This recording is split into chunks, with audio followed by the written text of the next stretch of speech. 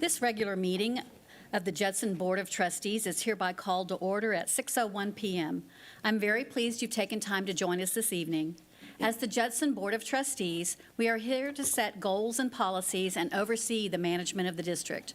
We're responsible for approving budgets, contracts, personnel report appointments, and to listen to reports from the superintendent.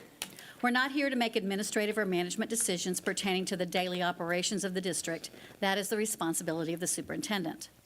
In compliance with the state government code on open meetings, tonight's agenda has been appropriately posted. This is a meeting in public, not a meeting of the public. As our guests, you're welcome to observe and listen. These proceedings are being audio and video recorded and will become part of Judson's permanent legal record. In order that the tape adequately reflects these proceedings, please silence your mobile devices and refrain from talking while others are speaking. Since it's legally mandated that these proceedings are recorded accurately, I may have to ask for order periodically should I notice that disruptions are interfering with our recording capabilities. Once again, I extend to each of you a sincere welcome from the entire school board. Thank you for your interest in Judson ISD. We have established a quorum, and if we will indicate our attendance. That's not what I wanted. No, it had already advanced. And I lost my, yeah. I'm sorry, Russ. Here we go, now. All right. Okay, here we go. Now we can mark ourselves. Thank you. For the record, Ms. Eaton is stuck in traffic and should be here shortly. Our first item on the agenda is the invocation and pledge of allegiance. Dr. Fields? Yes, ma'am. Point of privilege, I'd just like to say welcome to Edmund Kelly and Luke Garcia. Edmund's from JECA, Luke is from Judson, and they're part of the Superintendent Advisory Council here to see leadership in action. So thank you guys for being here. If you'll all please stand. Mr. Brooks? Let us pray. Heavenly Father, we come before you this evening with grateful hearts as we gather for this important meeting. We thank you for the gift of community, the opportunity to serve, and the shared commitment to the students, staff, and families of Judson ISD. God, as we enter the Thanksgiving season, we pause to reflect on the blessings you have given us. Thank you for our dedicated campus educators, district leadership, and board members. May our decisions tonight honor our community and reflect a spirit of service and wisdom. Lord, we pray for those in our district who may be facing challenges during this holiday season. May they experience comfort, support, and hope through your grace and through the kindness of others. Finally, we pray you protect us during the break, keep us safe, and allow us time for rest and renewal. In Jesus' name we pray. Amen. Amen. Please remain standing for the presentation of the United States colors presented by the Karen Wagner High School JROTC Color Guard, accompanied by Chief Good.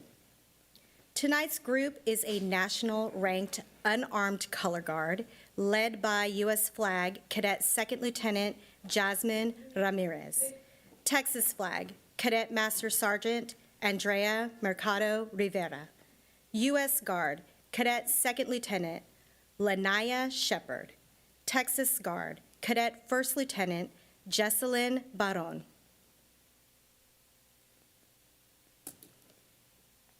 I'll be leading the pledges this evening.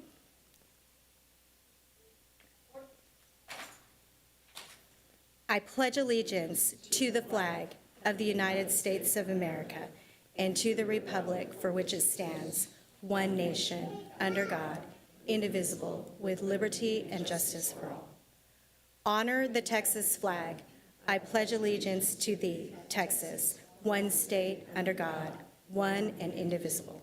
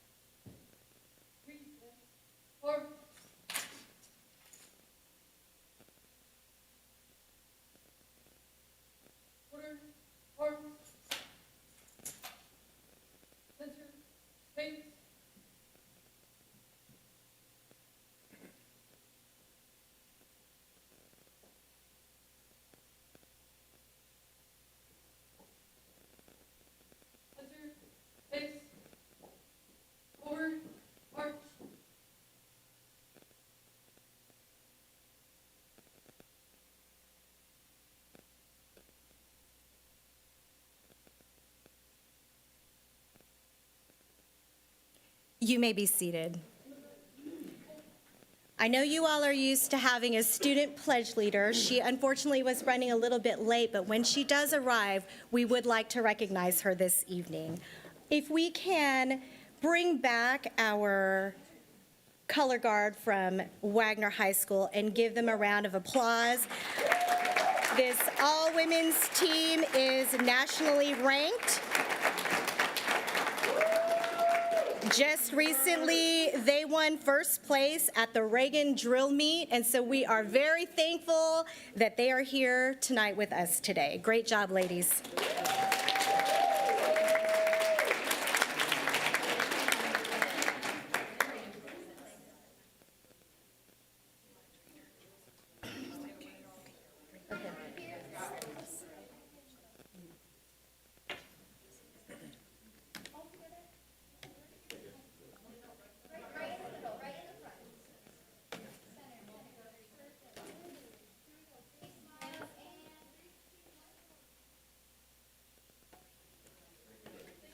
Thank you so much. And I did get word that our pledge leader has arrived. Oh, they're parking, so we'll bring her up in just a moment. We have a couple of recognitions this evening. First, we are proud to recognize our Judson ISD Purple Star designated campuses for their outstanding commitment to support military-connected students and families. The 2024-2025 school year designated campuses are Masters Elementary. Representing Masters this evening is Christy Ann Villanueva, the assistant principal. We also have the Fine Arts Academy at Olympia Elementary. Representing this campus, we have Nicole Cano, Amber Cedar, Shannon George, and Amy Hadas. Our next school that we are honoring for the Purple Star Award is Rolling Meadows Elementary, represented by Michelle LaRue and Sharissa Rhodes. And finally, we have Wortham Oaks Elementary, represented by Alma Niera.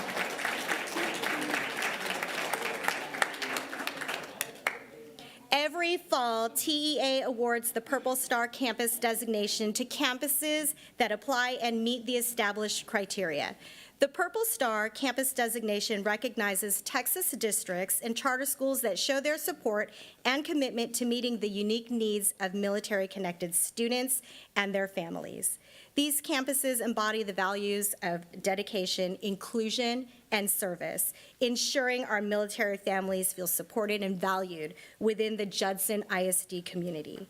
Thank you to our Purple Star schools for going above and beyond in honoring and serving those who serve our country. And also our military-connected liaison is here to represent the district.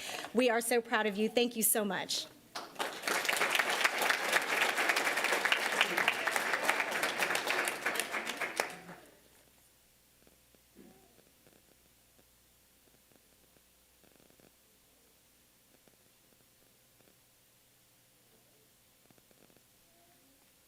All right.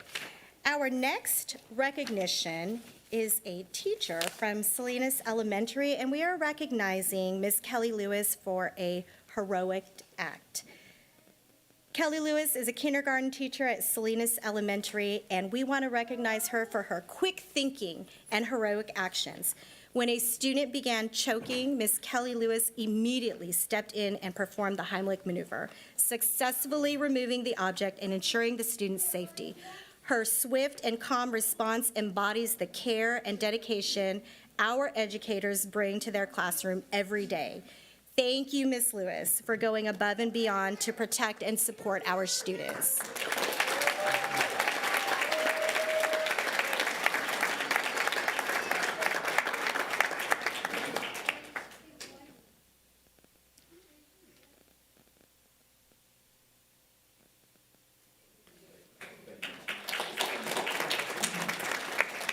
Next, we have our Judson ISD Community Connections Award. This honors a community partner that significantly impacts the school community through their dedication, collaboration, and innovation. Tonight, we are honored to welcome Ryan and Crystal Russell, who will accept the Community Connections Award on behalf of Victory Assembly of God Church.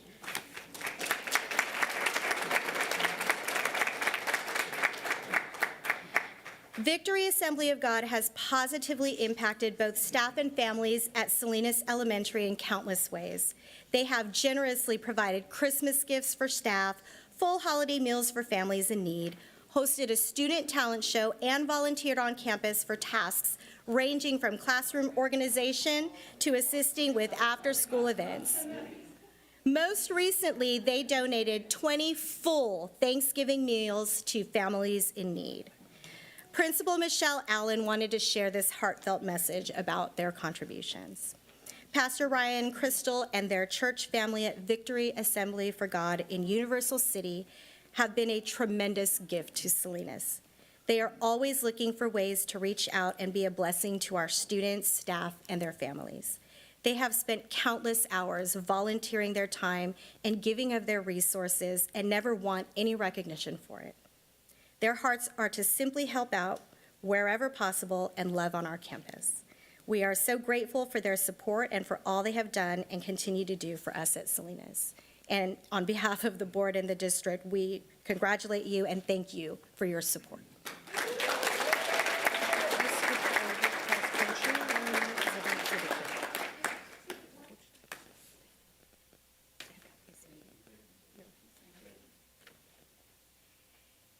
We also have a recognition this evening coming from Wagner High School. We have a state cross-country runner in our district, and we want to recognize Shannon Davis as one of the best in the state for cross-country running. Coach James Dykes is here. He's on his way. He's on his way. He was stuck in traffic. It's bad. It's bad.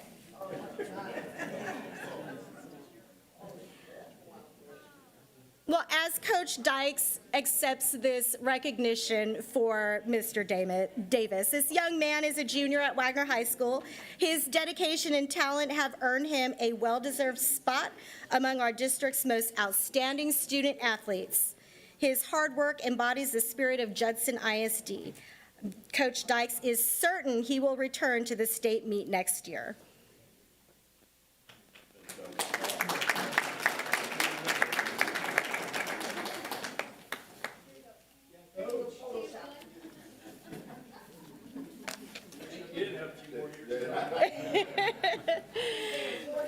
And finally, we want to recognize the student that was selected to be our pledge leader this evening from Woodlake Elementary. Please give a warm welcome to Antonella Cordero Torres.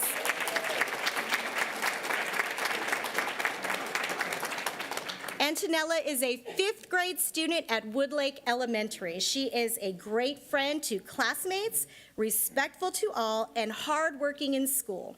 In her free time, she enjoys playing with friends, caring for her lab mix, her dog, and plays Roblox on her iPad. She also loves traveling with her family. In school, her favorite subject is science because she loves doing experiments. In science class, Antonella successfully wired a circuit and lit up a light bulb. Her curiosity and logical nature help her to be an avid problem solver and strong learner. Antonella dreams of going to college at UCLA because she wants to live in California. It's a great place, ma'am. She also hopes to become a teacher after college. I will keep you in mind. Thank you so much for being here, Antonella. A round of applause for her, please.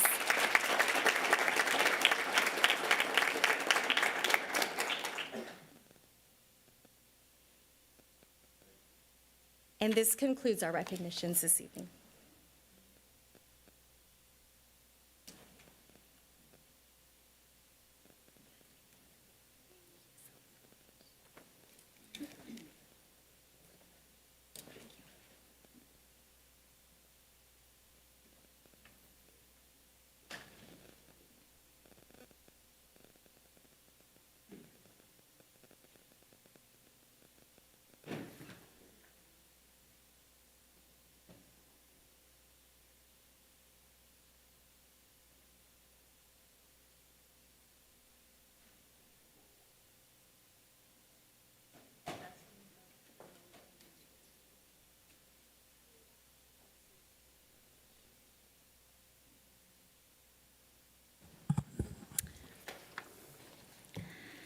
The next item on our agenda is the public comment period.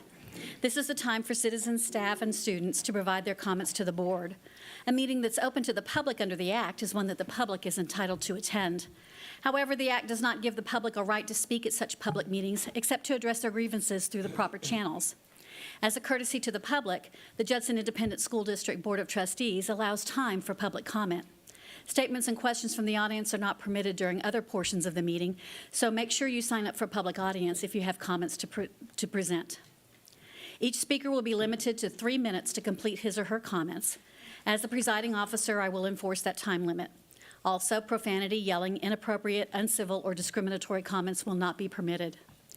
In accordance with Judson ISD Board Policy BED Local, in the event your comment, in my judgment as the presiding officer, constitutes a complaint or charge against an employee or officer, it will be necessary for me to interrupt you, ask you to stop, and direct you to seek resolution of your complaint through the district's appropriate formal grievance policy, DGBA for employee complaints, FNG for student or parent complaints, or GF for public complaints. By law, the Judson Independent School District Board of Trustees cannot lawfully discuss, deliberate, make comments, or make a decision on any matter raised in the public comment period, which is not specifically listed on the board agenda for this meeting. With those cautions in mind, we will now be glad to hear the general comments. Marilyn McKinney, you are first. Good evening. I'm speaking to you this evening as the president of the Judson Education Association. I am bringing to you two concerns voiced by my membership. The first, you can do something about, because it concerns policy, and you set policy. There is evidently a protocol at the secondary level that if you have 5 absences, you are called in and given paperwork regarding that. Teachers view it essentially as a write-up. You can call it a memo of expectations, or it's not a literal reprimand, but it's viewed negatively by your employees. 2 cases in point that I heard of the other evening. One lady's child was in the hospital for 3 days in the ICU. She kept the administration apprised of the situation. When she returned after a total of 5 days, she was called in and given a memo of expectations because she'd been absent for 5 days. Another individual had been hospitalized with pneumonia. This is a different campus. So it isn't some harebrained administrator coming up with this brilliant idea. Somewhere they have gotten the idea that this is the thing to do. I would suggest it's coming from higher up.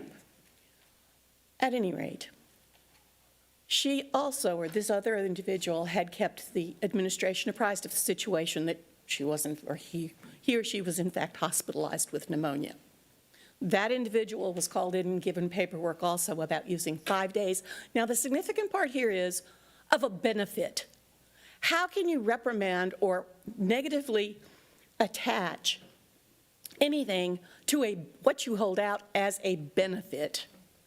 How I use my benefits is my business. Oh, provide documentation, that's all right. No. That is not the point. The point is I shouldn't have to tell you how I am using what you held out as a benefit. The second concern voiced by my membership at a recent meeting, again at the secondary level. Conference periods are being taken up for things other than what teachers need to get done, their basic workload. They're being called into meetings. They're being called to cover another class. So when their own workload is not taken care of, where do you point the finger? There are legitimate answers. Oh, and telling somebody, well, you know, whether it takes you 8 hours or not, it says however long it takes you to take care of your duties and responsibility. Well, essentially that clause says we don't have to pay you any more over and beyond that 8 hours. One home, one family, as the patriarchs and matriarchs of this district. Is that how you treat your family? Without compassion? Without sympathy? I hope not. Thank you.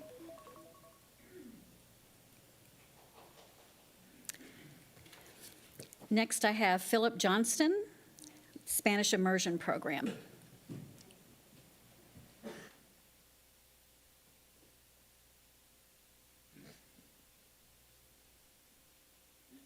Good evening, Board. Thank you guys for allowing me to speak, and I want to thank you guys all for your leadership. The We're the Mokes Spanish Immersion Program, I just have to say, and I know that you guys are going to have additional meetings on this coming into December and decisions.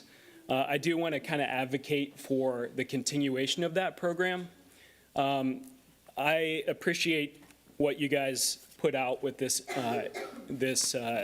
frequently asked questions on why it's being phased out, and the low enrollment being the primary reason listed. I'm sure there are other reasons as well, but I do want to address that.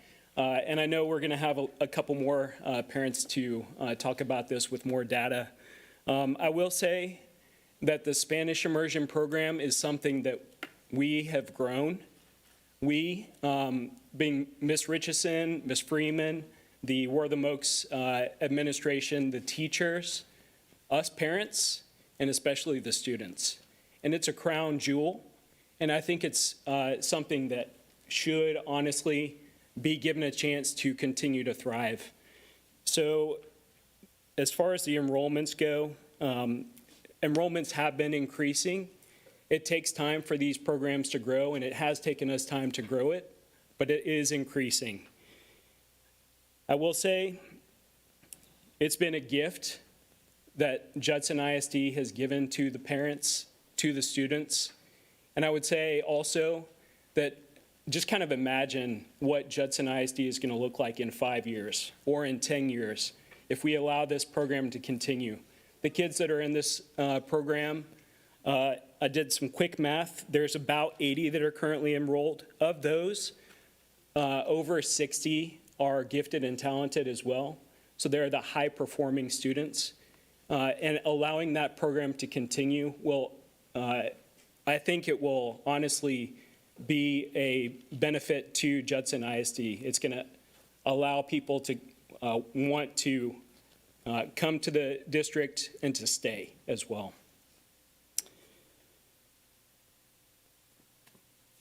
Let's see. That's it. Thank you, guys. I'll Thank be you. back. Next, I have Samantha Waller, Growth and Planning Recommendations. I hope I said that right. Is it Waller, Wohler? Wohler.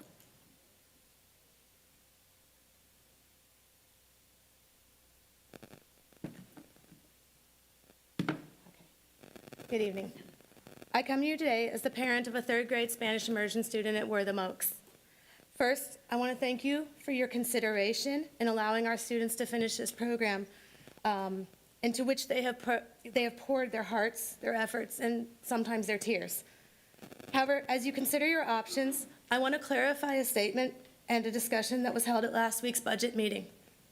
It was stated that closing this program would allow the reallocation of approximately $400,000 in salaries by moving those teachers to other positions. As both a taxpayer and an employee here at Judson, I understand the need to tighten our belts, find inefficiencies, and reduce costs where possible. However, I have pulled the enrollment numbers at Wortham, and removing the Spanish immersion program will not result in the ability to reallocate those 5 positions. If all students remain at Wortham, not accounting for any growth and development continuing in the surrounding neighborhoods, each grade next year, with the exception of 5th grade, will have a larger enrollment than this year. In order to keep class sizes between 21 to 24 students, even ending the Spanish immersion program would only allow for the reallocation of 1, maybe 2 positions if we really stretched it to 25 kids per class. Additionally, Wortham Oaks saw an increased enrollment of over 50 students this year. If we see similar growth next year, no teachers would be able to be reallocated whether or not the program exists. So I'm asking you to consider this amazing program and its published results. 100% of students in this program are passing STAR at meets or masters in all tested areas. I would ask you not consider this not as a $400,000 added expense, but as a potential wash or potentially an $80,000 cost for that 1 additional teacher. I've always considered Spanish immersion as more of an advanced academics program in an elementary setting where AP and honors courses are not available. With GT only offered every other week for a couple of hours per grade level group. This program offers an academic enrichment that not only teaches our students a second language, a vital skill in today's society, but an advanced pacing and curriculum that allows additional exposure to new concepts and enrichment activities. While we as a district are focused on 1053, on striving to improve the number of students reaching meets or masters on state standards, my hope would be that instead of for this program would be, instead of sunsetting it, extending these opportunities and these offerings to other campuses and families who might not otherwise have this opportunity. Thank you. Thank you. Our next speaker is Jenny Blossom. The topic is diabetes.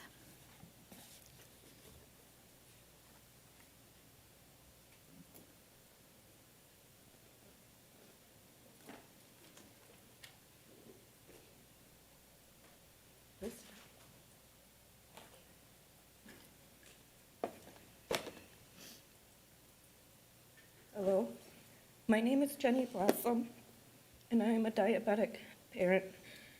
You have a student that goes to your campus. I'm really nervous, I'm sorry.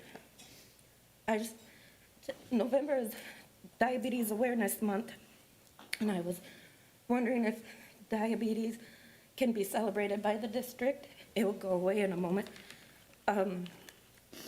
I wanted to talk to you about hypo-low sugar boxes.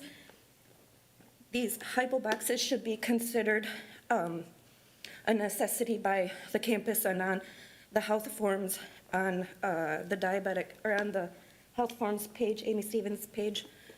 The hypo boxes are for emergency or low blood sugars. Each diabetic student needs 15 Gs of juice boxes.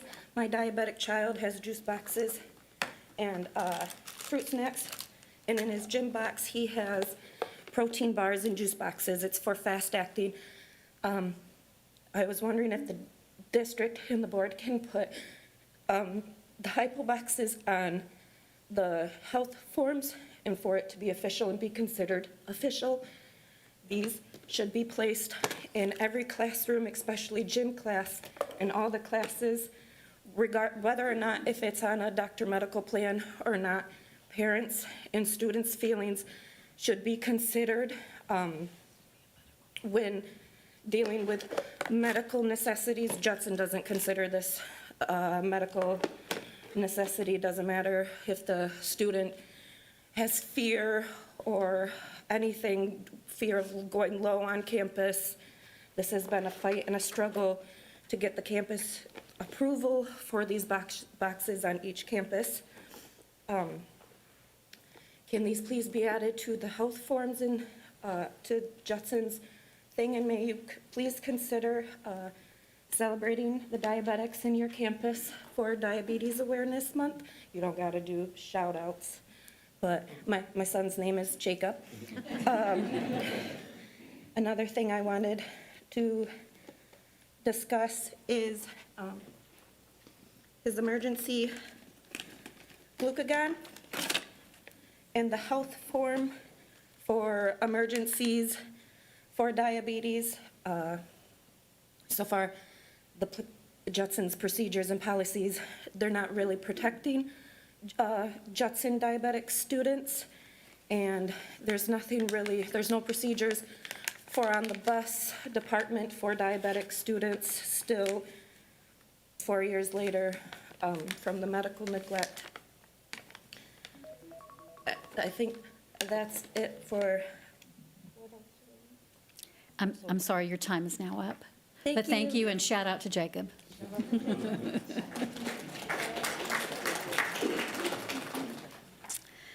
The next item on our agenda is the superintendent reports, and we'll start, Dr. Fields, with Yes, ma'am. panorama data. Yes, ma'am. Thank you. First up is panorama data, and that will be Ms. Davis.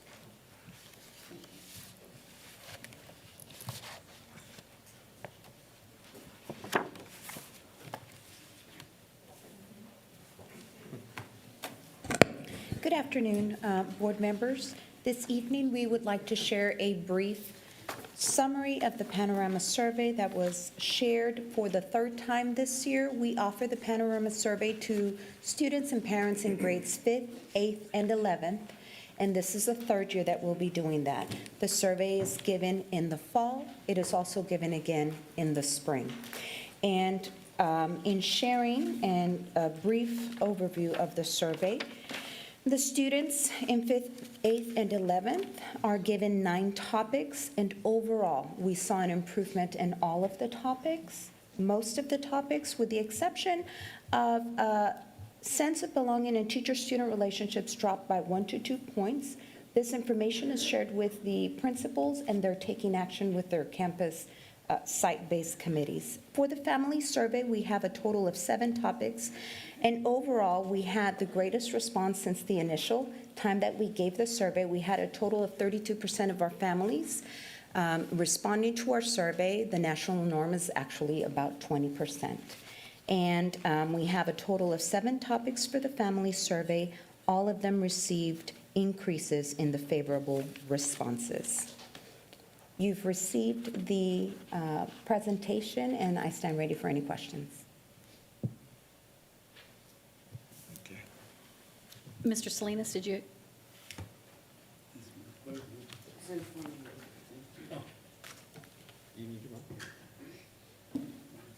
It's not up. Go ahead and speak, Mr. Salinas.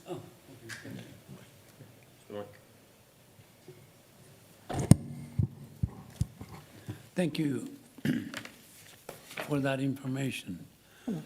How did we decide on this survey that we would do 6th, 8th, and 11th graders? We wanted to ensure that the students and the parents had been through quite a few years, so we chose 5th grade, thinking that the parents have experienced all of elementary. We chose 8th grade, thinking that the parents would have, and the students would have experienced all of middle school. And we chose 11th grade because we thought seniors sometimes go half-day, things of that sort. We wanted them to have a full educational journey within those grade levels. And I was glad to hear that you all got good responses We did from the receive very survey. favorable You had more responses, sir. people to send them back, or they did it on the computer? How did that work? All parents receive a link for a total period of 3 weeks, and that link is sent, I think, 3 times per week, Okay, just to make sure that they respond. okay, thank you. Good job. Thank you, sir.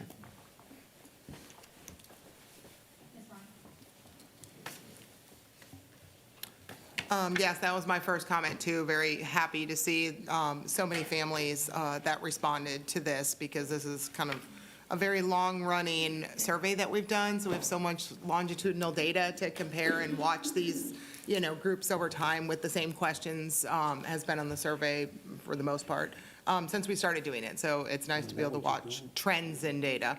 I did have one question in each of the categories. For the elementary, the engagement category seems to keep dropping. Back when we first did this in fall of 2022, we're up at 55% favorable. And it's just it's been trending down when I say elementary, I mean the 5th graders. And it's dropped since then, and it dropped another 6 points on this survey, down to only 38%. What are we doing to kind of get after that category? That remains our greatest opportunity for growth, and one of the discussions that we've had is increasing our communication. Interesting enough, even though family engagement dropped, the barriers to engagement went up. So that's one of our highest favorable responses. So the interpretation to that is that parents don't see that there are barriers to engagement, but the communication to that could be increased. And another thing that we're doing is focusing and targeting PTAs and PTOs to start and be well-oiled machines in the campuses. So you're going to start seeing some recognitions for our PTAs and PTOs and trying to increase that type of engagement. Well, and in the engagement category I was looking at was the actual 5th graders themselves don't feel engaged. That's down, what is that, 17 points? So, It's 17% favorable, it's only down 6 points. from, I think we're looking The at two last different survey. categories. So I'm looking at the fifth graders also answer questions about how they feel engaged in their elementary school. And that was 55% when we started this, and it's been dropping. Now it's at 38% of our fifth graders feel like they're engaged in their school. So how are we engaging the students in terms of trying to find out why they don't feel engaged in fifth grade? By then, they should be in clubs. They've known these teachers for 6 years, 7 years, if they're not new to, so that number seems very low, because our fifth graders normally score pretty high on these things, right? Like they're easygoing, more easygoing than a secondary student, type thing. So that just may be something that, we have student councils, we have honor societies and stuff at our elementaries. So I think it'd be an interesting question to ask, for the principals to, sit down and have lunch with their students or something and be like, hey, why are people not feeling engaged and what can we do to improve it, and kind of hear it out of the mouths of babes, in terms of why fifth graders would feel like that maybe on your campus. What are we not hitting with them to make them feel after 6 years that they're part of that school? Ms. Davis, if I could? yes, please. I think maybe one of the opportunities we could do is to really talk to fifth graders about, do you know what the word engagement means? Right? Like when we're asking, because if you were to pull up 5 fifth graders right now, I think we get 5 different definitions. So maybe that's an opportunity for us to kind of set the stage with fifth graders, have teachers meet with the kids beforehand and say, hey, we're going to take a survey.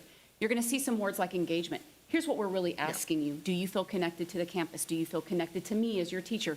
Do you feel connected to the students? I think that might be an opportunity for us to kind of flesh that out a little bit more with fifth grade.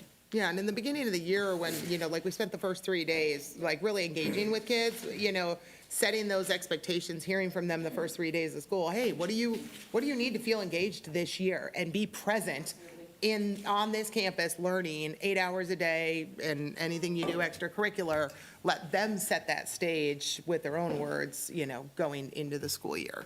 Definitely some opportunities for them, in that area. On the secondary, I'm worried about the secondary because I like this survey because it's nationally normed, right? So Yes, it's the same survey that is given to schools all over our entire country. And so when our secondary responses, we're in the bottom 19% of the country in every category except for one, except for safety. And so like that, high schoolers can be jaded, but why are our high schoolers and middle schoolers even more jaded, I guess, than the rest of the students across the rest of the country who are taking these same surveys? So overall, I can say that in the secondary, our pedagogical effectiveness did see an increase of 3%. Our school safety saw an increase of 8% since the last survey. Our school program choices at the secondary saw an increase of 6%. Sense of belonging saw an increase of 5%, and teacher-student relationships saw an increase of 1%, and valuing of math also saw an increase of 2%. So even though it is nationally normed, one of the things that we're trying to do is set our own goals and try to achieve those goals and surpass those goals every year. So there has been considerable improvement. Obviously, there are areas that we need to focus on, and this is an opportunity for our principals to dig into their data to see what it is they can do within their campus to work on each of those identified areas. I will point out, as you mentioned, that school safety had considerable increases in all areas as well. Yeah, Ms. Davis, if I I think may. the on- fences helped with that. Sorry, I was going to add, on the school safety piece, the school safety one, even nationally, if you even look at our scorecard and how we have ranked how we will be measuring safety, safety is a very difficult thing to measure on students because the question of how safe do you feel at school can be changed drastically from did someone say something in the hallway that upset you versus an actual safe concern of that. And the fact that we are seeing students feel that they're more safe, we feel very positive about that. We are working on some additional instruments to also gauge some of those other pieces in relation to the scorecard. Okay. Yeah, no, I just think there's a lot of partners out on these campuses, so I hope the principals share this. Think outside the box on who your stakeholders of these categories are, because it is your student council, it is your prayer leaders at the flagpole, it's, all these people you have on your campus can be engaged in these categories and helping improve within pockets. So I hope these results get disseminated out to all your campus leaders Yes, to ma'am. take All action. principals have access to their dashboard, and they have the same details that Yeah. you see as well, so that they can dig into the questions and then be able to add specific actions into their campus improvement plan. Yes, ma'am. The only one on the family category that jumped out at me was the low scores in the school program choices classes. We're still at, those questions within that category, we're still at 37% and 40%. So to have 60% of the families who are here at Judson, so we're not even talking about the ones that left because they didn't have their program choices, we're talking the ones that stay, 60% of those are not happy with the program choices or the classes that their students can get into. That worries me because that's who leaves, right? And you're not happy with what they're offering. What can we do to get more data about that? What programs are we missing? What classes are we missing, that parents feel like we're not offering what they desire? At least 60% of them that answered don't. Ms. Davis, if I may. Yes, please. I would like to say this is our first year coming out of the 5x5 schedule that we had for the last 2 years.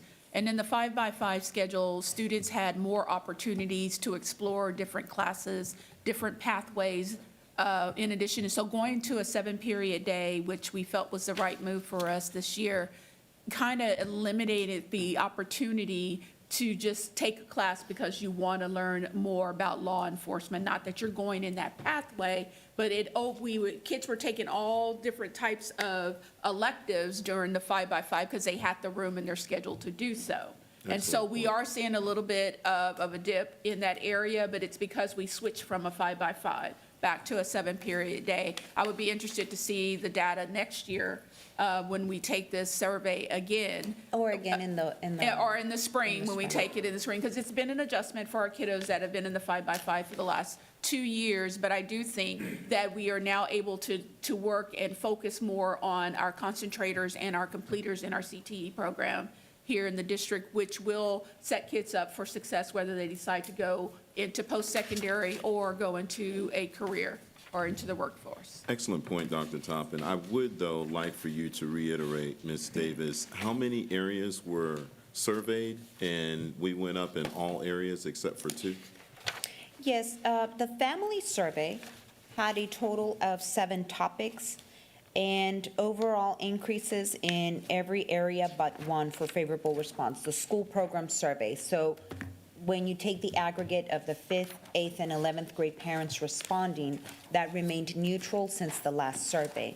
Every other area, you have school safety that increased by 5%. You have school fit that increased by 1%. School communication did increase by 3%. School climate, 3%.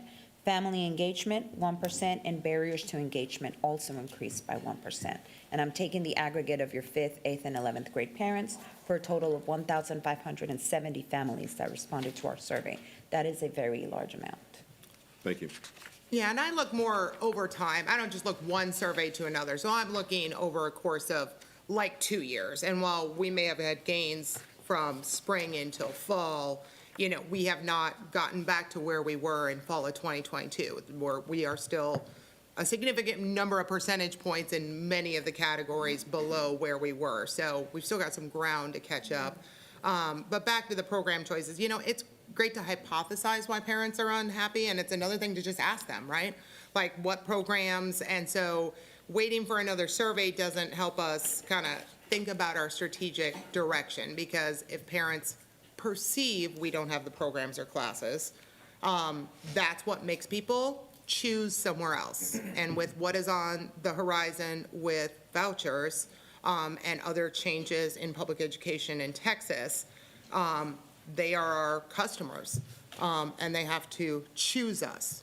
And so we have to be offering what people want to choose once their options of choice may become more than they are now. So, I just think it would be a great data point to, we do these surveys to find out what else we need to know, right? And I don't think we have reached out and asked parents, what would you like to see? That's what the survey What was programs? for. but there's nowhere for them to say what programs they want to see in here. So like this directs us to go collect more data, right? Like, oh, we have a problem where they're not happy with the program choices. So, you know, I guess we don't want to go ask the parents, but it would seem like a follow-up survey out to parents saying, hey, what other program choices and classes would you like to see at Judson ISD would then give us some actual actionable intelligence where we could explore other programs in different areas. So just something to think about. Understood. That's all I have. Thank you. Mr. Macias? Yeah, this survey is not mandated by any grant or any function. It's our own initiative, right? That is correct, sir. And again, I applaud administration for doing that work. It's not easy, but we need to find out. I'd also like to just tell my colleagues, too, that we have an ability to reach out to our community as well, to survey what those things are, and I know that we continuously do that, collectively bring all the data together. But this gives some sort of benchmark. My question directly, though, is I've seen good data not be followed up with. So can you talk to me a little bit about what that process looks like to ensure that this data is being looked at, and what steps you guys are taking to ensure that they're looking at this to make some decisions with their campus? Absolutely. One of the things, and part of the reason why we chose this survey as opposed to other surveys, of course, it is nationally normed. It gives the ability for the administrators on campus to have access to a dashboard that is very specific. You're able to analyze the questions. You're able to analyze the questions and responses based on student population in order to be able to address specific targets. In addition, one of the things that our administrators who work with the principals are able to follow up, identify what are some of the areas that they have concerns based on their data, and incorporate it into their campus improvement plan, in which case they have categorical funds to be able to address some of the needs that have been identified, and that's one of the way we follow up. In addition, we discuss them during later leadership team meetings and things of that sort. And then we take, again, the survey at the end of the year to see if any of the actions that they have implemented have helped that area grow. Well, it sounds like it's a great management tool, and that you are then utilizing it to manage this district. My thing would be naturally that as we work through community members calling, employees calling, talking about issues, that we kind of then work where there might be policy needs, where they may need additional funding for resources. Sometimes I think administration is not gung-ho about saying, board, we need another $1 million for things, because we're in a deficit budget. But just again, speaking on my own, bring things that come out of there that might resolve things that we're seeing that have been chronically an issue. So again, thank you. That's all I have to say. Thank you. Thank you. Russ, could I get you to fix it so that Ms. Eaton's name comes in? Thank you. I need to do it? What do I do? Hit proceed? Okay. Okay. Sorry about that little piece of business here. Our next item is bond growth and planning recommendation. Dr. Yes, Fields? ma'am. As an effort to just keep this in front of the community, I wanted Mr. Brooks to quickly go through the recommendations once again for the Growth and Planning Committee that we'll be considering in December, and letting everyone know that the maps and all of the information is posted online under Growth and Planning, so you can see the information there as well. Mr. Brooks? Yes, sir, thank you. So from the Growth and Planning Committee, the recommendations are as follows. Elementary school, we will be, some of the major highlights of that plan will be that the northern portion of Wortham Oaks will remain at the top of Wortham Oaks, and those students, there were about 40 students that will be attending Wortham Oaks Elementary School. There will be an attendance zone split for Rolling Meadows at Kentucky Street that would send students in that area to Selma Elementary, and then some would remain at Rolling Meadows. Recommendation would be to move staff and students from Coronado Village to Selma Elementary. The dual language program would move to Selma as well, and then the Spanish immersion We have already talked about that program being sunsetted at Wortham Oaks. Moving on to the middle school recommendation that came from the committee. The major portions of that was Candlewood Elementary Schools would be sent to Kirby to make it align with the STEM program there. Kirby currently feeds into Metzger, so we would change it to, Candlewood currently feeds into Metzger. We would change it to feed into Kirby. And then also Park Village Elementary would move to Woodlake Hills Middle School. And so with that, the middle school recommendation would have J-STEM being moved to Kitty Hawk Middle School. So J-STEM would have, Kitty Hawk would have J-STEM, Salinas, and Crestview. Judson Middle School would have Millers Point, Converse, and Copperfield. And so those are the major highlights of the middle school recommendation. And the high school recommendation is kind of driven by the changes from the elementary and middle school levels. The important parts were moving the Candlewood boundary zones and then moving Park Village into Woodlake Hills, which would then feed into Judson. And so we would have two middle schools feeding the three high schools. Judson Middle School, Woodlake Middle School would be feeding Judson. Metzger and Kirby would be going into Wagner. Kitty Hawk and Cibolo Creek would be going into Veterans Memorial. So those are the recommendations from the Growth and Planning Committee.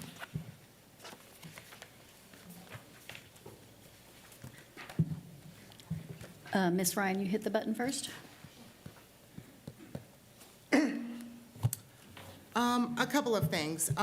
First, there's a lot of concern with the staff about how staffing's moves would be made. And I'll say, I'm not worried in the musical chairs of whatever ends up being decided upon, that someone's going to end up without a chair, because the kids are still going to be here.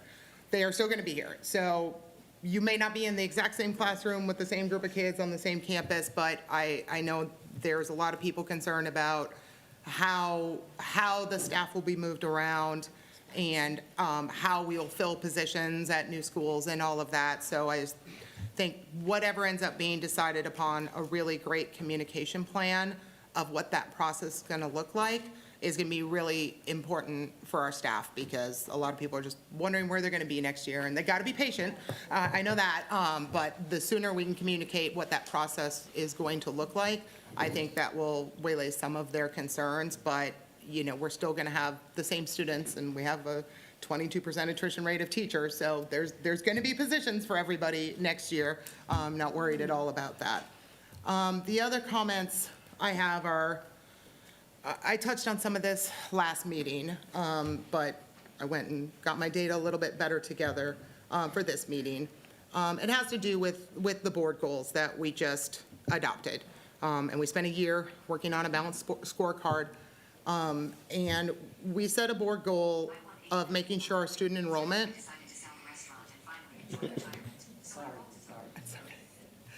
that our student enrollment, we would be at 80 to 90% capacity on our campus facilities. And I've gone and I've pulled all the data from the demographer. And he is only predicting, this mostly applies to the middle school level. He's only predicting enrollment of 4,545 students next year, which once we have 6 middle schools, that would only put us at 59% capacity, which is 21% below what we set our goal, the lowest range of our goal to be. He's also predicting a small enrollment increase over the next 6 years, but that's still, even with what he's predicting, still would only bring us to 64% of capacity in the 2029-2030 school year. So we would be past our 2028 goal, and we'd still be 16% below what our goal is. I'm also worried about some of these projected increases, because that transition from 5th to 6th grade is our biggest loss of students. We lost 150 and we lost 190 in the last 2 years, just from 5th grade to 6th grade. And these projections aren't really accounting for vouchers passing yet. And that's also going to have an impact on our enrollments, probably potentially at every level.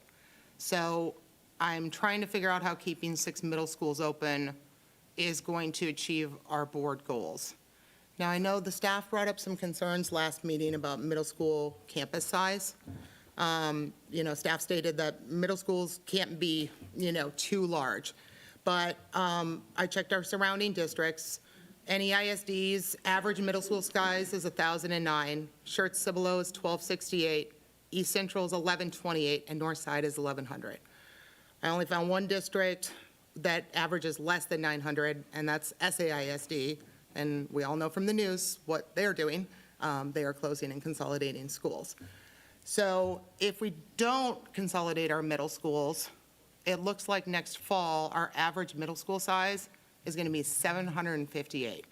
That's going to be 250 to 500 less than the average middle school size of our surrounding districts.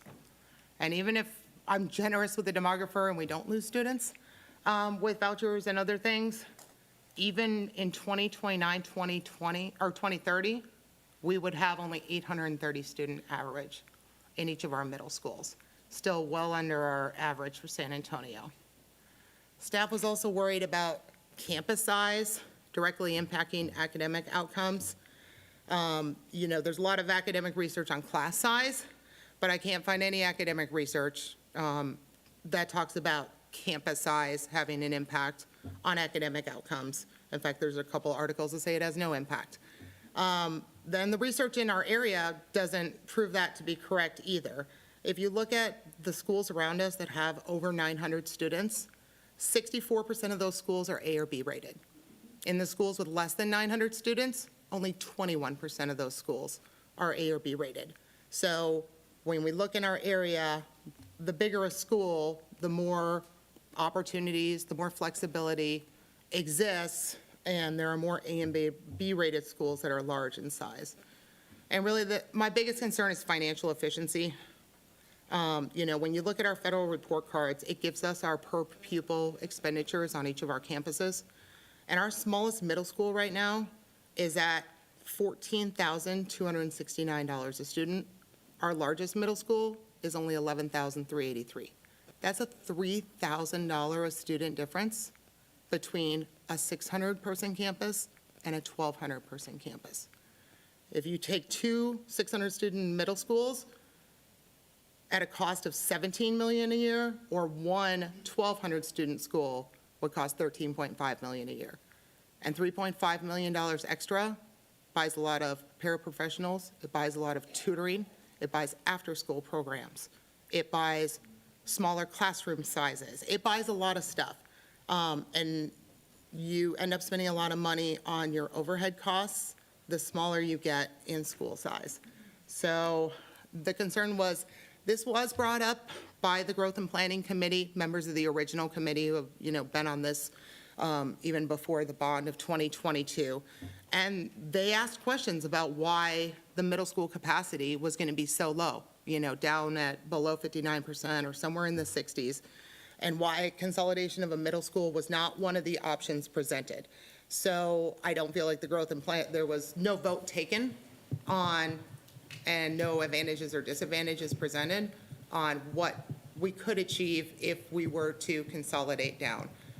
So financially, I'm worried that we're not going to gain financial resources that can be applied better academically to our students, and that our brand-new approved board goals, these plans that are presented, do not align and don't get us where this board wants to be. That's what I have for now. Thank you. Can I please respond? Absolutely. Yes, ma'am. We did mention that this was stated at the Growth and Planning meeting, and there was no one who asked why it wasn't voted on. That came up in your conversation. We did go back and speak with the district site base, though, about this after we heard you express that you thought that maybe we should vote on that as well, and overwhelmingly, they stated that they did not feel that we should close a middle school. I would also say to the board, what we brought you were recommendations from the Growth and Planning Committee. If there is anything that this board collectively would like us to consider that wasn't brought, please bring it up. And if the board votes in the majority that that's what we should do, that's how we'll move forward. We were just bringing you back the information that we received from the community and the staff through the committee that we had put in place to bring you recommendations on how these attendance lines should go.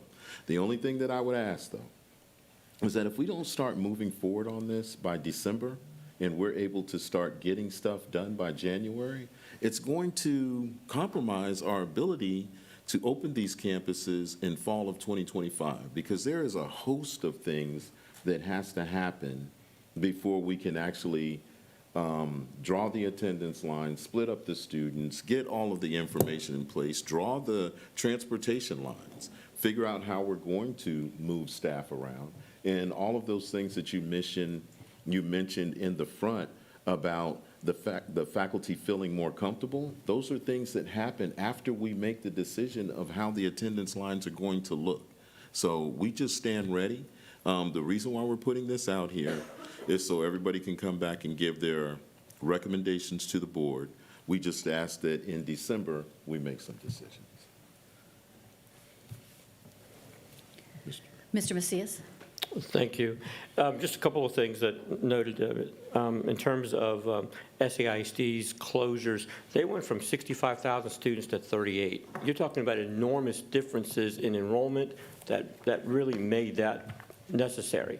We're not there yet. We've lost some students, but we have an opportunity still.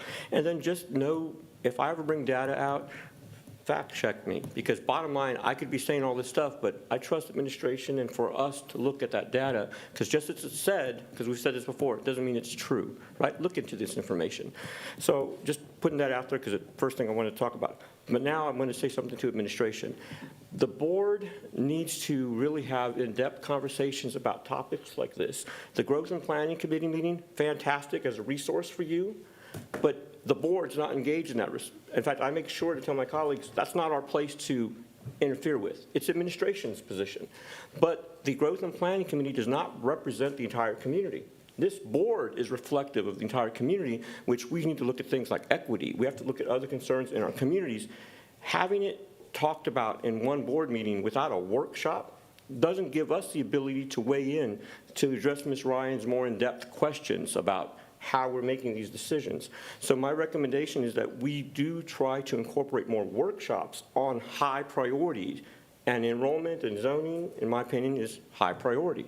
So we haven't had a chance to really do that, and so we're looking at the recommendation, naturally, but we have questions, and we'll spend hours here asking those questions that we could have probably had at a workshop where it's a little bit more back and forth. So I'm hoping to see that in the future, and if I'm coming across upset. We stand ready to have a workshop if that's what the board collectively wants to do, but that would be for the board to let us know that you want to. Of course. We have time, but that's the last thing I want to mention in the time.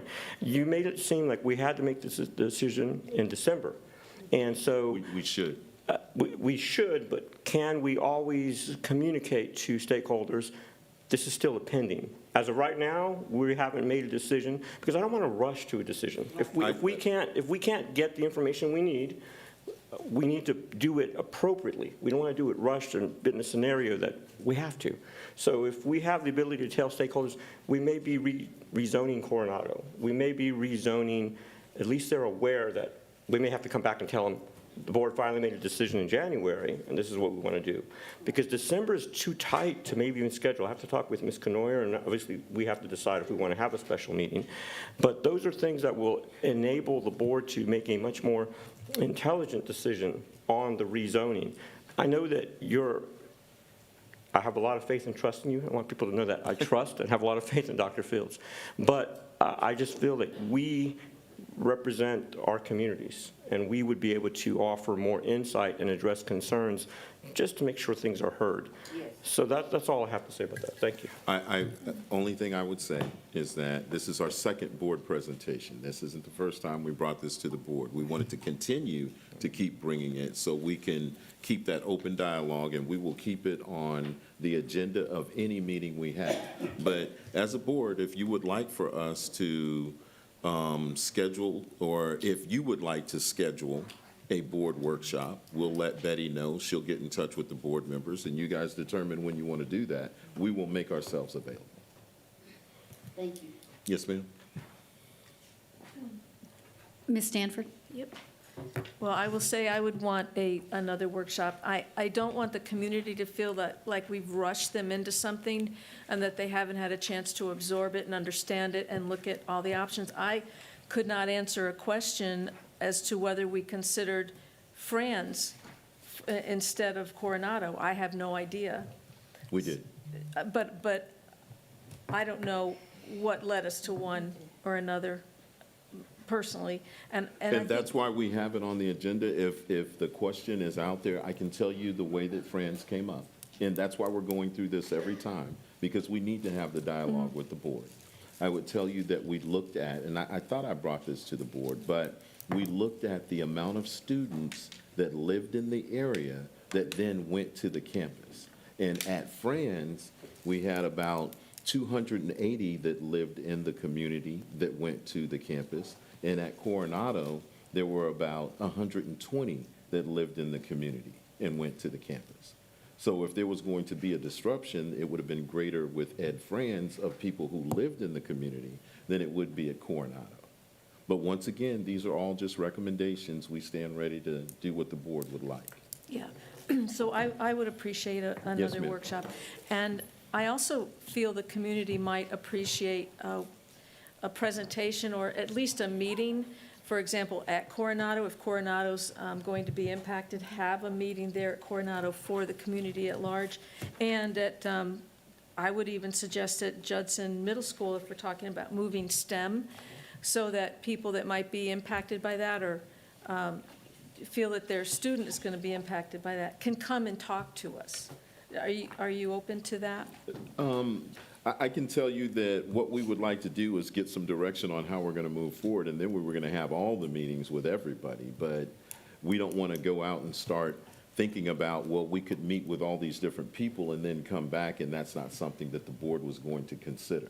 So a lot of these meetings have to do with how we walk out this process from January to the start of the new school year in terms of letting people know, because now we're working with direction.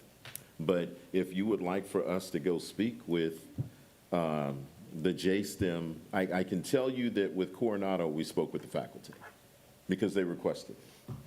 But I told them nothing was decided.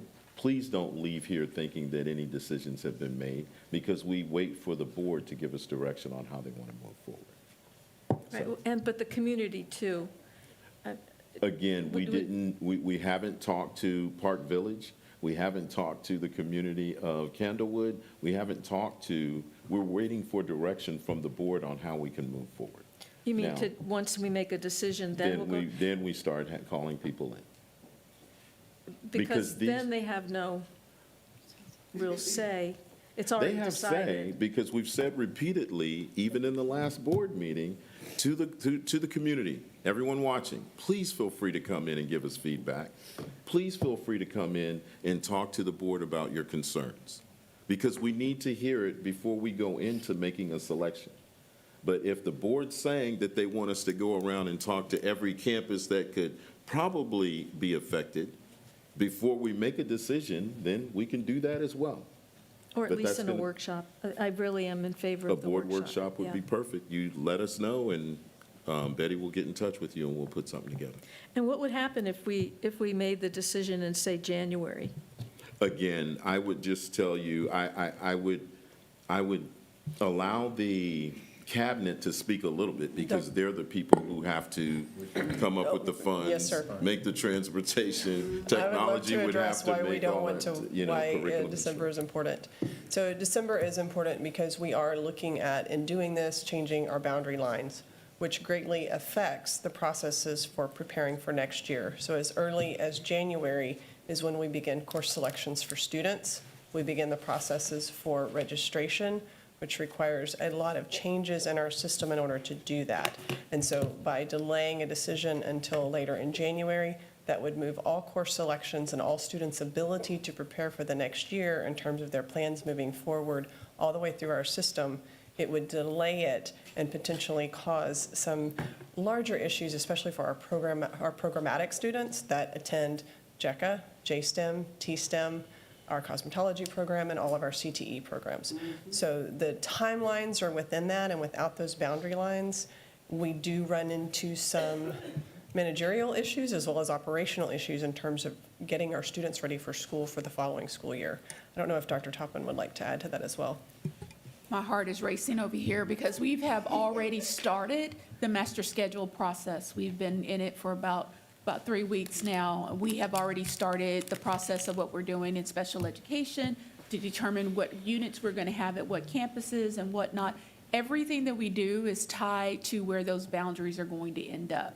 And if we don't have a decision in it in December, I do not even know what January is going to look like. We're going to be behind the curveball, and we will not be able to open in the fall in August the way we need to, because there's a lot of things that go on behind the scenes that impact how our schools are ran and how our programs are ran. And so I'm talking about special populations, I'm talking about the numbers for our CTE courses. And so there's a lot of things, a lot of stuff that in technology as well as CNI and as well as just the master scheduling process, we've already started meeting.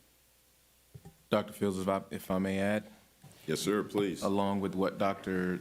Gosh was saying, we also need to take into consideration the transportation and how they would need to start building routes for the students. If we're going to change boundary lines, then we have to create new routes for those students. And so the sooner we make a decision, the better it would be for transportation now to get started on building those routes.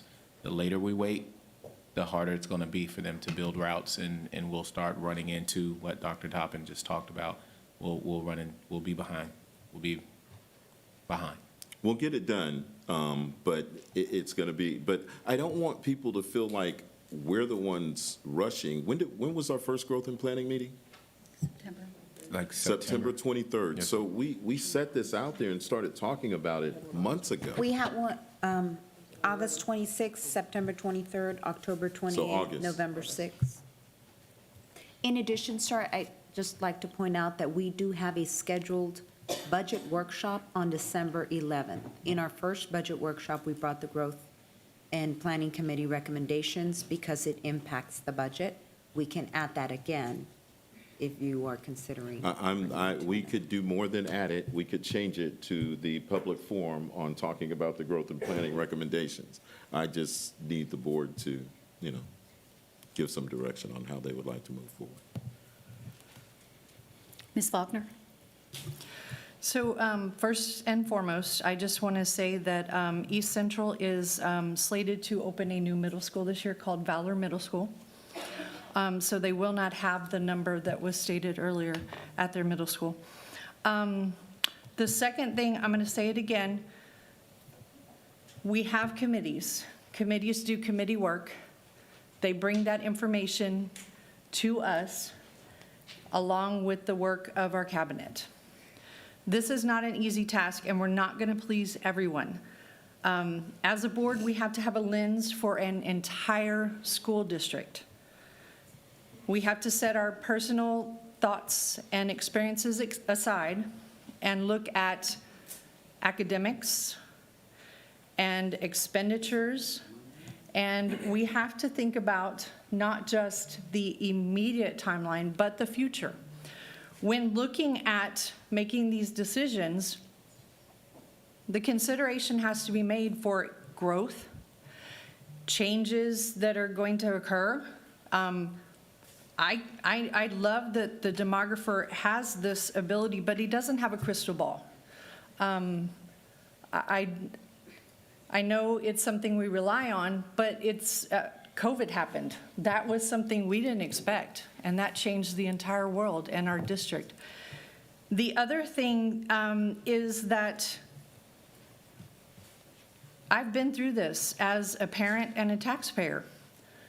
It was devastating when I heard that we were building another high school, and my own children would not go to my alma mater, Judson High School. So you know what I did? I took the opportunity to come sign up at one of the public meetings, and I expressed my concerns. I followed it up with an email, which I appreciate, and I want everyone to know, everyone who sent me the emails, I read them. But my lens is not specific to individuals. It's specific to what's best for this district and the students and the employees. And we have to look forward not just to next year, not just to January, but we need to make things going forward that are going to create a better outcome for everybody, not just the students, not just the neighborhoods, but for everybody. So with that being said, I am against holding a special meeting because, as you said, we've had growth and planning. We had our last budget meeting. We've had this meeting where we had 2 people sign up. 2. We have another budget meeting, which they have an opportunity to speak at, and then our December regular meeting, okay? So if we're gonna average 2 people signing up compared to all the work that the committee and everybody on this staff has done, I just don't see the point in setting up another meeting because we do have the opportunities to voice your concerns. Thank you.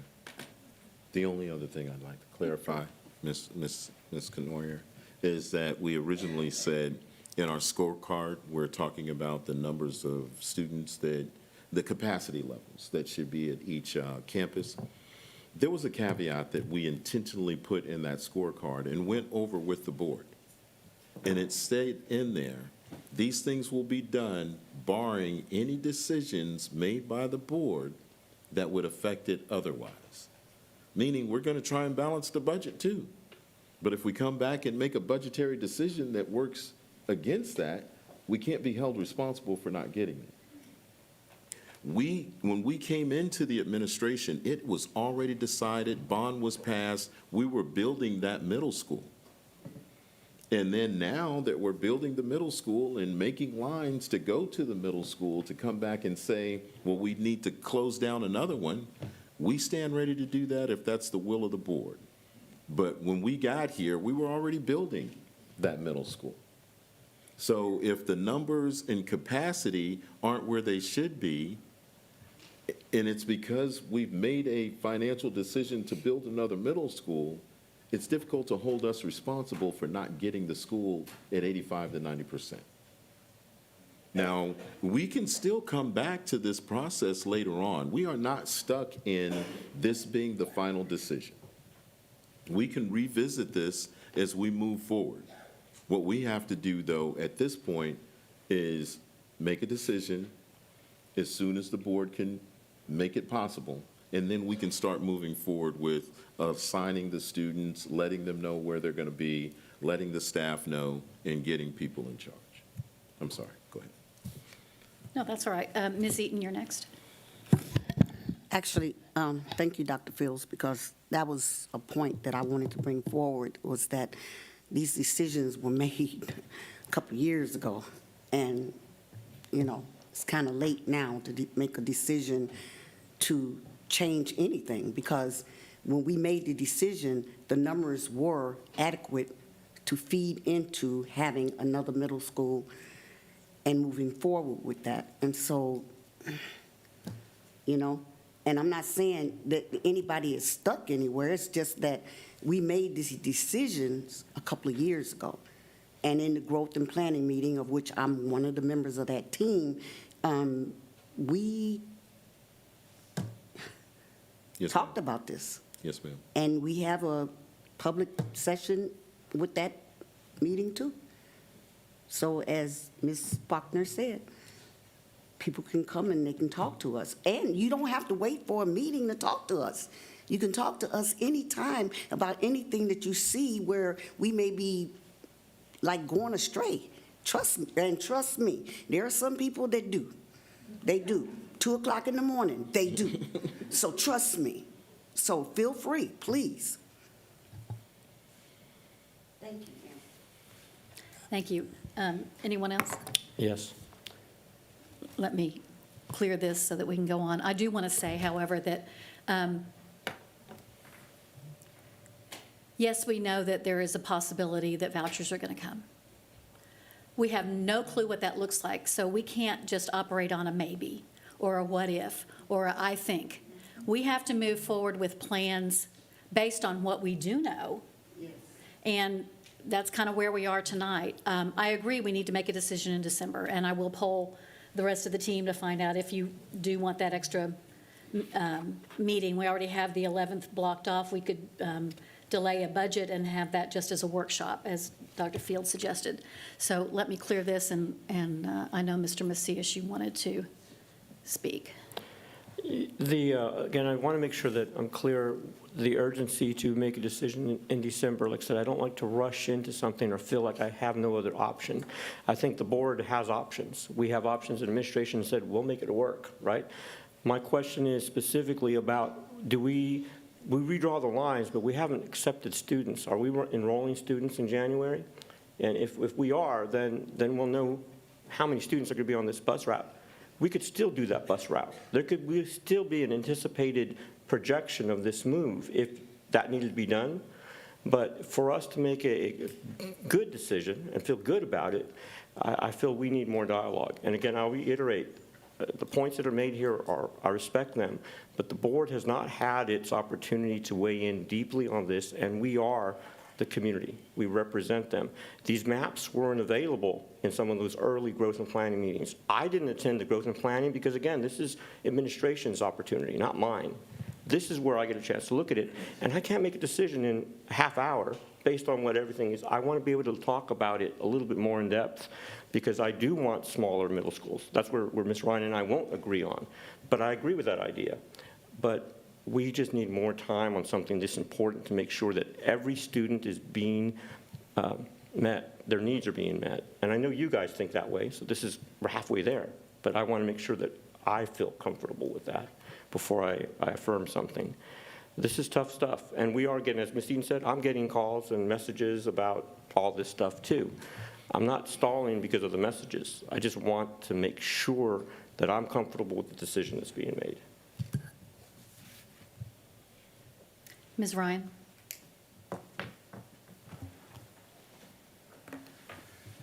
You know, the decisions we're talking about that were made years ago, we just set these goals literally last month. Like, we sat down and said, what's the current state of the district? And I'm pretty sure when we set those goals, we knew we had 2 schools that were going to open in fall. Pretty sure we knew all that already. So I guess I'm very confused on why we would recommend a goal of 80 to 90%, knowing everything it's the same stuff we know right now. So that doesn't make a lot of sense. And the fact is, yes, these decisions were made a long time ago, and we've known we were going to open these schools in fall of 2025 for going on 2 years now. And I think it's hard for us up here to feel rushed into a decision. The first presentation to the board on any of this was a week ago. And then all of a sudden we want a decision in December. So it's like when and this happens in the military, what is it, the 1/3, 2/3 rule, right? You always give your, people time to make decisions type thing when you're planning things out. So when there was 23 months to plan and then we get 1 month to make a decision, that's just hard because we didn't get a chance to give any initial input on things we like to see. Oh, I'm sorry. Are you okay, Ms. Eaton? If I'm interrupting. Oh, no. If I need to yield the mic, I'm okay with that. Let's stop, please. Go ahead, Ms. Ryan. Okay, I just wanted to wait till I had the mic. Please go ahead. So I feel like we're being rushed and have only been given like a week to digest this, and now want a decision, coming up in like 3 weeks over the holidays. I'm also concerned that there wasn't a lot of publicity of this because there's a limited group of people who are in growth and planning who are originally on the committee, yes, and the Growth and Planning Committee was told not to leak some of this information too. And then information got leaked, and that's the only reason some people found out about some of it. But the maps just got posted to the Growth and Planning page today. There's nothing on our Judson main page that says, hey, attendance line changes. Please go check out the map and call your board member. There's nothing on the Facebook page. So there are so many people who don't even know that this is even being discussed right now. And so I know as soon as they got posted, and I know I tried to post to my social media today as soon as the maps came up, and then all of a sudden my messages, and I haven't had a chance to read all of them. I haven't had a chance to read everybody who's reached out to me yet, and I look forward to reading all of those as soon as everyone gets a chance. But I feel like we have to at least let the community know in a way that we normally communicate, which is our main webpage or Facebook or Instagram or whatever social media that we use, campuses to be able to get the information out to their parents and their community. But I would also support a It is workshop posted though, Ms. Ryan. It is posted. on the main homepage. Yes, ma'am. Under growth and planning. Go to Oh, no, but Judson I'm saying ISD. you wouldn't know to go look at the growth and planning page. I'm just saying, nobody knows to go look that anything is going on right now. We will put a note on the carousel. Yeah, so that'll be helpful because that'll get people a chance to start looking at it, and we'll be able to reach out to our communities and start to get, because I've already sent you a few little map areas from people who they're like, what about this neighborhood and this one? And it's just, they're just clarifying questions at this point, which I don't know every neighborhood in the entire district. I know most of them, but those types of things. But I think a chance to have some input from the board and to discuss how these plans align with our brand-new balanced scorecard, I think would be very helpful, and then arm us with the information to be able to go out and talk to our communities and get their further questions and communicate to them kind of some of the rationale behind it, because, you know, not a lot of that was all talked about in a committee, not necessarily in a board workshop. I believe that we talked about this in October, in the October board meeting? Did we? I need to. It was just in the program review? And when was the program review? Last week. Okay. That was the first time we brought this to the board? We haven't been keeping recommendations? The recommendations, but we have been talking to them about what we've been talking about in the growth and planning. Oh, yes. Okay. But the formal recommendation from the Growth and Planning Committee was last week. Yes, Understood. During the budget workshop. We've never talked about any of the maps, any of the demographer projections. Nothing has been discussed in, okay. So I'd like to. I'm just then- going to yield the mic because I keep getting interrupted, so. Well, I thought you were finished. My apologies. Did you have something else to say?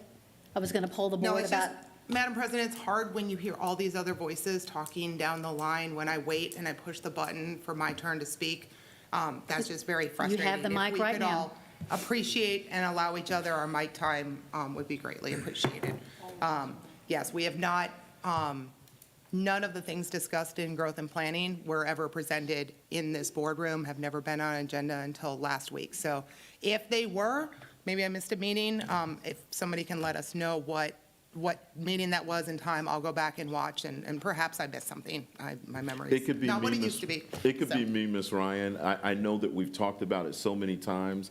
I thought we had brought it to the board as well. But if last week was the first that the board's hearing of it and they were unaware of anything going on, my apologies. But I thought we truly communicated that we were working with the growth and planning meeting in terms of preparing a recommendation to come back to the board so we could move forward with the attendance lines. If this is the first you guys are hearing about it, my apologies. I think the confusion is, yes, we knew you were working with growth and planning, and perhaps some people were thinking you were bringing actual information about the demographer and those kinds of things. And that's what's the difference. All right, so let me please poll the rest of my colleagues. Would you please raise your hand if you're interested in substituting a workshop for the budget meeting on December 11th? If that's your pleasure, please raise your hand. 1, 2, 3, 4. 5. All right, so, Dr. Fields, would you please prepare for Understood. a board workshop on the decision that we're going to be making so that we can have more information and more time to discuss? Will do. Perfect. Can Thank we move the program reviews to a later date and just have the focus Yes. be on this? Let's do that. Yes, on it. This is a more pressing Betty, issue can you say- at this time. All right, thank you. All right. Anyone else? All right. Moving on. Employee feedback, teacher task force. Dr. Fields? Yes, ma'am.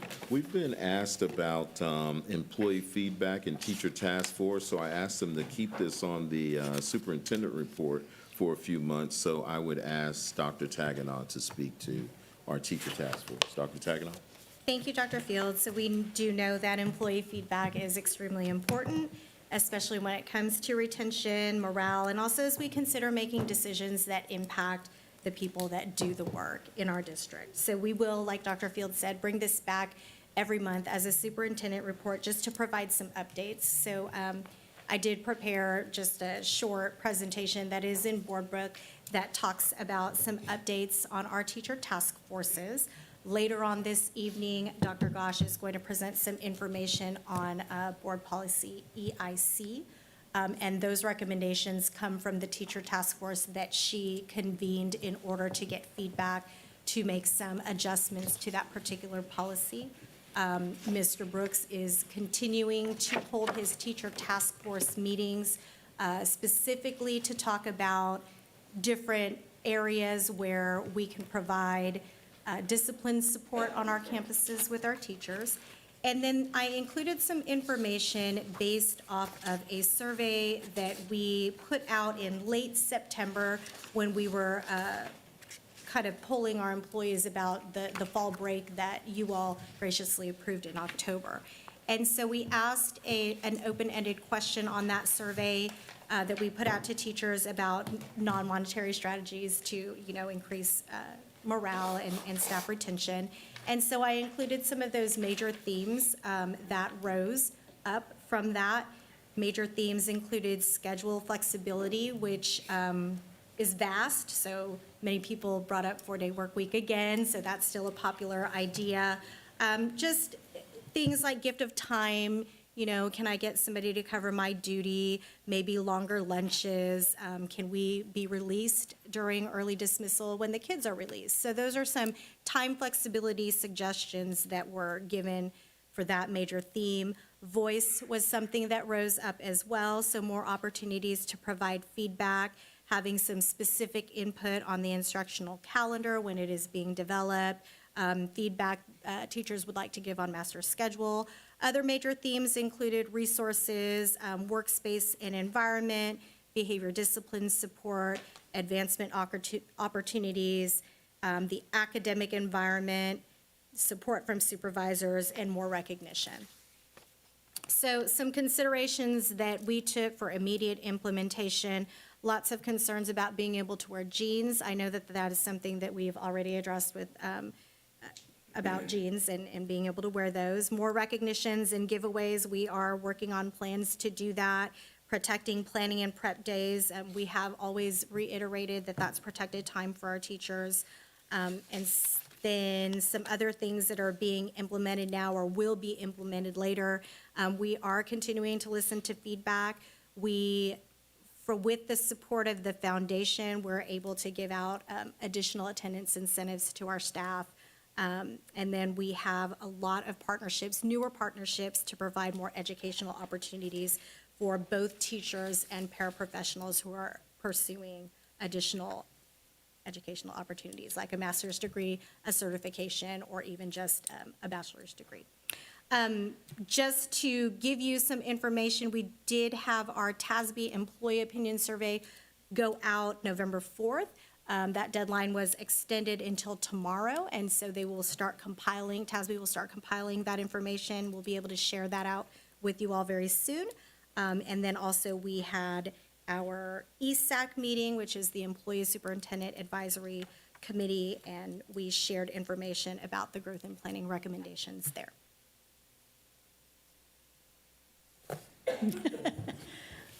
That's great, thank you. Is there any discussion? I would like to point out to anyone who has not completed the TASB survey, please do that. And I promise, you all know me, I'm not going to promise something that I can't deliver. It's anonymous. I promise there is no way for us to know who said what. So please make sure that you fill that out. That's important data for us. All right, Thank you. moving on, one-time incentive reminder. Dr. Fields. Yes, ma'am. I'd ask Ms. Davis to give a brief overview of the one-time incentive. Yes, sir. Because we're getting ready to pay out our one-time incentive this December, we'd like to share a little information regarding the payout. Board members, you may recall that during the budget adoption process, you adopted a 1% raise for teachers, librarians, counselors, and nurses, and voted to keep a one-time incentive payout for every other full-time employee who was not on the teacher, librarian, counselors, and nurses pay scale. So the payout will be a $500 for full-time employees not on the teacher, librarian, nurses, counselor pay scale. It is only available one time for the 24-25 school year, with the payout in December of 2024, with a caveat that employees who are eligible must be employed by JISD by September 1st and still employed and on payroll as of November 30th. The $500 incentive will be paid out to 1,666 employees who currently are eligible, totaling about $1 million, with benefits paid from our local funds. TRS and insurance is not paid on incentives, and this is my short 2-minute presentation. Thank you, ma'am. Is there any discussion? All right. Oh, yes. Ms. Ryan. Ms. Ryan. So I know in our upcoming agenda item that'll be later on tonight is our audit. Thank you for that 132-page reading. But the one thing that is in there is some great news, in that we ended up bringing in an extra $9 million in revenue, more than we were projecting when we did our budget hearing. And also our expenditures were about $2.3 million less than we had forecasted when we had our budget hearing in June. So we essentially ended the year with, $11 million more than any of us, I know up here, were expecting to have. And I know last year during the budget cycle, we did everything we could to take care of really all of our staff, but, the board can only make financial decisions based off the information that we have at the time. And I'm always happy when we get the actuals in the audit and it turns out better than the forecast. Are we okay for me to proceed? Okay. Knowing, this is now our official audited numbers, all of a sudden seeing this agenda item has me asking, what could we have done had we known that there was another $11 million out there? And I went back to when we improved the compensation plan because, we had to make choices on whether we did pay adjustments or straight raises or midpoint raises and that kind of thing. So I went back and looked at the people who are getting this 500 to see what those adjustments really did mathematically come out to from last year to this year. And it looks like the midpoint pay adjustments that we did approve turned out to be between 3 to 12%, depending on which pay category you are, between 100 to 511 or whatever it was. It varied somewhere between 3 and 12%. And then those same people are getting this $500 winter incentive. So when I look at the people not on those pay plans, the teachers, nurses, counselors, and librarians, all we were able to do at the time was to remove their $500 in order to give them the 1% raise, which was about $630 or $670, one or the other. So it was, less than a $200 difference. But now seeing that half of our employees got 3 to 12% plus a 500, and knowing we have 11 million more than we thought, something feels appropriate to send, and I'm the one who doesn't want to spend money, right? I really don't, I promise, that's me. But it feels like sending a small fraction of that 11 million back to our teachers and somehow adding that $500 winter stipend back in for them, because I feel like some of this savings was on the backs of our teachers, because we saved money because we didn't fill slots. And when you don't fill slots, everybody did more. And they're still doing more right now, and this year. So with the savings coming from those shortages, you know, the majority of this board was okay with our fund balance going down to 66 million, right? That's what we approved in June, taking it all the way down there. So if we have an extra 11 million, if we spend just 1 million of that to give the $500 back to the TCNL scale, we're still gonna end up 10 million ahead of where we thought we were gonna be in the budget that we approved. And messaging right now to our teachers, because these are the frontline people in with our kids every single day. And nobody was happy. Everybody knew 1% wasn't enough, but it was all we could do with the numbers we were getting. Well, now that the numbers are better, I'd like, you know, my colleagues to think about partitioning 1 million out of that 11 million off. And let's see if we can get our teachers that $500 and take care of all of our staff heading into the winter holiday. Thank you so, you mind if I?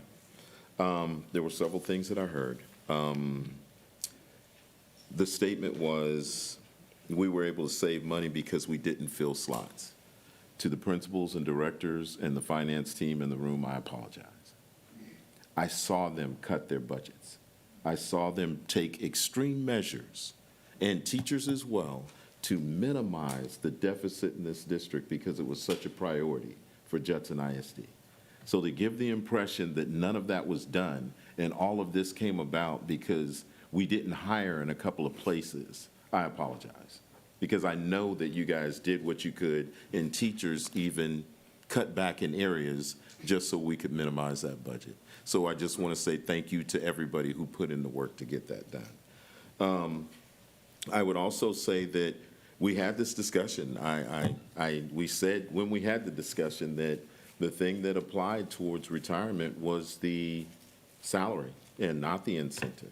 And that's why with teachers, nurses, librarians, and counselors, we did that. And there were other people where it would have applied towards their retirement as well, but we went with the incentive.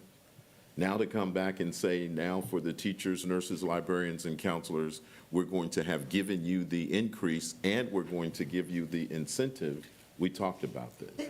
I know that there's a few people on the cabinet that have some input as well. Dr. Saunders. Thank you. A district is made up of more than just teachers.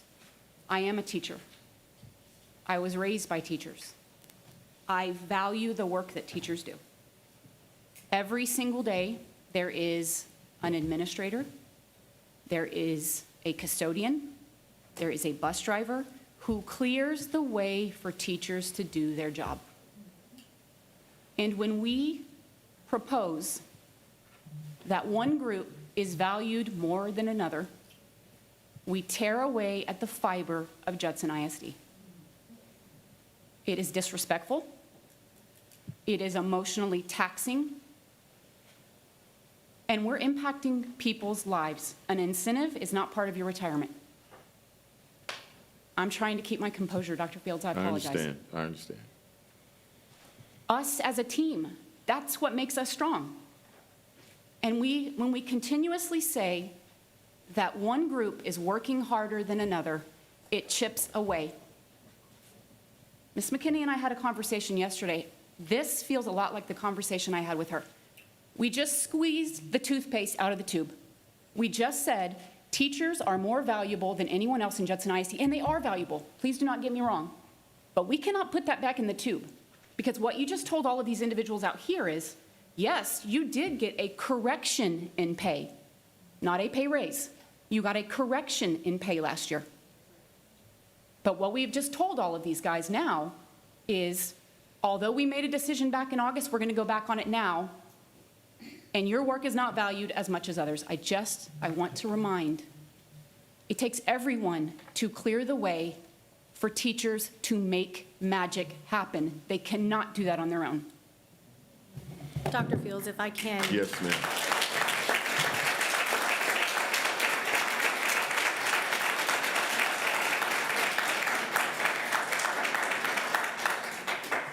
If I can just add on to something that Dr. Saunders said to address something else that was said earlier.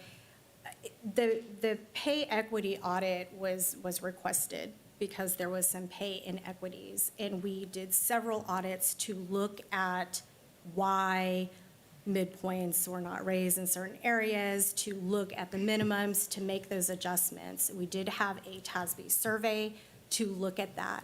And so I just want to remind the board and reiterate what Dr. Saunders just said. The adjustments, while some were 3%, 13%, were adjustments because those positions were not at the rates that make us competitive and marketable based on our surrounding districts and what market value is. And so it wasn't a raise, it was an adjustment to what has not been addressed for years and years and years. And so the $500 one-time incentive for those people that received an adjustment is something that they're going to receive that they won't see as contributing to their TRS and their retirement. It is a one-time incentive that we discussed here when we made that decision to make sure that we reward all of our employees and show appreciation. And so I just wanted to make that point of clarification that the adjustments are an adjustment because those particular positions aren't at market value as compared to all the districts that TASB collects data on, and we're not even done with that. Yes, ma'am. I believe Mr. Macias? Yeah, Dr. Saunders, you said that quite eloquently, but I was going to say something similar, but you would not have said it the way you said it. She did, but there was a couple of things I do want to add to that conversation. One is that I've been privileged to be on this board to lead some of the highest compensation for teachers over the last 4 years, and through the board, we are competitive in teacher salary to a position we've not typically been in. We've been either an average or below, but we're pretty high, and that's pretty cool to do that. And again, that's Dr. Fields and I talk about it all day. That's part of why we're in a deficit situation. But again, I regret none of those decisions. We need to pay our employees what they're worth. And so saying that, I realize now more than ever, it's not about the money. The money is supposed to retain talent. Money is supposed to keep experienced professionals here. And we're still seeing turnover. It's not about the money. So even if we decide to throw dollars into there, I would much rather look at this. And not even a surplus, we're still in a deficit budget. But if we had any resources, look at what is needed for our teachers, for administrators, for our bus drivers, what is needed to help them in their job. I'm going to be asking later on for HR. Well, the HR, but no, for mental health. There are more employees stressed now than at any point that I've seen as well, which goes back to the workload. We need to make this investment not in an additional incentive, but possibly in supporting our employees in other capacities that we know about. So I wanted to stress that part of looking at it. And again, we're still in a deficit budget. We're just a little bit better now than where we were. Correct. But I still am willing to spend resources from wherever we can grab them to put those after-school programs I've talked about for middle school students, to help teachers in the classroom address discipline. I've been talking to a lot of employees and a lot of community members. There are things that we can possibly use a little bit of funding to make life better, the quality of life better for our employees. And so that's really where I want to focus this potential. And I thought about it. I mean, Ms. Ryan is not off. I know she cares about our employees, but this is where I think might be the better utility or better usage of these funds. Ms. Stanford? Yeah, when we did the 1% raise, first we had the $500 incentive, and then we kind of did a trade out with the 1% raise, took away the 500.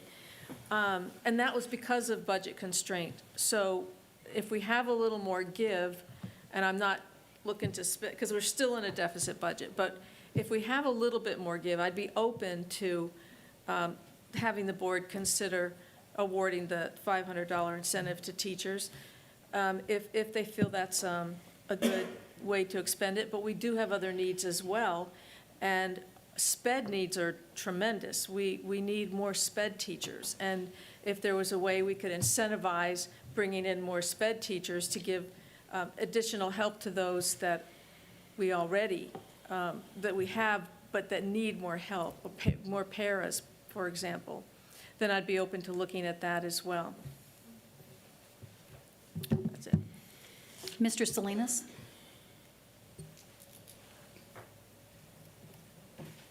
You got it. It's you, Ms.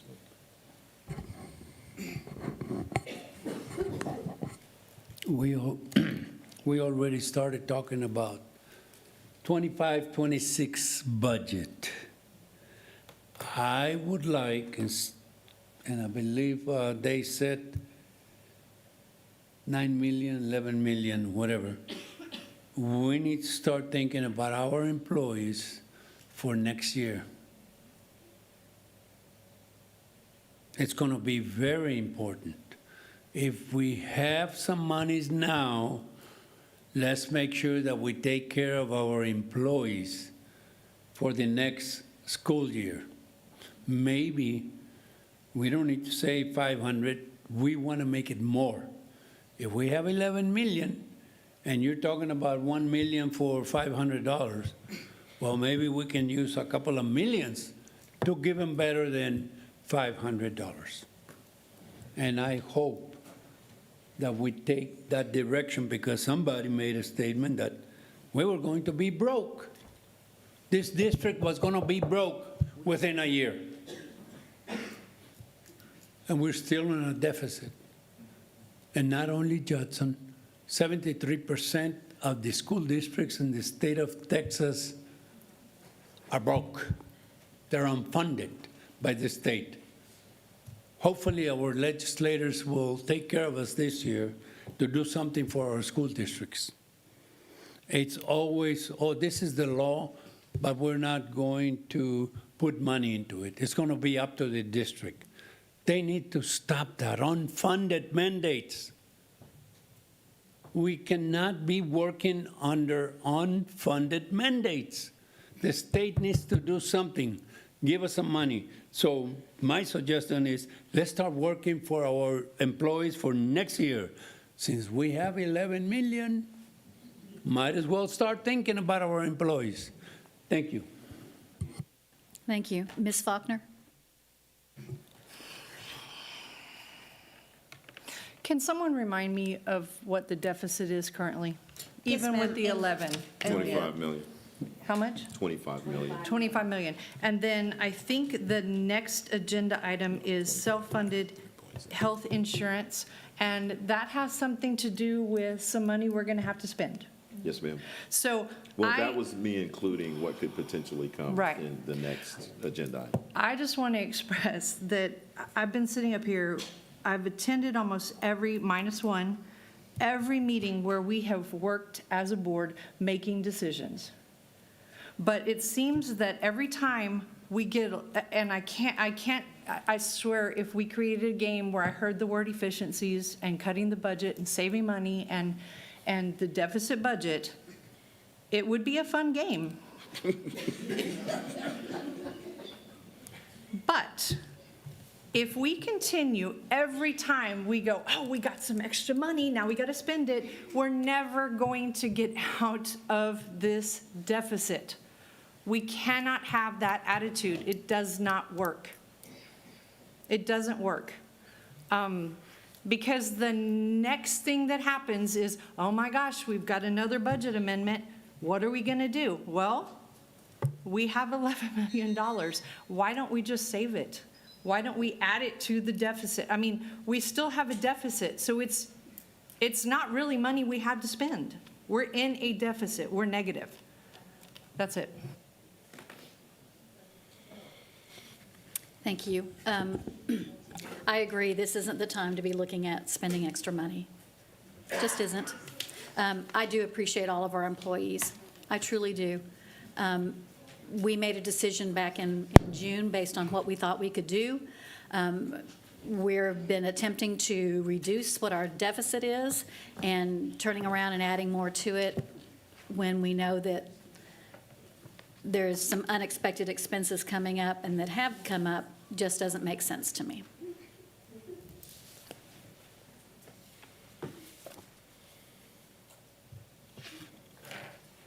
Ms. Ryan. I just want to say I completely agree with Dr. Saunders because us as a team make us strong, and all work is completely valued. And just to refresh everyone's memory on how this went down last May, TASB recommended a pay increase for teachers. And this board walked out of a 3-hour closed session and gave the pay adjustments to the non-teachers and walked out with a 0% for teachers. Nothing for teachers in May. It was not until Ms. Stanford brokered a deal to try and trade the $500 incentive for a 1%. But the dividing of people into two teams, that occurred in May, when one group was taken care of and the results of the TASB pay audit were followed, and they were not followed on our teachers, counselors, nurses, and librarians. And Ms. Stanford did what she could, and I'm glad the majority of the board, worked with her to at least give them something. But in the end run, they are still behind the other group. And so as long as we continue to create pay divisions between the two groups, because one recommendation was followed on one group and another was not, and that was board action that chose to do that. So, I guess if I'm faulted for attempting to try and write that now, now that there is a little bit more money than we thought there was going to be, because I think an inequity was created before. But if this board doesn't want to create that inequity from May, then that's okay. It was just an idea. I appreciate all of our staff and everyone from the custodians, bus drivers, child nutrition, they get my loving all day, every day. So they know how I feel about them also. Again, the inequity was there. What we did with the corrections to the pay scale was to help fix an inequity, not to create one. It is unfair to ask employees to work at a salary that is not comparable to the amount of work that they're doing. And that's what that was for. Any other discussion? Moving on. You wanted to say something? Oh, no. You said yeah. I'm sorry. Item E, self-funded health insurance report. Dr. Fields. Yes, ma'am. I had a conversation with Ms. Ryan. What we're getting ready to talk about now is our self-funded insurance. And what's going to happen in this is you're going to have several things come up. We have an amendment later on in the budget that speaks to a $3.6 million budget amendment that needs to be made, in addition to a renewal of our stop loss. And all of this kind of rolls into this same topic. I would ask the board if we could just get all of the discussion out on all of those three things. It would probably shorten up the rest of the agenda as we go through.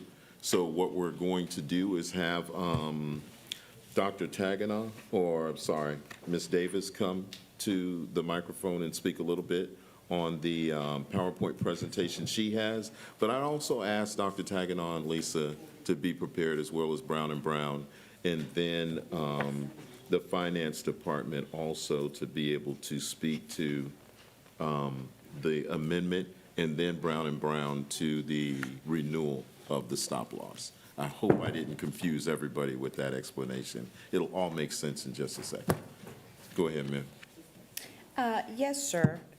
We had our first budget workshop this last week, and within that, we presented the fact that we were going to be bringing a $3.6 million amendment because of higher claims than expected in our self-funded health insurance. We were asked by Board Member Ryan to please bring back a little bit more information related to that. So our portion of our presentation will deal directly with why it is that we're requesting that $3.6 million amendment to pay for the claims in excess of what we collect.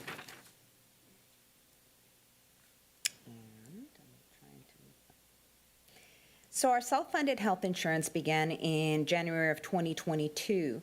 Claims in the month of October were approximately 3.76 million. We typically collect about 1.4 million from all of our employees who pay into the self-funded health insurance.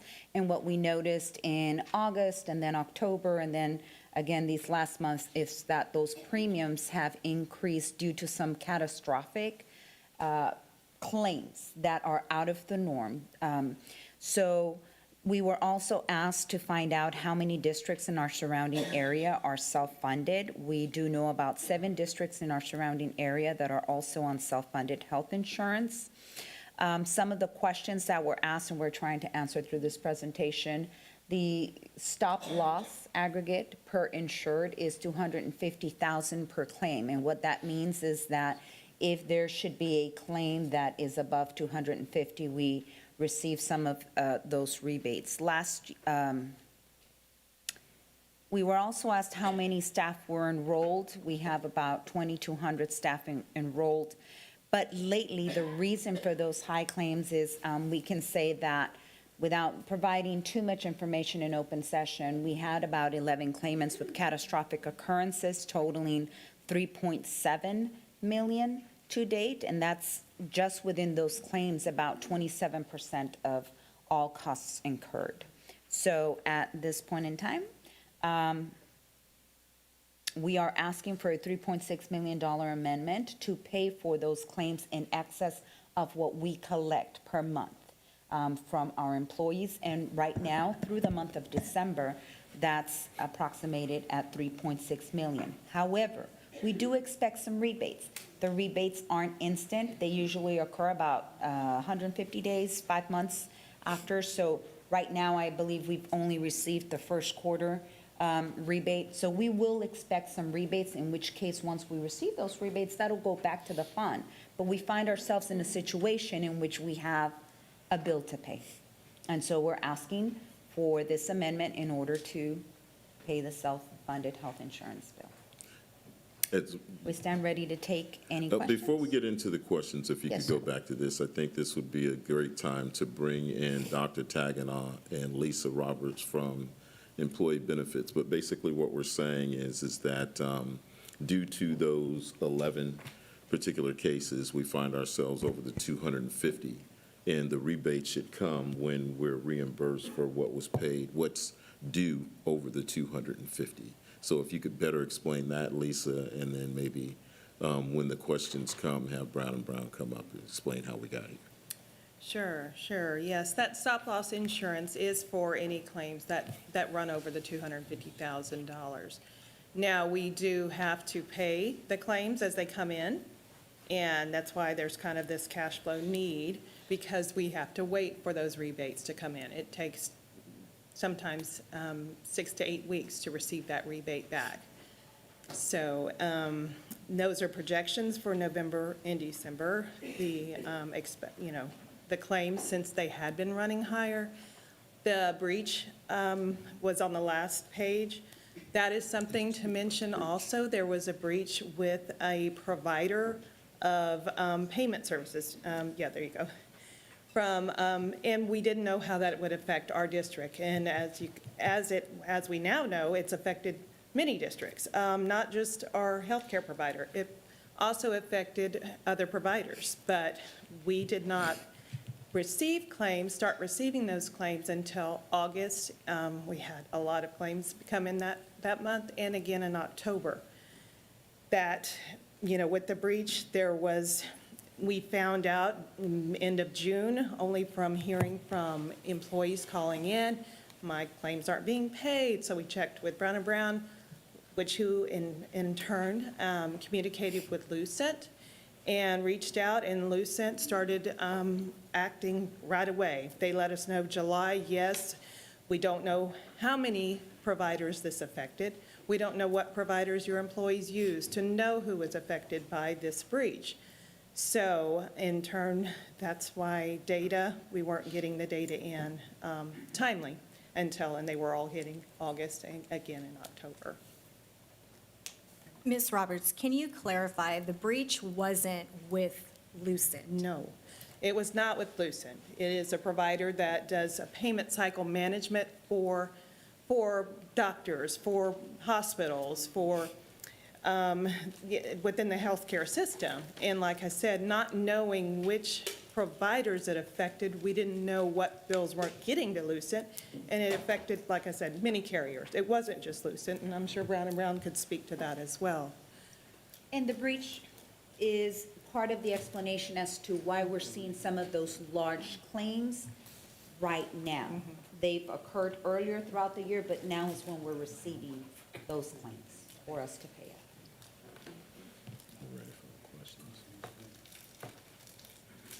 Questions? Ms. Stanford? So how much is the stop-loss portion of the insurance? What does that cost us? Do we know? For the year is $1.4 million currently, annually. Okay, I see 1.4 as a premium. No, that's our premium revenue from the collection of premiums from employees as well as the employer contribution. Okay, so we have a separate 1.4 for the stop-loss portion. Right, that is part of our administrative cost. Right. That's what we pay annually for the stop-loss insurance. Consider it like a Yeah, a gap separate, insurance. it's- Yes. right. But we receive premiums on a monthly of 1.4 million from all of our employees. Okay.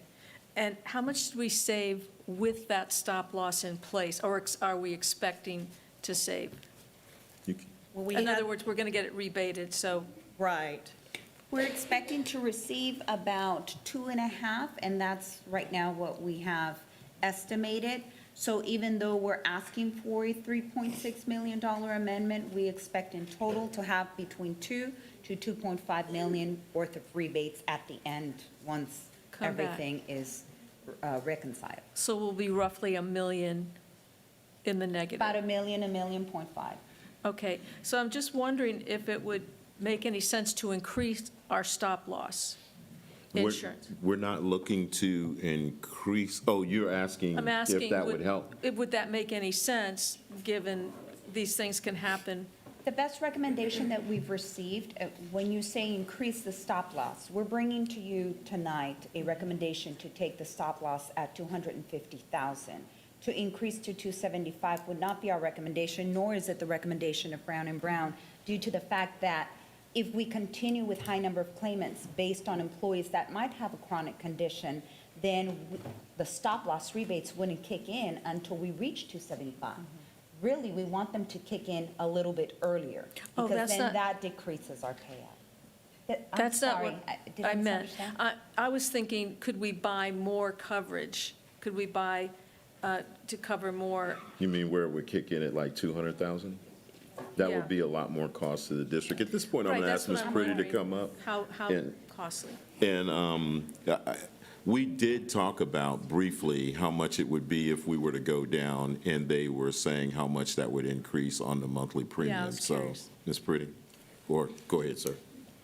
So the question is, could we lower that number from 250,000 to 200,000? In order to get more? You could, and you absolutely The could. cost. But you correspondingly pay more Sure. premium. So the balance is a judgment between how much Right. risk do we take versus how much premium do we pay? Exactly. Which is a known cost versus an unknown cost. Right. So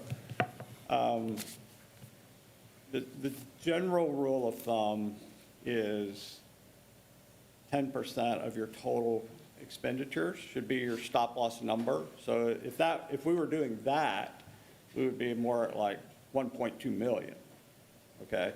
As opposed to the 250,000 we're at. So 250,000 is at your size of district is a very safe number. We did look at 275. The delta, the cost differential was not enough to warrant doing that. It was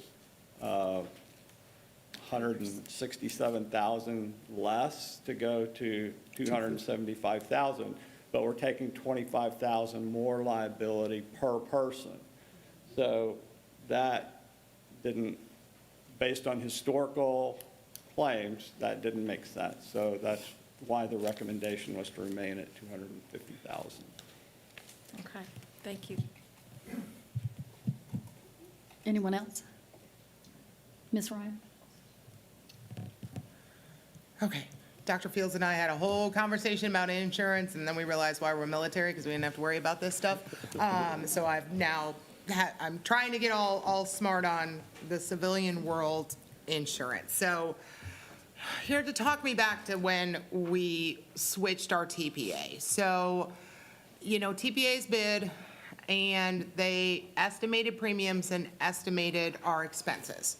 So when we switched over to Lucent, how much did they expect our medical bills to be? 17 million? Roughly. Roughly that? About 18 million was the maximum liability, and that's established by your stop-loss insurance company. Okay. So if 18 million is our max, why did they then recommend we set rates to only collect 17 million? Because then we would be in the hole every year. Yeah, because the way the underwriting is done on those, on the aggregate, that max liability, is they take what they actually expect, and this isn't Lucent, this is your insurance company, your stop-loss insurance company. They take the underwriting that they do from prior claims history and all that stuff, and they establish that maximum liability. But the way they do it is they get to an expected number, and then they add a margin of 20% on top of that. So if we pull that 20% off, then we're getting close to what the insurance underwriters actually expect claims to be. And that's roughly where you funded the plan. Okay, that's what I was judging off this stuff. It looked like our expected were maybe in the 13 to 14 range with then a max of 17 or 18. That's correct. Which then has me confused on how we got to 24, because that's not, and 11 catastrophic claims out of, it's 2,200 employees, but it's probably 5,000 people once you start counting spouses and kids and everything else. 11 out of 5,000 is not, a statistical anomaly. Brokers will tell you like we should probably expect that every single year, because we have lots of kids and there's lots of things that happen in people's lives. Like this wasn't a weird year. Like this is something we should probably predict that people have. It was a little bit compared to what we've done historically. Historically in Judson. Yes.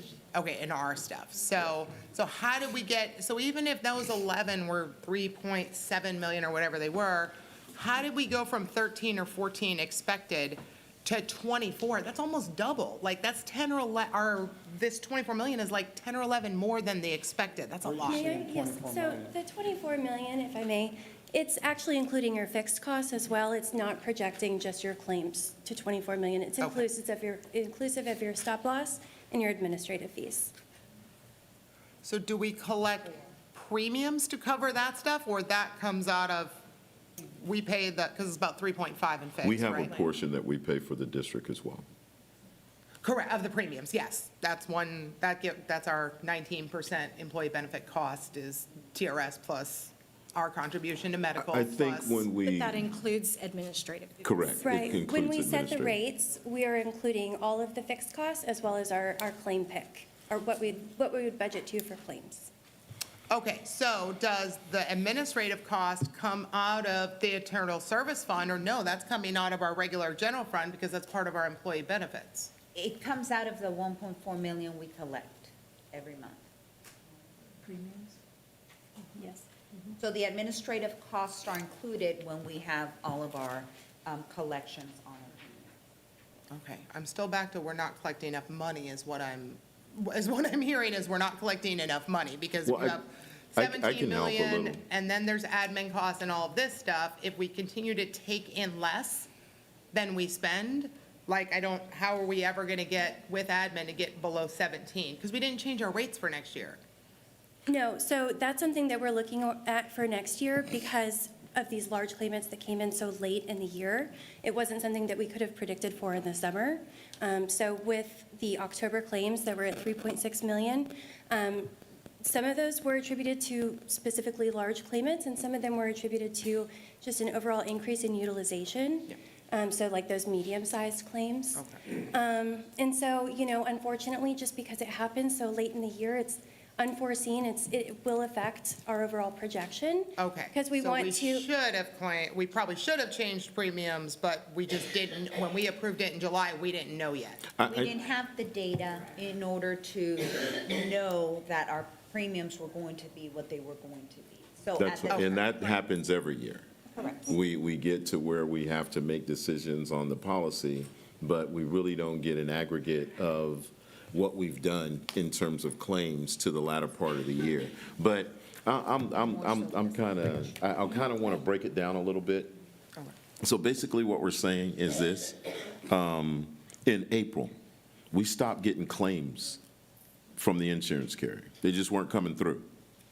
Then they picked up and started coming through around August, September, October, and now we're seeing the bulk of those things that didn't come through in April because of a breach with a carrier that's across the state, not just with Judson ISD, across the nation, really.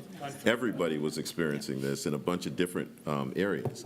So now what we've got is all of these claims hit at the same time, and we've got this enormous bill that's come due. Well, we have to pay that. The question was, if only 11 cases were over 250, and over 250, extremely, I think it came out to 3.7 million. I'm sorry, shut me down if I'm saying something wrong. Well, not over the 250. We have, Yeah, the stop loss. Well, but they were catastrophic Correct. events. They're right. Correct. Right. Then how could you get to where you spent, well, some of those went up to 239, 240. Well, all of that is on the district. It's only when you get over 250 per person. Correct. Per event, really, right? Per claim. Per year? Yeah, per year. Then the stop loss kicks in. So a lot of those policies that we aren't talking about went up to 235, 249, or whatever it was, that we have to cover all of that. So we find ourselves, when we said, was this an unusual year? Yes, it was. Nobody expected a breach to be in there. Nobody expected all these claims to come in October. And no one expected really these aberrations of some of the bills that came in, because it hasn't been that way in the past. So this was not a normal year for us. Okay. Now I have some stop loss. So now I understand Yes, ma'am. premiums and bills and fixed costs. I got that part of it. So now stop loss. Because I wasn't sure if Ms. Stanford was asking about stop loss money coming in or pharmacy rebates, because those are two completely different things. How much stop loss are we expecting to come in? Because our TPA probably knows that, as soon as they get $1 million bill, they know we're in for the first 250,000, and we should get a stop payment, payment of 750,000. So if we've gotten 410, do we know how much is due in on that? Is that what you were telling us? What you should be getting right now, and there could be more throughout the rest of the year, is another $995,000 is what's owed to the district by the insurance carrier. Okay, So that's that all. reduces the, potential deficit. And then there will be additional pharmacy rebates as well by year end. Those are kind of an unpredictable number. Do you have an Yeah, so they estimate? were 228 in September, and then I think we should be receiving another 15% for that, as well as an additional So 80% of the next Somewhere rebate. between 250 and 300 in pharmacy rebates by year end as well. Yeah, which is interesting in terms of our expenses from a pharmacy versus medical care. Our rebates were not projected to be anywhere near this high. Is that because a bunch of our expenses we have extraordinary pharmacy expenses this year? Because otherwise we wouldn't So get this some many of that is rebates, right? true. Some of the rebates you're receiving, there's a lag in receiving those rebates. So a lot of the rebates So it's like for last year? received this year were actually from Humana Okay, the year before. You're not getting as many rebates now from the current administrator because we're not spending as much on drugs. okay, we're not. spending a whole lot less on drugs with Okay. this PBM, but net, we're doing better. okay, but From that's, a pharmacy as long as it's standpoint. spent, I don't like rebates, because rebates meant you spent the money, so I'd rather just Exactly. not We spend the agree. money. So, a question on renewal, are these existing stop-loss people, does Aetna cover them? Or are they gonna drop them when we renew? No, There are no lasers. Okay, so they're gonna continue those on. What about so we have individual at 250. What about our aggregate? Because obviously, if we have 2,200 people times $250,000, that's $575 million, and we don't have that, right? So if everybody goes to the hospital nonstop, we can't afford that. So I assume we have an aggregate policy? You do. So what is our aggregate cover us for? 17. So the aggregate is right around 19 million. What does that mean when you say that? For That means for we're, 2025. Yes. For next year, it's around 19 million. okay, that means we're liable for the first 19 million of the $250,000? So anything that's below 250,000, if it's above 250, they're paying, Yep, that answers right? it. Yep. So anything 250 and below, all of those added up for all employees, all dependents, cannot be more than 19 million. But if All it of does the- hit 19, 0 to 250.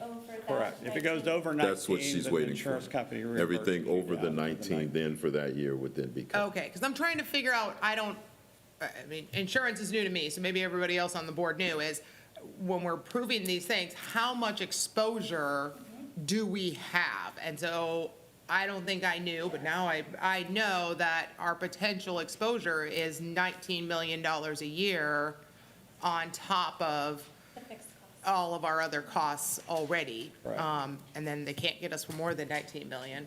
But, so when we start keeping money in our savings account and stuff like that, like, it's a possibility, that you have to be, it's a risk that you're accepting, and I guess I'm worried that our stop loss isn't enough, because we're kind of a baby self-funded, right? We're only in year 3, right? We don't have tons of money sitting in the bank, and so once you've been self-funded for a while and you're taking in more premiums than your expenses and you're amassing your little, chest of money in the ISF, like, then you can be a little more risky with your aggregate, right? Because then you're like, oh, we can have $20 million of risk, that's okay, because we've got 20 million sitting in our medical Right. service fund.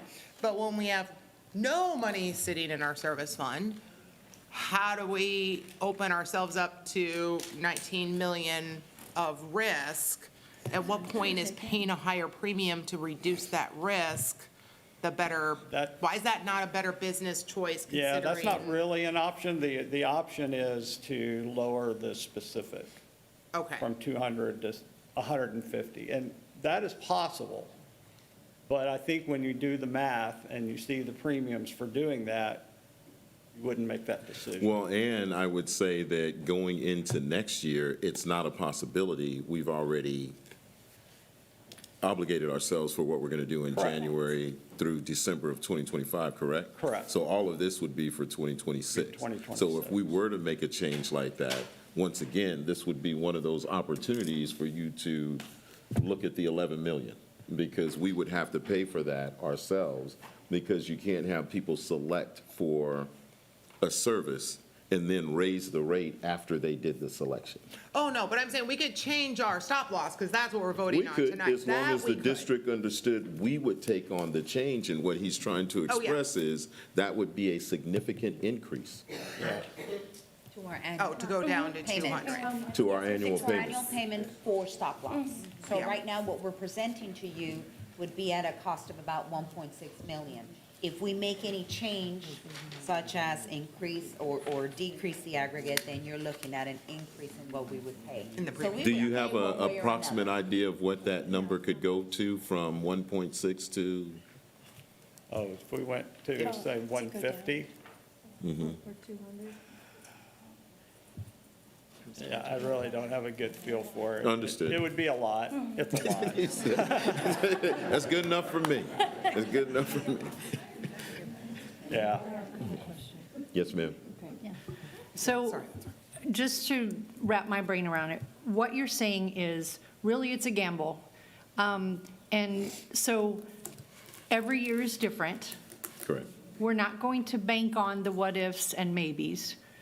Or the aberrations. or- It's a marathon, not a sprint. It's- Right. You can't. Right, and we can't make these changes except for the stop loss. But if we make the changes to the stop loss, we may be increasing the cost for our district, and it may Not be needed. not be needed because we may not have the catastrophic, and so the cost may not even, it won't even Right. be close. That's correct. It's a balance. So there's two components to your health plan, right? There's premium and fees, there's fixed cost, and then there's the claims.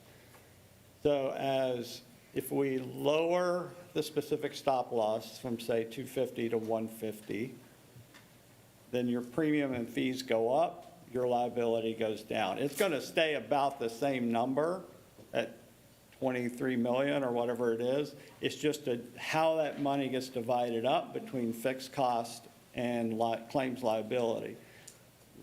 Typically speaking, you want as low a fixed cost as possible, right? Because the claims number is an unknown number rather than a known number that we're paying. So we want to lower that fixed cost number as far as we can reasonably and within the risk tolerance of everybody. So that's really how we wind up about where we are. There are districts that have that specific stop loss at much higher, 600,000. And that works for them, but it introduces more unpredictability, and I don't think that's where we are here. Ms. Stanford? Right.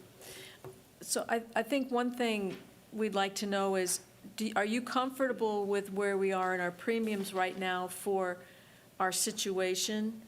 Or does it look like premiums need to be higher? So this is something that, we feel good about where we are right now, given that with the renewal, we looked at, if the overall risk, if we were to increase the stop loss, just wasn't really worth it at this time. But, this is something that I'll be keeping an eye on throughout the year. Of course, we're going to keep an eye on claimants and just overall utilization. And we will be projecting that forward, and so that by this summer or the late spring, we'll be able to present you with a multitude of options to show you what the best option may be for Judson. Okay, but it sounds like, all things being equal, with our stop loss, we're going to end up with about $1 million loss, not 3.6 million. Correct, yes. We're going to get Once pharmacy 2.5, rebates. we're going to get 2.5 back on the stop loss. Approximately. Around. Yes, Everything's and around. we'll get November and December claims here shortly, so of course, we'll be updating with more accurate numbers as those claims come in. Based on the data we have today. Once we actually enter the November and December claims, that might change, which is why I keep saying and using the word approximately. So yes. Because, I mean, you guys use the insurance, things happen in November and December, you're getting ready to come up on January, you hadn't got a pair of glasses in 2 years, I got to get in there before January, so we get a few more. Right. Yes, ma'am. So we're not in it to make money Right. off our employees. Just We want to not offer the lose. best possible policy that we can at the most reasonable premiums that we can. What we have to do with this budget amendment, my understanding is these bills came in, we got to pay them, we don't have the money in the bank, so we got to shift the money in the bank. And then when that money does come back in to help alleviate that, then we have a little bit of a cushion moving forward. That's right, ma'am. Okay. Could I ask, do you have a question? If not, I've got two. Did you have a question? No? Okay. Yes, go ahead, Ms. Ryan. Oh, just two quick questions. Since obviously it's high on our radar, Dr. Field, do you think like maybe every other month we could just get an update, just so we kind of start to feel better about this, I'm hoping, right? As money comes in, I mean, can we throw that in the superintendent report, maybe once every other month, right? Just so till we recover. And that way, as we head into these decisions, because we do this twice a year, we do it when we renew TPA and we do it when we renew stop loss. That way, there's no surprises, because we've watched this, go throughout. And, if the next year looks better, then we probably don't need that no more. Good point. I'd asked if we could go quarterly, and Okay. if we could go into the Friday notes. Yes, but Friday notes, yeah. Semi-annually, we'll make sure that we come back and say, okay, because we're going to have to report out on this at least by June or something. Correct. Because in July, we got to make this whole decision again for 26. So I want them to have all the information that they can before they make that decision this time. Thank you guys so much. And then, I'm sorry, can I ask Oh. one more question? Oh, so what are we recommending, what are you guys recommending for the stop loss, the 250 or the 275? 250. Okay, I think there was some confusion in that agenda item. Correct. Because the comments said 275. Correct. But It that's did not- originally, and then Okay. we changed that only because after sitting down and talking, we really had to think about, all right, if we go up to 275, but we have all these claims coming through, now are we going to have, we're not paying up to 249 anymore, we're paying up to 274. Okay, no, I'm So- saying administratively, are we gonna? We're gonna go with Madam 250. President, we're gonna pull and then. We pull that updated We the can just stop amend amendments, the- Ms. Ryan, and I sent an email earlier with some updated. It was Okay, I just wanna updated. make sure consent we items. It's been vote on the updated right- in board It's book up- already. updated. Oh, okay. I'll pull that up then. Thank you. Thank you. Anyone else? Thank you so much. We appreciate our Thank you, partnership, guys. Brown & Brown, and what all you do for us. Thank you very much. All right, item 4F, intruder detection security audit. Dr. Fields? Finally, this is the intruder detection security. Dr. Gosh. I would like to report to the board This will that be we did quick. have 6 audits across the district over the last month. 5 of those, we had no findings. 1, we did have 1 single finding. We are prepared to address any questions or concerns and any specifics related to this in closed session. Thank you. Thank you, Dr. Gosh. Moving on to the consent agenda. It's lengthy. So I'll start on this end and see if anybody has something that they want to pull. Ms. Eaton? No? Mr. Salinas, was there an item on consent that you would like to pull? No, ma'am, thank you. Mr. Macias? Letters K, L, and Z.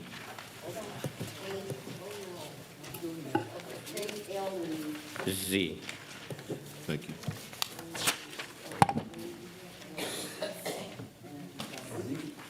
Ms. Faulkner? No. No? Ms. Stanford? C. Ms. Ryan? Don't need that. Hold on. Trying to cross them all off here. P and Q, Your Ps and Qs. my Ps and Qs. Yeah, and if we're at 250 on W, then that can stay on consent. Thank you. All right. So we are going to pull and consider at separate time, item C, item K, item L, item P, item Q, and item Z. Is there a motion for the remaining items? I move.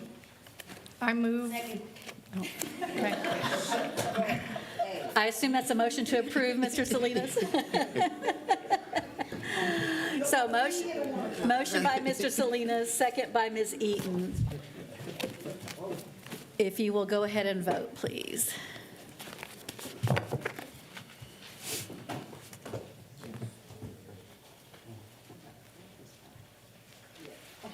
Motion passes 7-0. We'll go back and take these one by one now. Item C, consider and take action regarding approving expenditures equal to or greater than $50,000. Yes, so this item is $590,526, so I'd just like to stop, pause for a minute, and just clarify what it is, and I'd Yes, be ma'am. happy to explain.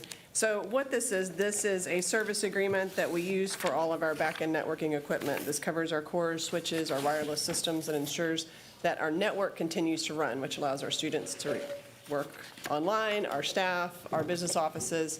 And with this agreement, basically, they cover all of our hardware and all the service diagnostics should something go wrong. It also guarantees that if any of the equipment fails or we have a major issue, they will send us a replacement item within 24 hours to minimize the amount of time that our network could potentially be down. This is a renewal. We have had this in place for multiple years. It is an item that we budget for each year, and we do it over a 3-year period. okay, and it's all within budget, Yes, current ma'am. budget. It was Okay, budgeted for. that's all I needed. Thank you. Anyone else on that? Anyone else? Would you make the motion, please, Ms. Yes, Stanford? I'll make a motion that we approve the expenditure equal to or greater than $50,000. Second. Motion by Ms. Stanford, second by Ms. Faulkner. Go ahead and vote, please.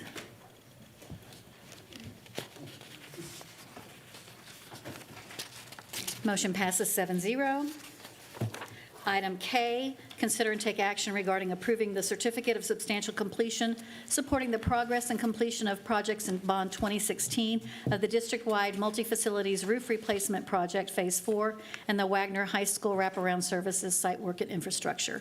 Mr. Macias, you pulled this. Yes, and I'm just thinking about, I have to read that again when I make the motion. That's okay. Real quick, Dr. Fields. Yes, ma'am. Yes, sir. In terms of the wraparound service, I know we're in Phase 4. Am I seeing that correctly? Am I reading that correctly? Or is it the roofing project that's on That Phase was 4? roofing project. So wraparound services, that infrastructure and site work, what's the timeline? This is for substantial completion. So Yes, sir. is it operational now? I don't believe that we're working out of the unit right now. I know that the grand opening ribbon cutting was supposed to be, what, January? The grand opening and ribbon cutting will come later in January or February to coincide with the University Health Science. We do have furniture and some items in there, but the network infrastructure is not in place for us to actually have workers in there full-time, but we are in the building.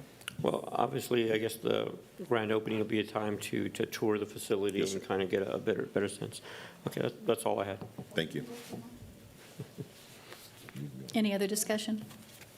All right, Okay. Mr. Macias? I move that we approve the certificate of substantial completion supporting the progress and completion of projects in the 2016 bond of the district-wide multi-facilities roofing placement project, Phase 4, and the Wagner High School wraparound services site and infrastructure. Motion by Mr. Macias, second by Ms. Eaton. Go ahead and vote, please.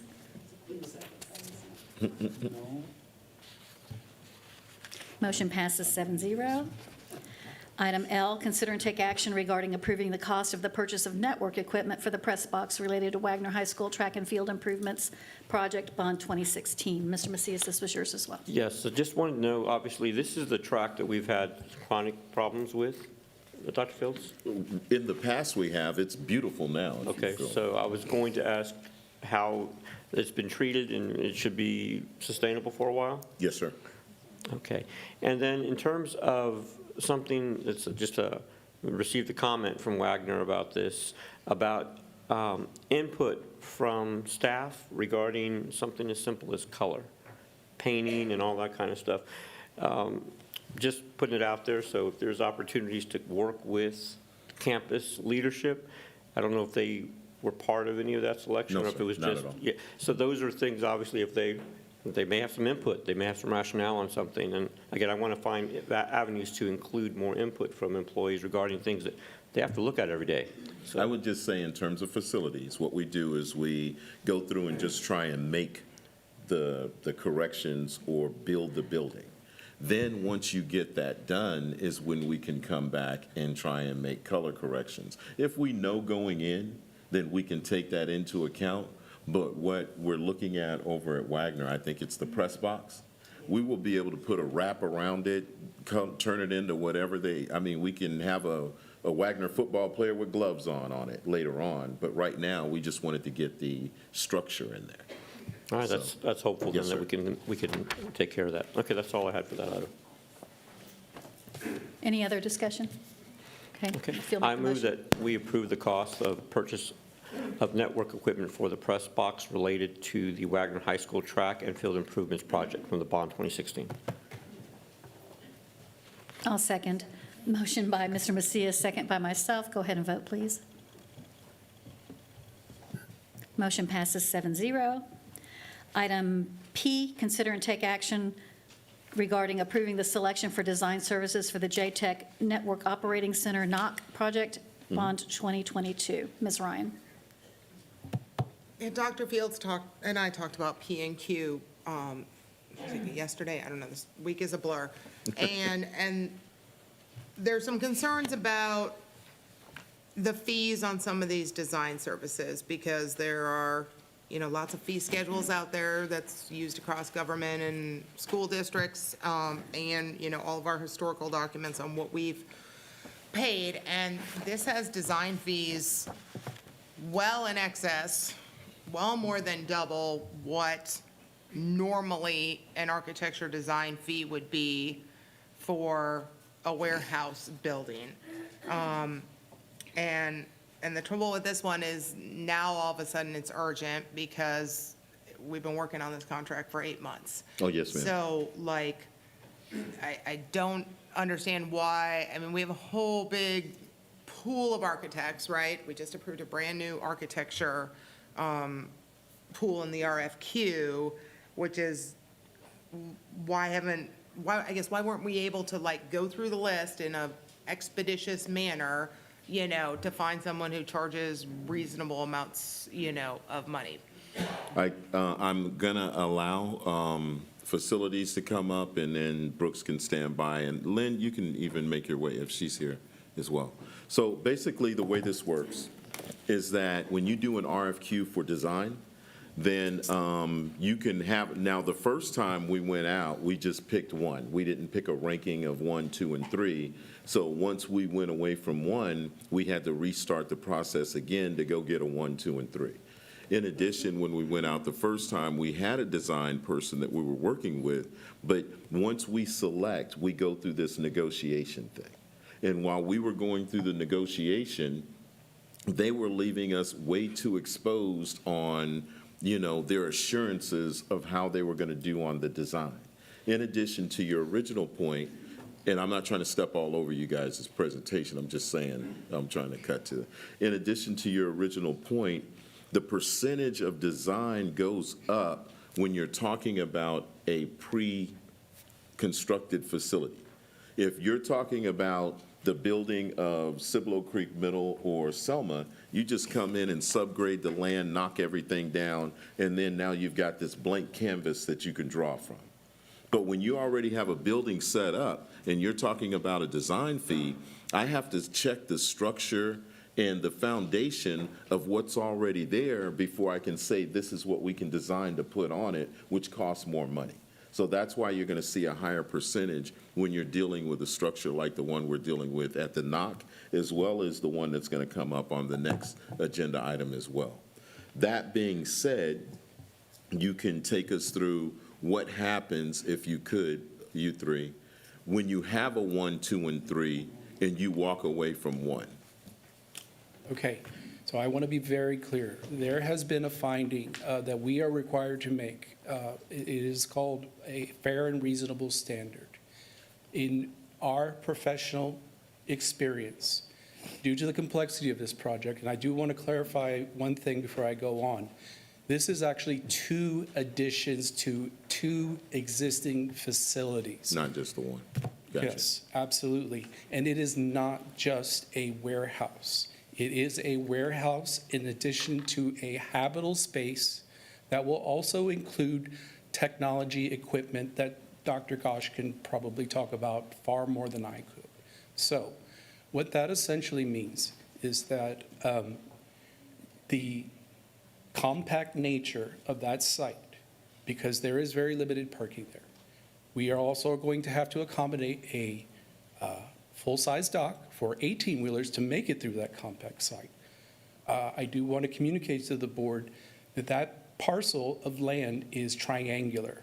And this is unusual, but you do have on all 3 sides an independent stormwater system that all feeds into a creek system that you may or may not be familiar with. I would, to be fair, the recommended designer is of the highest caliber because of the urgency and the nature of this work. In addition to what would be a standard proposal, they will also have to coordinate with the True North consultant that would be above and beyond what would be normally called for. There are jurisdictional challenges. That particular property fronts on a state highway. So we may very well see ourselves contending with TxDOT, which again is not something normally that we do. I can go on and on. Understood. What we're trying to say is the reason why this design fee is so expensive is because of the complex, is because the location, the different variables, you know, it's just not a blank canvas that we can. There is no scandal, ma'am. Is there a reason the process takes 8 months to go through 2, like, how do we how do we negotiate better, right? Well- And faster, because I know, like, this is a project we wish we could have started 4 months ago, like, Definitely. We started off in April, and then we started working with the original design firm that was selected. Then they said, we'll do a design, and this is Rob Field's basic analogy of, please don't hold me to it. They said, yeah, we'll design it, but if it doesn't work, that's on you guys. And we're like, no, that's not how we're paying you a lot of money. We need for this to hold up. We can't have it crumble down as soon as the first 18-wheeler comes in. It was the most beneficial to the district price. But then when we got into the negotiation part, and we knew that if we walked away, we were going to have to start all over again, we were trying to make it work. But at some point, we were like, we can't take on that type of obligation to the district. So we cut ties and then went out again and got a 1, 2, 3 this time and said, we're going to start with 1. But 1 was, in my opinion, one of the best design firms in the city, right?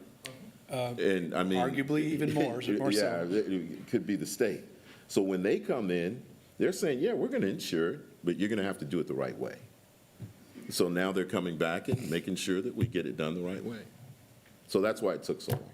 and are they going to be We able cannot to? shop this price at all. If we leave them and we go to the second one, you can't go back to 1. Correct.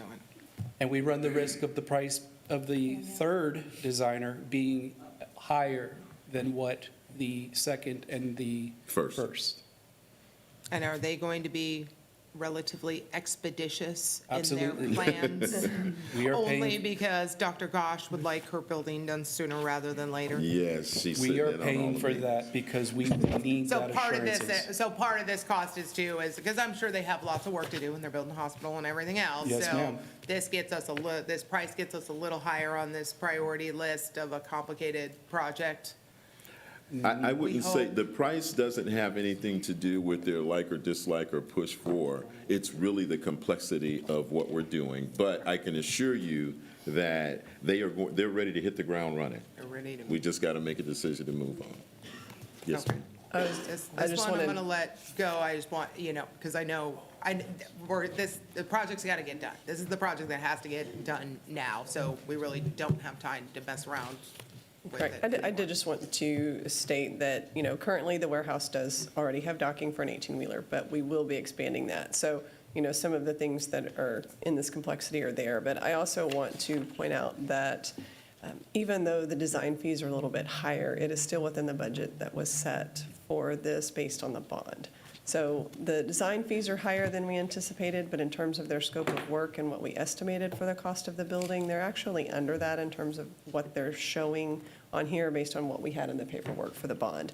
So I know I just want to make that clear because we are not having to go outside of what we estimated originally, even with these higher design fees that are included in there. But I would agree based on the complexity of it as well as it adding on to the 2 existing buildings over there, it is slightly higher and it is due to that fact. Anyone else? All right, may I have a motion, Ms. Ryan? Yes, I move that we approve the selection for design services for the JTech Network Operating Center NOC project, Bond 2022. Second. Motion by Ms. Ryan, second by Mr. Salinas. Go ahead and vote, please. Motion passes 7-0. Item Q, consider and take action regarding approving the selection for the design and engineering service for the MEP Mechanical, Electrical, and Plumbing Package 001 in Bond 2022. Ms. Ryan, you pulled this one as well. Yes, because this is not as complicated as the NOC. More complicated. No, it's lighting and HVAC controls. I put my own nest into my own house. This one has me even more concerned because this is, an 18% MEP fee, and that is extraordinarily out of tolerance with what both either pre-existing or new MEP work is. And when I go back, because we've done some MEP projects that have been more complicated than this, like the HVAC gyms that involve structural, electrical, ductwork, HVAC, lots of mechanical people and stuff like that. Why is this one so, like, literally more than double what appears on most fee schedules? I'm going to start. This one's more complicated. It has 7 different campuses that we're looking at, and it has HVAC controls and lighting in existing facilities. So it goes back to our original statement that if you're doing a design for an existing structure, then the expense is more. I can tell you, and I'm going to let you guys get in, but when they originally went with this, they went with the highest range. After negotiation, they're down to almost 9% of costs. So this one's even lower than what we're spending on the last project. But I would also ask Ben and Ruben to speak to the complexity when it comes to the permitting, and then what happens once you start getting into a facility in ADA and all the other stuff that may be assigned to it. So I would like to begin by advising the board, we got some good news today. Ms. Pollyanna, the Assistant Director for Facilities, met with the school team for the Department of Development Service with the City of San Antonio. We were informed that we will not be held to the same energy standard that a regular permit holder would be required to follow. What that means is whatever the energy requirements when we passed the bond back in 2022, that will be what we will be held to. That does not necessarily mean that all of our other jurisdictions will also do that. And that was part of our concern as far as cost is concerned. Dr. Fields is absolutely correct. These are 7 different campuses, or 7 different facilities, one of which is the ERC. I'm very happy to also include this little tidbit. We are actually well within our design budget. And to the point where the designer would also include the controls for the HVAC units to coincide with the installation of the chillers. So good news. One of the things that we deal with, and we have to take this into consideration when we look at risk, is what happens when we peel back that wall? What happens when we peel back that ceiling? What you see is not what is above this ceiling right now. And we don't necessarily have access to every square inch of the above ceiling floor. So we have to take that in considerations. Why? Because we do not want to come back to the board repeatedly asking for more money. The current recommendation, the price that we are recommending, is actually in the worst case scenario where we are required to 100% upgrade all of our non-compliant lighting fixtures for all 7 of those facilities. Now, we also got pricing for doing only 50% of the lighting. Well, let's just talk about the project. Yes. Yeah, okay. Gotcha. Yes, so we had 2 rounds of negotiations, and we actually can do the base budget. But we may be required to do more. And again, it all goes back to risk. What will these jurisdictions require us? It sometimes is a gamble, and each jurisdiction is different. The engineering involved, we're not talking about architectural rehabilitations. We're not talking about doing drywall. We are talking about mechanical and electrical equipment. As all of us are aware, there have been changes. Outside of the state of Texas, we have had an election. The market has entered into a period of volatility. Mr. Moore, I really appreciate, I know that you like this, and so do I. But basically, what we're down to is it's not 6, it's 4. And then if you were to take up, yes, ma'am, they were able to negotiate 4, not the 6. So then that brings down the percentage. Then what he's trying to say, in his way, is that there's an associated cost that comes along with this that they're not going to have to go through. which comes out to about 133. So if you subtract that 133 from the 4, that even brings down your percentage more, so you're really at like 9%. And that's well What within contract budget. price are we approving? 402, what is it? So the base budget, design budget would be turnkey $402,000. Now, if we subtract the commissioning, it would be even less than that. Commissioning is not design. Okay, no, I'm just trying to figure out what you want us to vote on. So instead of it being 627, 637.50, what you're asking for is 402, Yes, ma'am. right? I'm looking for Ben to say yes, not you. Oh, sorry. Ben? I want to make sure Is that he's what we're talking about? Absolutely. Is that correct? Thank you. Okay, I just wanted to make sure, when we're motioning, we know what we are approving. Because what is the total construction budget you're tracking for this project? It's about 9 or 2.4? Was this I think it's more 2.9 or 2.4? 2.9 million is the hard cost.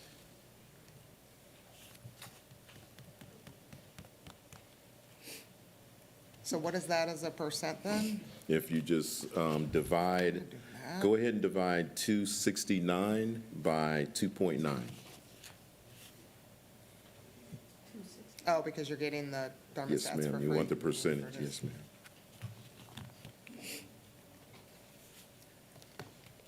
I want somebody else to do math. Just Figure it out, it's about 9? It's about 9%. I told you it's about All right, 9. that makes me feel a lot better, because like, I go back and I look at the HVACs at the gyms again, and that was 17 different designs, mechanical, electrical, and all that stuff, and we paid just over 8, and so when I see 18, Just came in like, today. that freaks me out, and I'm like, whoa, whoa, whoa, maybe we should go to number 2, type thing. So if we're down to 402, thank you for your negotiation skills, because every dime in this bond that we save is another money toward an air conditioner at a school that's gonna break down the road, right? And if we have bond money to pay for those replacement, things versus having to take that out of our general fund. So that's why I'm a little stingy even with the bond money, because I hope there's some other projects we can do down the road and, save us that extra money. So thank you guys so much for your hard work. Thank you. Sorry for Any other cooking. questions? Thank you. Thank you. Any other discussion? Would you make the motion, please? Yes, ma'am. I move that we approve the selection for the design and engineering services for the mechanical, electrical, and plumbing package 001 in bond 2022 at the price discussed in the meeting. Second. Motion by Ms. Ryan, second by Ms. Stanford. Go ahead and vote, please.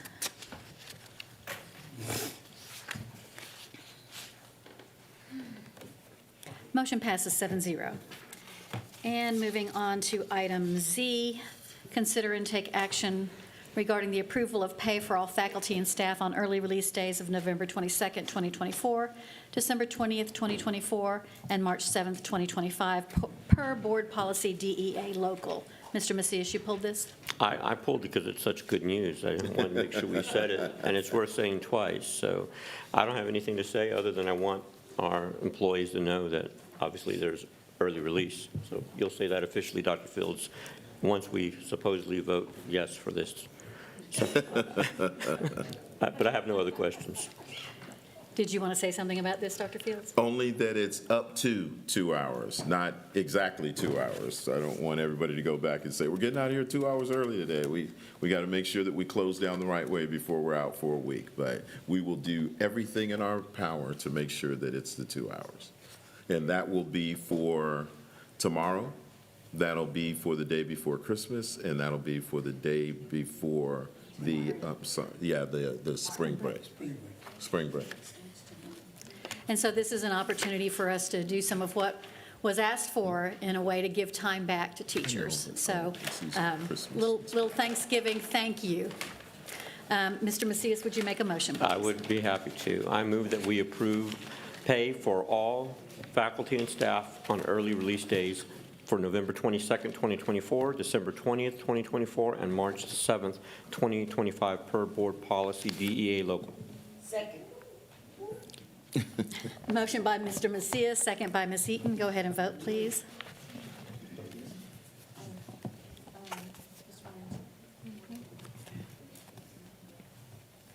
press abstain. Should probably vote yes. No, you can't vote. Don't, who's going to put her absent? There you go. Motion passes 6-0. Let the record reflect that Ms. Ryan left the dais at 9:01 PM. Moving on, item 6. Discussion and possible action regarding approval of Judson ISD Annual Financial Audit Report for the fiscal year 2024. Yes, ma'am. Dr. Fields. Yes, ma'am. You guys received the report on the annual financial audit. I would ask Ms. Davis and Jeremy to give a very brief summary of the audit and then open up to any questions that the board may have. So, Jeremy? Yep. Ms. Davis, sorry. Yes, sir. Today we have Mr. Jeremy Barbato from ABIP, who are our financial auditors, who will be sharing a very pleasant audit financial report for the fiscal year ending in 2024. But before he does that, I do want to take the opportunity, together with Mr. Larry Guerra, to thank all of the business and finance team for helping produce the clean audit and the non-findings that you're about to hear today. So thank you to all of the business and finance team on behalf of Mr. Guerra Yes, and thank I, you so much. and our budget director. Thank you all. Mr. Barbato. Thank you, Madam Board President and Board, and Dr. Fields for having me here today.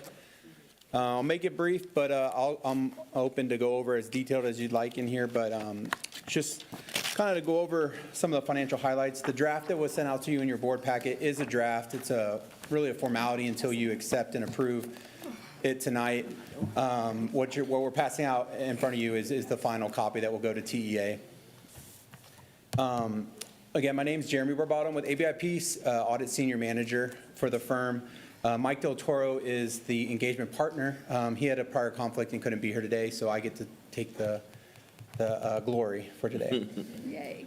I did oversee the audit. I have a colleague here that kind of led the audit, but I did oversee it and review the work paper, so I'm confident in the financial statements you have in front of you today. Starting on page 1 of the financial bound document is our independent auditor's report. Basically explains what we were engaged to do, and that's audit the financial statements for the governmental activities, each major fund, and the aggregate remaining fund information for Judson Independent School District as of June 30th, 2024. We did perform our audit in accordance with our standards generally accepted in the United States. Our opinion for the financial statements in front of you is a clean opinion. It's an unmodified opinion. Basically states that the financial statements are in conformity with generally accepted accounting principles of the United States. It is the highest opinion you can have from an independent accounting firm.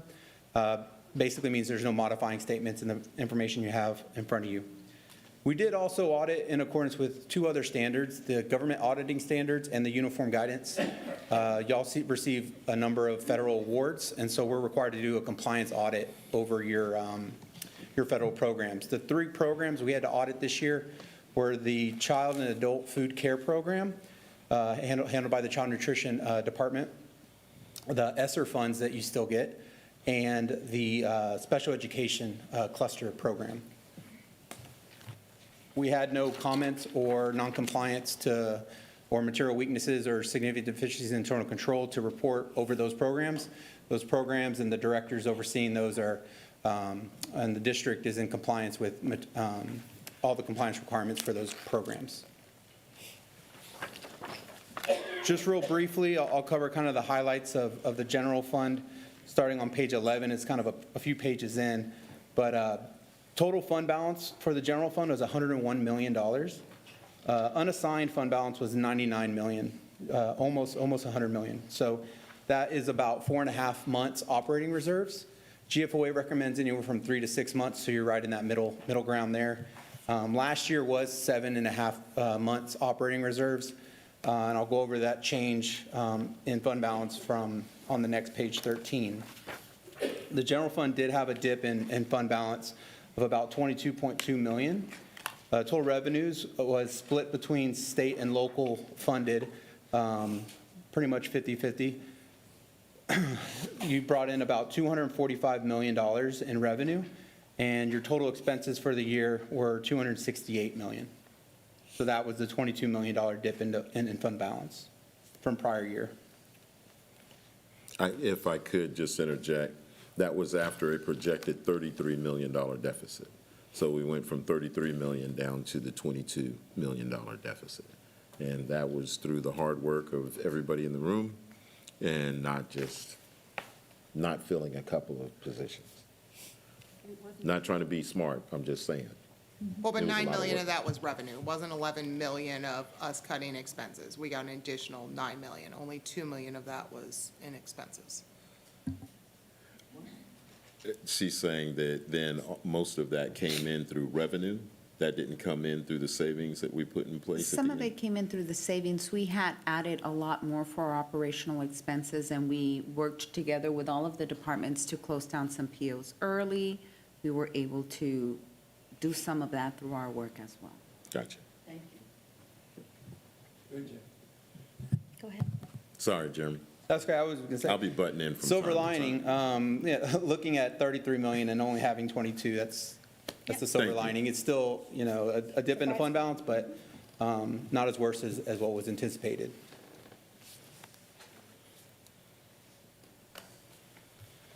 The rest of the financial statements is really just footnotes to the financial statement balances themselves. I wasn't going to cover those in detail unless something kicked out during y'all's review.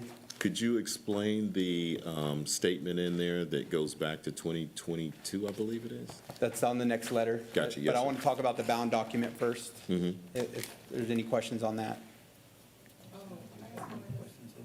Yes.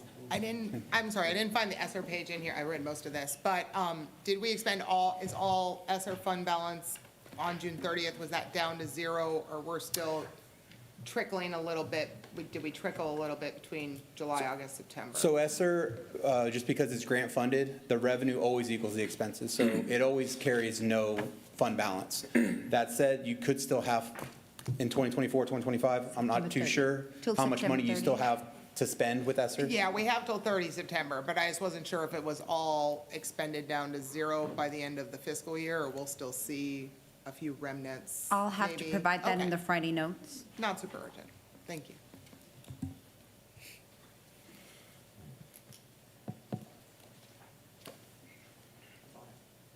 Okay, with that, I'll go over the stapled document you have in front of you. It was also in the packet as well. It's our management letter. It kind of just explains how the audit was conducted and the conduct of audit. There's some significant accounting policies in your financial statements. No new GASBs had to get adopted this year. I'm really happy about that, because in the past 3 years, we've had new GASBs having to be implemented, and it just makes job security up for us, but also just more work for everyone involved. A lot more stuff to recognize on the financial statements. Estimates are an integral part of this. There are a number of estimates that the district has in the financial statements, mainly over the OPEB and net pension liability for your TRS plan, allowance for doubtful accounts, your claim payables, the fair value of some of your investments, and your estimated useful lives of your capital assets. We've evaluated those, and they're consistent and comparable with the years past.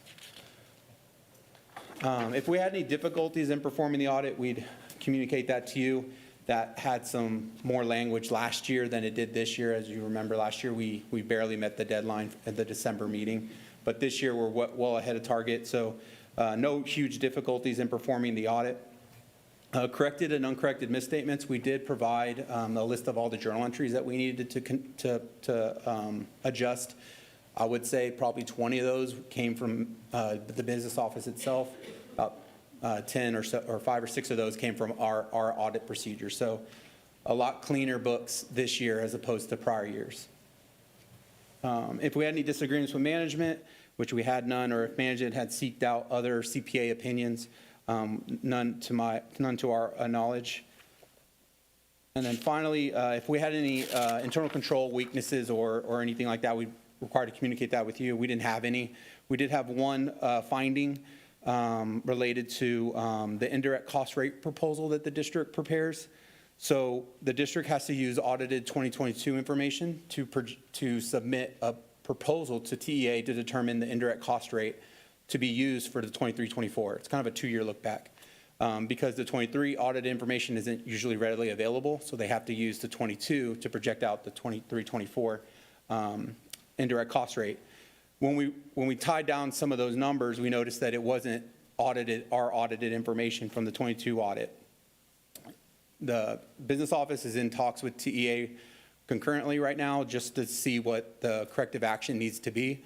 So they're trying to get ahead of it rather than TEA getting this letter and asking what's going on. So we're still in talks with TEA to see what the next steps are, but district has implemented new practices and procedures in implementing their new indirect cost rate proposal plan for the next year, for the 24-25 year.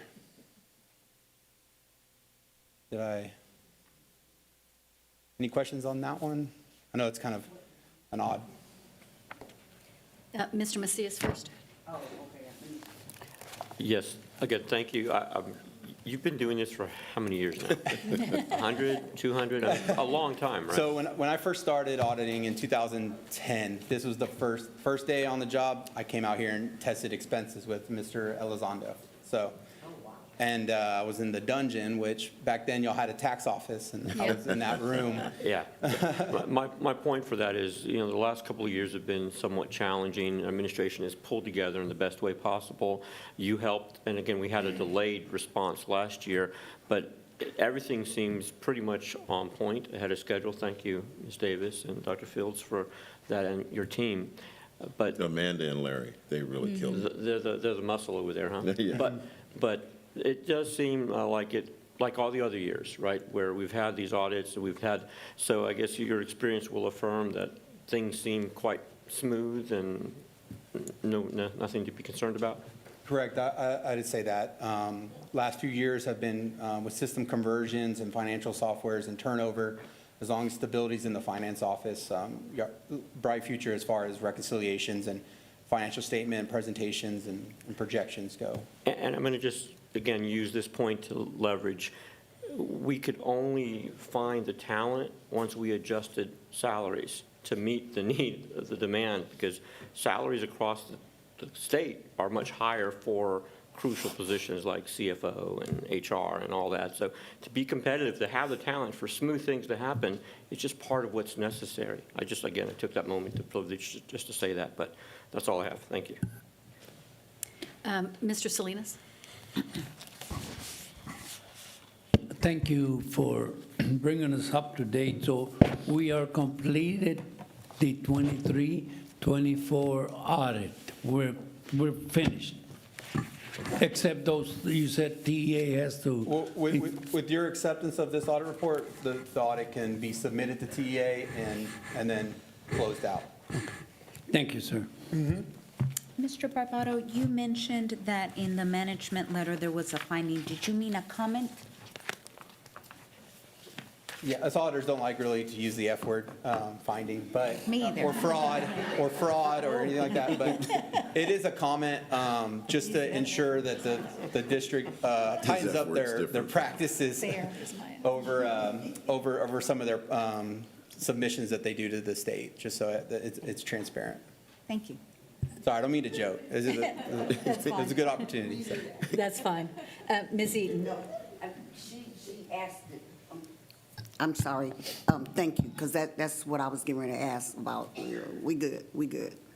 The other thing, it hasn't happened yet, but it has to do with overtime pay and how that's going to be processed, but that's for another Something time. different.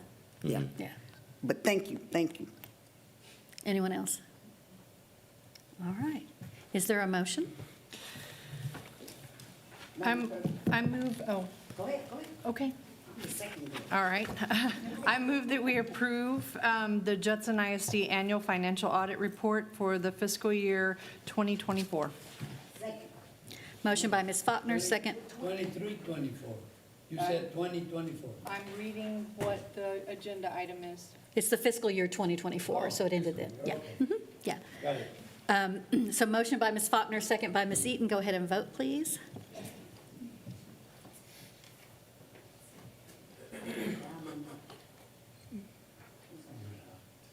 There it goes. Motion passes 7-0. Thank you so much. We Thank you all. appreciate all you do for us. Thank you, buddy. Item 6B, discussion and possible action regarding the board's assurance to commit to completing a TEA-approved board governance training and coaching program during the 2025-26 school year if Judson ISD is awarded a LASSO 3 School Action Fund grant per grant requirements. Boy, that's a mouthful. Yes, ma'am. Dr. Fields. We have 2 schools that we're looking at submitting for School Action Fund grant, LASSO 3, and they're asking that we commit to the board governance training. I would ask Ms. Davis to go through the different types of training that we could go through briefly. Yes, sir. There are 3 TEA Yes, ma'am. board-approved governance trainings, and this is for us to apply for a School Action Fund grant, which is similar to the grants that Kirby, Candlewood, and Wood Lake Hills Middle School and Spring Meadows have. So they're multi-million-dollar grants. The first one is called TSL, Board Integrated Pathway. It's one of the pathways and is not really recommended by TEA. TEA is actually recommending to us that we consider the Lone Star Governance. It has a cost of $3,500, and it is just a 2-day training. They would accept the coaching that we're currently taking with Dr. Gibson. So it would just be a commitment of 2 days with LSG. Then there's the SGS Board Pathway. We're no longer going to be within the 4-year cohort of SGS. We could still join, but that would be a commitment of about 1 year. So it would be a 1-day, 6-hour training plus 4 visits to different SGS labs. So that's not one that we would necessarily recommend. But it is a requirement to participate in one of these 3. Our recommendation would be Lone Star Governance Training, 2 days that can be worked out at a later time. They would need to be completed, I believe, by October of 2025, which is our, one of our submissions. But all of this is contingent on whether or not we're accepted for that. Correct. So to be clear, this is a competitive grant. All of our grants have been competitive within the Innovative Office. We may or we may not get them, but in order to just even apply, we would have to say that we are committed to completing this training.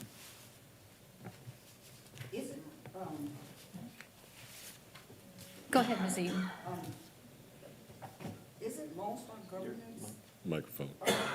Lone Star Governance, the one that we? Used to, yes, ma'am. Yeah. Yeah, we did that. We did that previously, but it's expired, so we'd have to do it again. Oh, okay. Because that wasn't bad. That was Yeah. a lot of good information. Absolutely. Yeah. Ms., was there anything else, Ms. Eaton? No. Okay. Ms. Ryan? Are we able to just commit that we'll do a program? And do we have to decide which program right now? Sorry. We don't have to decide which one Which right. one? Right now, we Because just I'd like need to a. look into these a bunch we more. just I need went a back and commitment. watched all the Lone Star Governance stuff and wasn't crazy about, some of the products that came out of that in the end, type thing. And so I think, and maybe some of us newer board members who didn't do LSG would like to look at how that works with what we did with Dr. Gibson, which one best integrates into what we're doing. Before, if we get picked up, then we pick one. Correct. I think is the path I'd rather do than picking one right now. The I'm clarification not for sold now. on LSG necessarily. The clarification for now for the board is just that we put in for these grants, it's a competitive grant. They want to be assured that before they put us in this $1 million grant lending process, that our board has agreed to attend one of these trainings. Whichever one we come back and decide at that point will be great with them. But they just, saying no tonight would take us out of the competition. So we're asking, are we in the competition or are we out, basically? So we need to make a Yes, ma'am. choice between, what, 2 of these? No. No, No, we not just tonight, need to ma'am. vote that, Just yes, so we you are in commit to- agreement that. Right. Anyone else? So I. Yes, ma'am. I'm speaker number 3. Oh, I'm sorry, I didn't see that. Go ahead. That's okay. I just want to say I totally like the opportunity that we'll have and appreciate the recommendations. I'm committed to doing training. I guess we can figure out how or what works best, but obviously Dr. Gibson has been helpful, and I think he's actually even writing some of the Lone Star, or rewriting some of the Lone Star governance. So again, you can get a commitment from me. Anyone else? All right, so I move that the Judson ISD Board of Trustees commit to completing a TEA-approved board governance training and coaching program during the 2025-26 school year, should Judson ISD be awarded a LASSO 3 School Action Fund grant per grant requirements. So motion by myself, second by Mr. Macias. Would you please go ahead and vote? Motion passes 7-0. Best of luck to our campuses on competing for those grants. I hope they get them. I'm happy to do training if they do. Or even if they don't. We have training we do every year. Item C, discussion and take possible action regarding approval of selecting the educational program model for Cibolo Creek Middle School and Selma Elementary School. Yes, ma'am. We received a request from Ms. Ryan that she wanted us to look at some of the program models for the new elementary as well as the new middle school and kind of give advantages and disadvantages of each. I know we put this into board book, so I'd ask Dr. Toppin and Dr. Saunders to briefly go over. Do you mind if I kind of explain why I put this on here Sure. first before they jump into that? So Yes, ma'am. we're literally all just, if anybody remembers, 3.5 hours ago when we started this meeting, we were talking about, panorama, and Mr. Macias said, it's about, we talk to our community a lot, right? And we get a lot of feedback. And one of the things that feedback in the northern feeder pattern that I've been getting from a lot of parents is the lack of programs in the Veterans Memorial feeder pattern. So we have tons of innovative and magnet schools down in both Wagner and Judson High School's feeders, but we have far less programs up in the Veterans Memorial feeder pattern area. Also concerns over, obviously with some of the high school drawing of lines too, as that draws the attendance down at Veterans Memorial too, is which programs are going to be available. Because if you go back and watch, old JSTEM lotteries, the biggest number of students, who apply for the JSTEM lottery is out of that northern feeder pattern, to the point of triple almost in some genders from some years. There were 3 times as many boys out of, Kitty Hawk last year as there were out of, say Woodlake or another school that has other magnet schools in that area. So we don't have any STEM up in that northern feeder pattern at all at the high school. We've got computer science and we've got digital media and we've got cosmetology, but since we're starting 2 new schools up there, what new pathways can we create? Because I love feeders that start at elementary, go through middle, and build that whole pipeline. What can we do to provide more program choices? Because parents are looking for some more high-demand curriculums out there, one of which is dual language is huge in some of the other school districts, and they have waiting lists for dual language programs. There are waiting lists for STEM magnet schools across other districts too. And as we try to draw our enrollment back up by creating programs that are high demand programs in order to bring those families and ease that transition from 5th to 6th grade where we lose 190 kids, we don't want to keep doing that. We want them to choose Judson because we have great programs. So that's kind of why I put this on the agenda. And I put this on before the proposal of moving JSTEM to Kitty Hawk. So how that's all going to play into everything, I don't know, but I submitted this first. So that's why it's on there. So if you all can just talk about what your ideas are. So Dr. Fields, I'll start with Selma, if that's okay. So the idea behind Selma is to make it a dual language campus. In essence, what we would do, our recommendation would be to take Coronado Village and move those students into Selma Elementary. Then we would open up the dual language programming to students that live in that attendance zone as well. Dual language is different from Spanish immersion. With Spanish immersion, you actually test into the program. So your kinder, end of year, CLI, testing would qualify you for Spanish immersion, so that's Wortham Oaks. When we're talking about dual language, this would be emergent bilingual students. These are native Spanish speakers in the same classroom with English-speaking students learning at the same time in the same classroom. It's important to note that we do receive TEA funding for all students in that classroom, not just the emergent bilingual, but the English-speaking students that are in that classroom as well. So that is our proposal for Selma Elementary School. For Cibolo Creek. Oh, can I talk about dual language real quick? Yes. Because I love dual language. My daughter went through dual language when Wortham started as dual language, switched over to a Spanish immersion. I'm very familiar with what the program is and some of the academic outcomes that come out of that. And it's a very high demand program.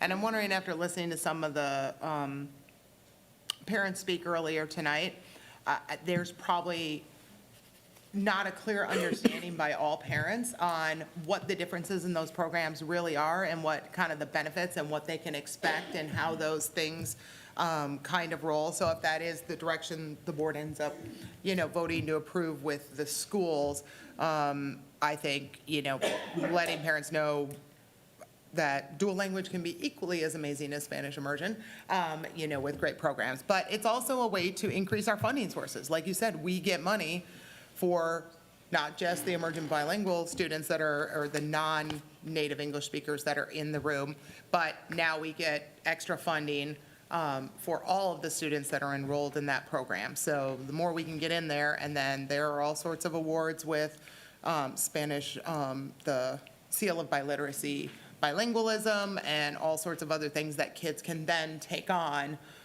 to their middle school and high school. And I hope that is that a program that could potentially grow into middle school then? Because I know a lot of our surrounding districts, their dual language doesn't end in 5th grade.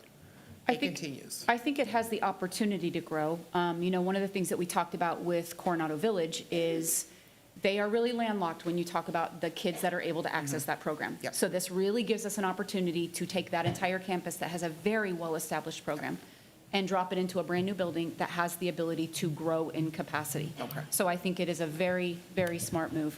And just as a note, we did provide a Spanish immersion program one-pager out when families signed up for public comment. If you grabbed an agenda, you could grab the one-pager.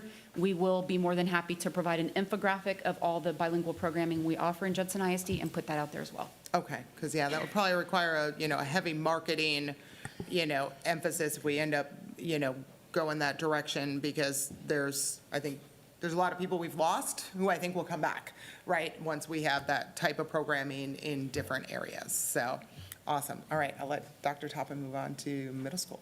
Thank you, Ms. Ryan. For Cibolo Creek Middle School, we are looking at the programming pathways that are currently in effect right now at Veterans Memorial High School. And currently, they house cybersecurity, which we all know is a really big push right now. There's about 8,000 jobs and nobody to take them because we don't have the clientele for that. Accounting is another big program there at Veterans Memorial. Graphic design, cosmetology, and computer science. And so what we're looking at established programs at the high school level and what can we put at the middle school level that will help continue to build those programs there. So our proposal for middle school CTE programs at Cibolo Creek is digital media, which will flow into graphic design, which is another high needs area. We also will have principle of human services. We're recommending that because that is a level 1 beginner course that can go into business, marketing, education and training, and also cosmetology. So it is a foundational course that will let the kids go to the next level, level 2, level 3, and level 4.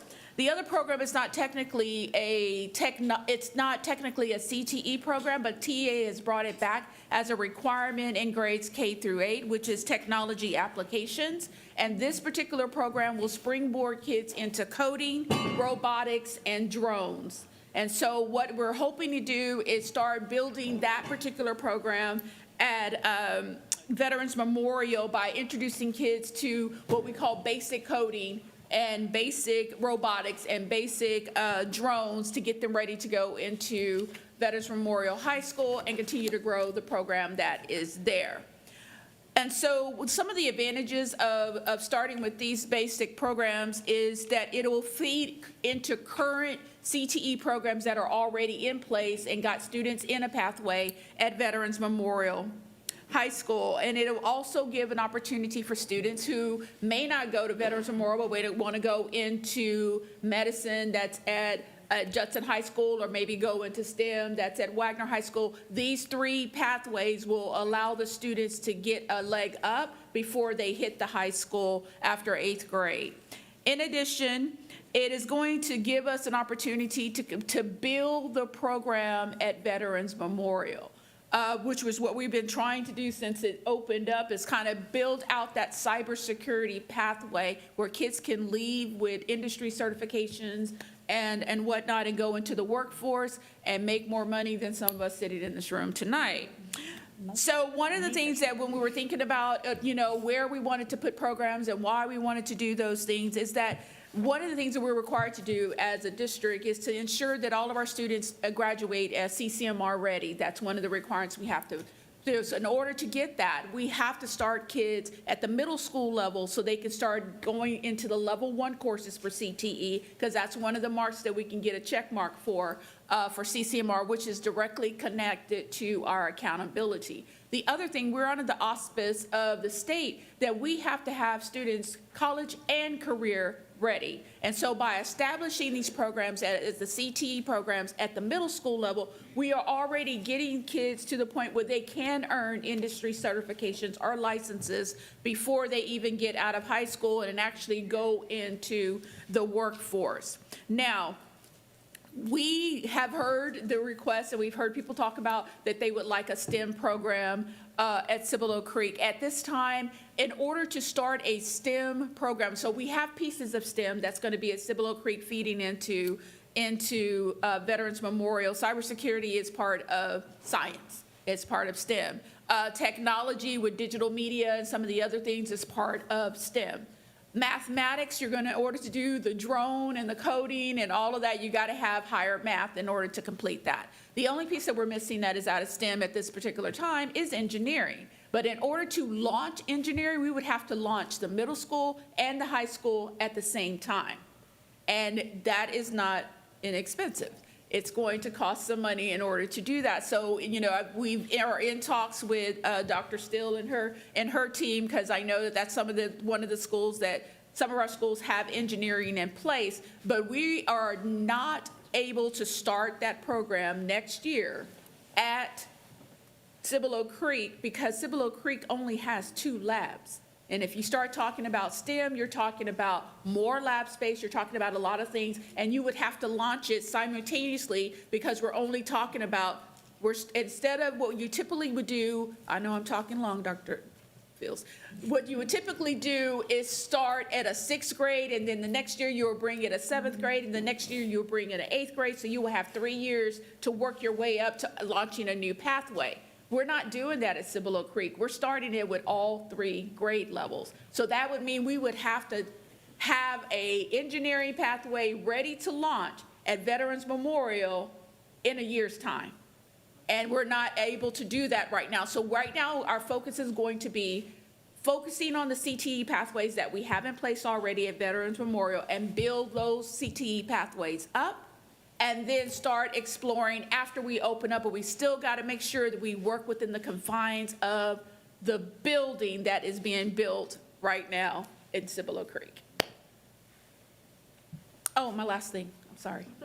My last thing is that in order for you to have teachers in those specialized areas, they not only have to have the certification to teach the CTE course, they also have to have the work experience.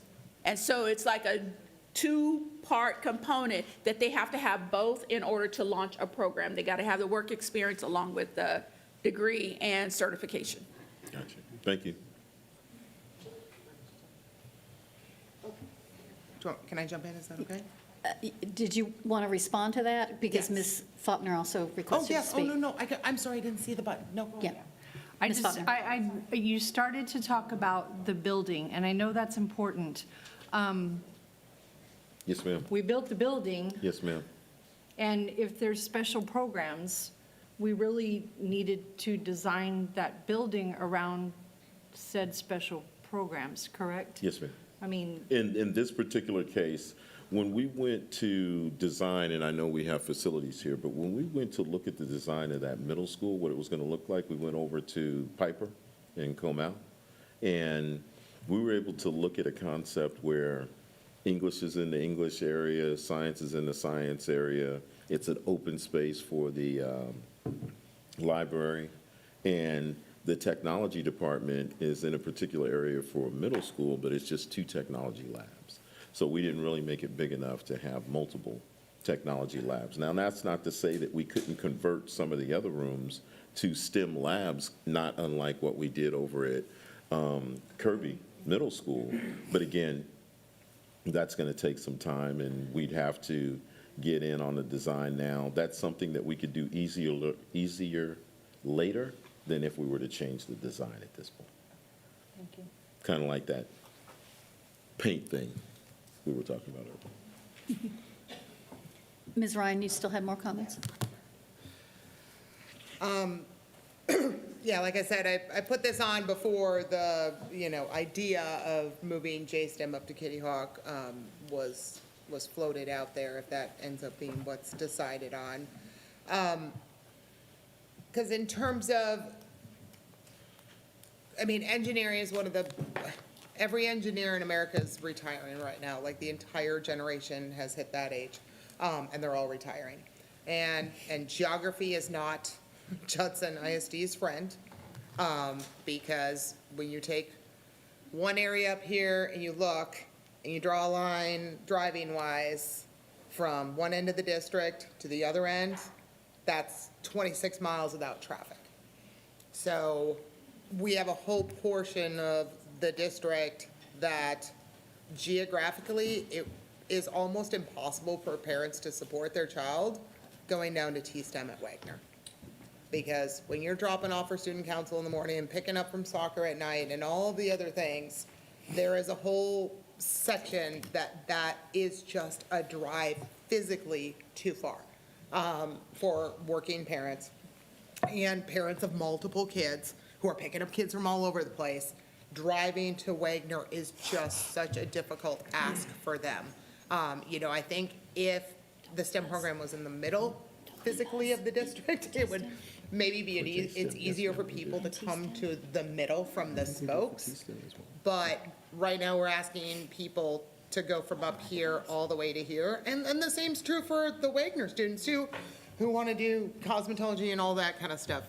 So when we can create opportunities, because if we look at where in that whole veterans area, where we're losing kids to, it's to science and technology schools. It's to BASIS and it's to SST, because that is what the parents demand, and that's why they made 2 schools right there, right on I-35, because they read the room and knew what the high demand CTE path was and what type of career thing. So if JSTEM ends up at Kitty Hawk, is there any way to move forward with any sort of engineering path up in either the central or northern feeder pattern so that it is physically accessible to all of our families? Because I just don't think we're at families, I think there's a lot of families that aren't going to sign up for T-STEM because it literally is just too far. So we're talking about the high school or the middle school? I'm looking for a STEM feeder somewhere not at Wagner. I can say that To support those desires, those program choices in other areas of the district. typically, not unlike JSTEM for what we had for years. Yeah. It was strictly at Judson Middle School.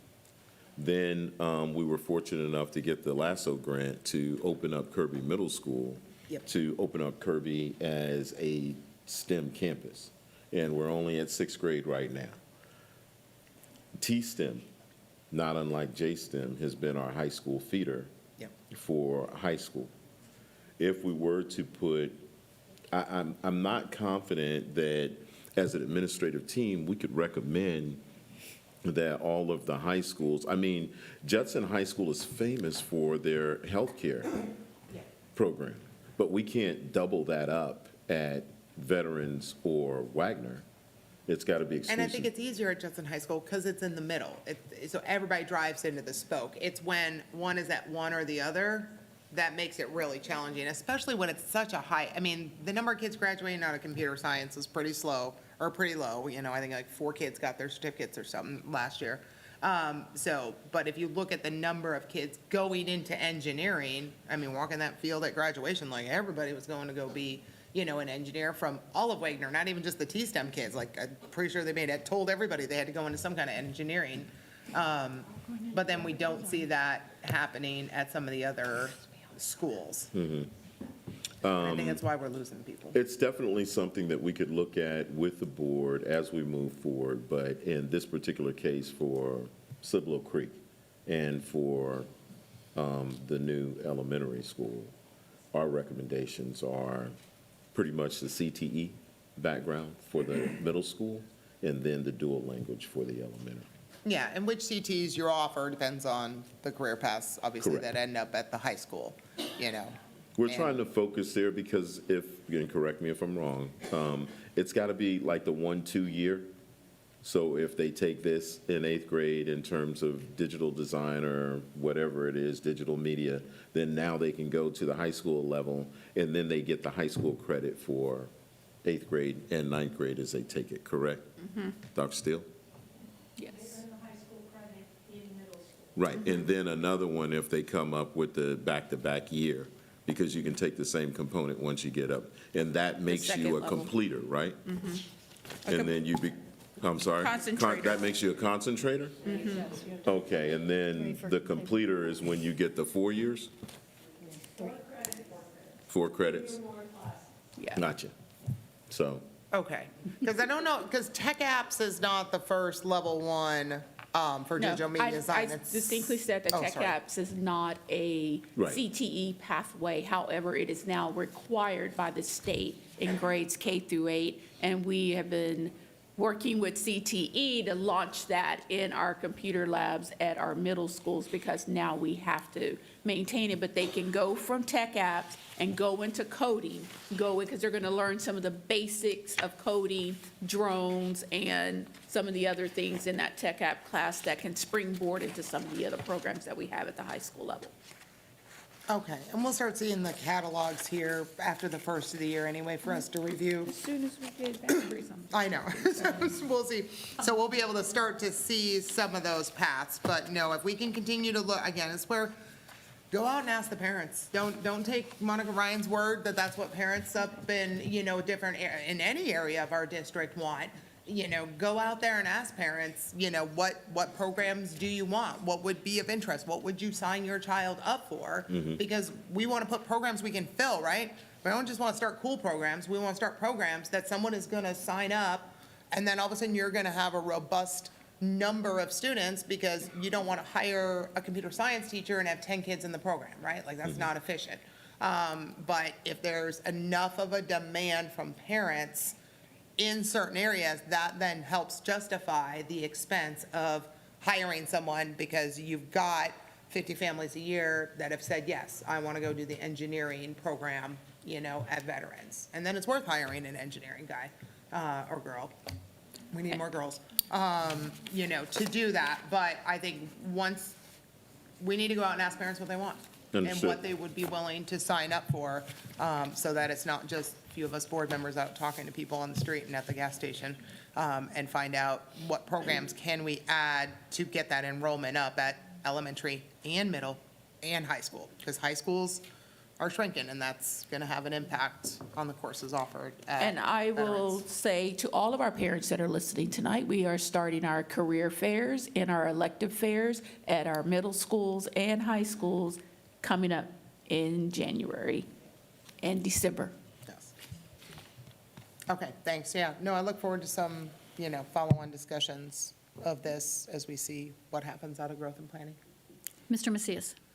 Yeah, this was never an action item, I suspect, or was it? It was. I mean, it was, but we're not taking any action on this. Yeah, there's not enough. So it was a good discussion. I guess a couple of things. I want to be very sensitive. I was on the board when we made the decision to have T-STEM at Wagner High School. And the emphasis was that there are a lot of students in the southern part of our district who do not have access to resources. And so that will trump the nicety of having a program on the north side, because the need is for us to support children on the south side that need that support. And I know a lot of T-STEM parents who love the program. So there's nothing wrong with that program. The location is advantageous. It is much harder to say for a family that a single mother to drive all the way to the northern end of the town rather than a family that's affluent to drive on the southern end of the town. So again, the emphasis is putting I it. wasn't saying move it, just to be clear, I wasn't saying move T-STEM. Well, no. I'm saying duplicate T-STEM. Okay, I didn't want you to think I said move it from Wagner. He has the Veterans. That's microphone. not. And I appreciate that. Thank you, Ms. Ryan. But the idea is if we can only do one, that's the one. And again, that was the rationale of the board back then when we worked with administration. Well, great, we can start doing that. We are doing some of that with Kirby, which is another area that needs it. So anyway, just want to make sure that that's stated, because that's a real critical thing that why we made the decision we made. And then secondly, our meetings, they're pretty lengthy.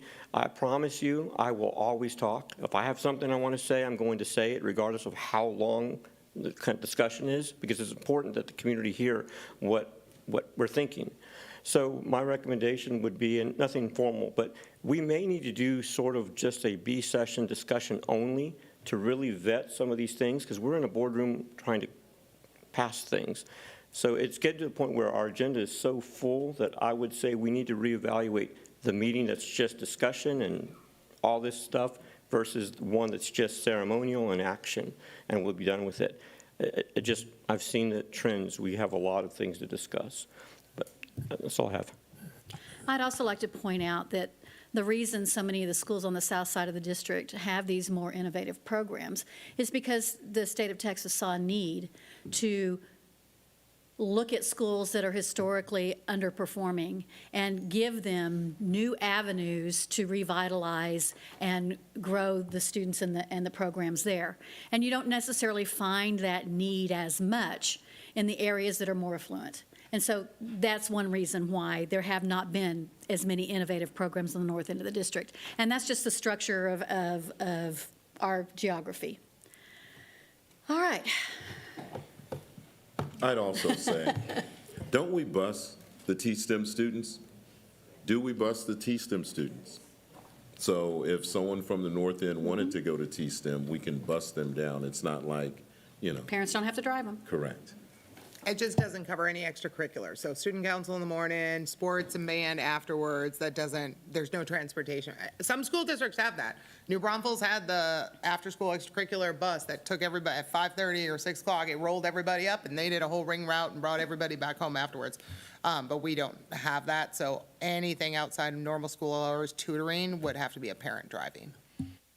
I would agree, but I would also say that when you start looking into T-STEM, and I'm looking for the cabinet to chime in here, when you start looking at T-STEM, JECA, some of these specialty areas, those students have oftentimes given up extracurricular activities to focus and to concentrate on that particular option that they selected, correct? Yes. And that's fine that we keep some of those students, but understand you are losing students because you're not offering stuff. So, and again, part of the board's goal is we have to put our mark on the strategic competitive educational marketplace by reading our customers and delivering a product that they want. So if we want to ignore what they want, then they can just keep going over to BASIS and SST, and then we're going to keep losing money. So, I mean, you can either read your community, which is what board members' jobs are. I talk to the EDCs in our cities. I know what jobs are in demand. I know what parents are saying, and I know why people are leaving for charter schools. So, I provide that information and share that with you guys, and if we don't want to take any action on anything and just keep doing what we're doing, then that is what it is. But I still have to provide that information. That's my job. And I if the board appreciate it. doesn't take action, then, And I we'll don't just keep want to doing make it look like we're pushing back and saying that we don't. It's just that the way that we have it developed is that we offer the particular programs in particular areas. I know Dr. Saunders wanted to speak. Yes, sir. Just point of clarification, I thought about this earlier when we were talking about Panorama as well. I just want to make sure that we are differentiating between what we offer and what courses actually make. So there is, if you look at the course catalog, there is a ton of offerings. I mean, it honestly looks like a college catalog. Unfortunately, there's not always enough students to make that course.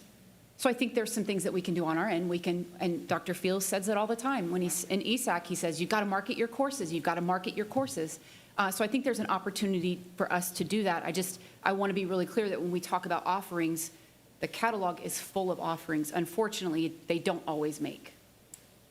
And the other thing I do want to point out, and I know we're all tired, but I just have to point out the fact that we constantly are talking to people in the industry. I was here the other night when Dr. Steele had her meeting with people that are actually working in these fields that we're talking about offering these courses in and whatnot, and we're getting feedback from them in regards to what are the jobs that are being sought in our area right now. And that is to inform us about what courses we need to be offering at our high schools so that when kids graduate, they're able to walk out of here and either go into the industry or go into a higher ed setting where they can earn a degree in that. And I know that as a former high school principal, we were always having what we call our business partnerships with people coming in and sitting in meetings and having conversations because we want to put our kids in the best situation for them to be successful once they leave us and go into the global society in which we are graduating them into. And so there's constant conversations going on at all different types of levels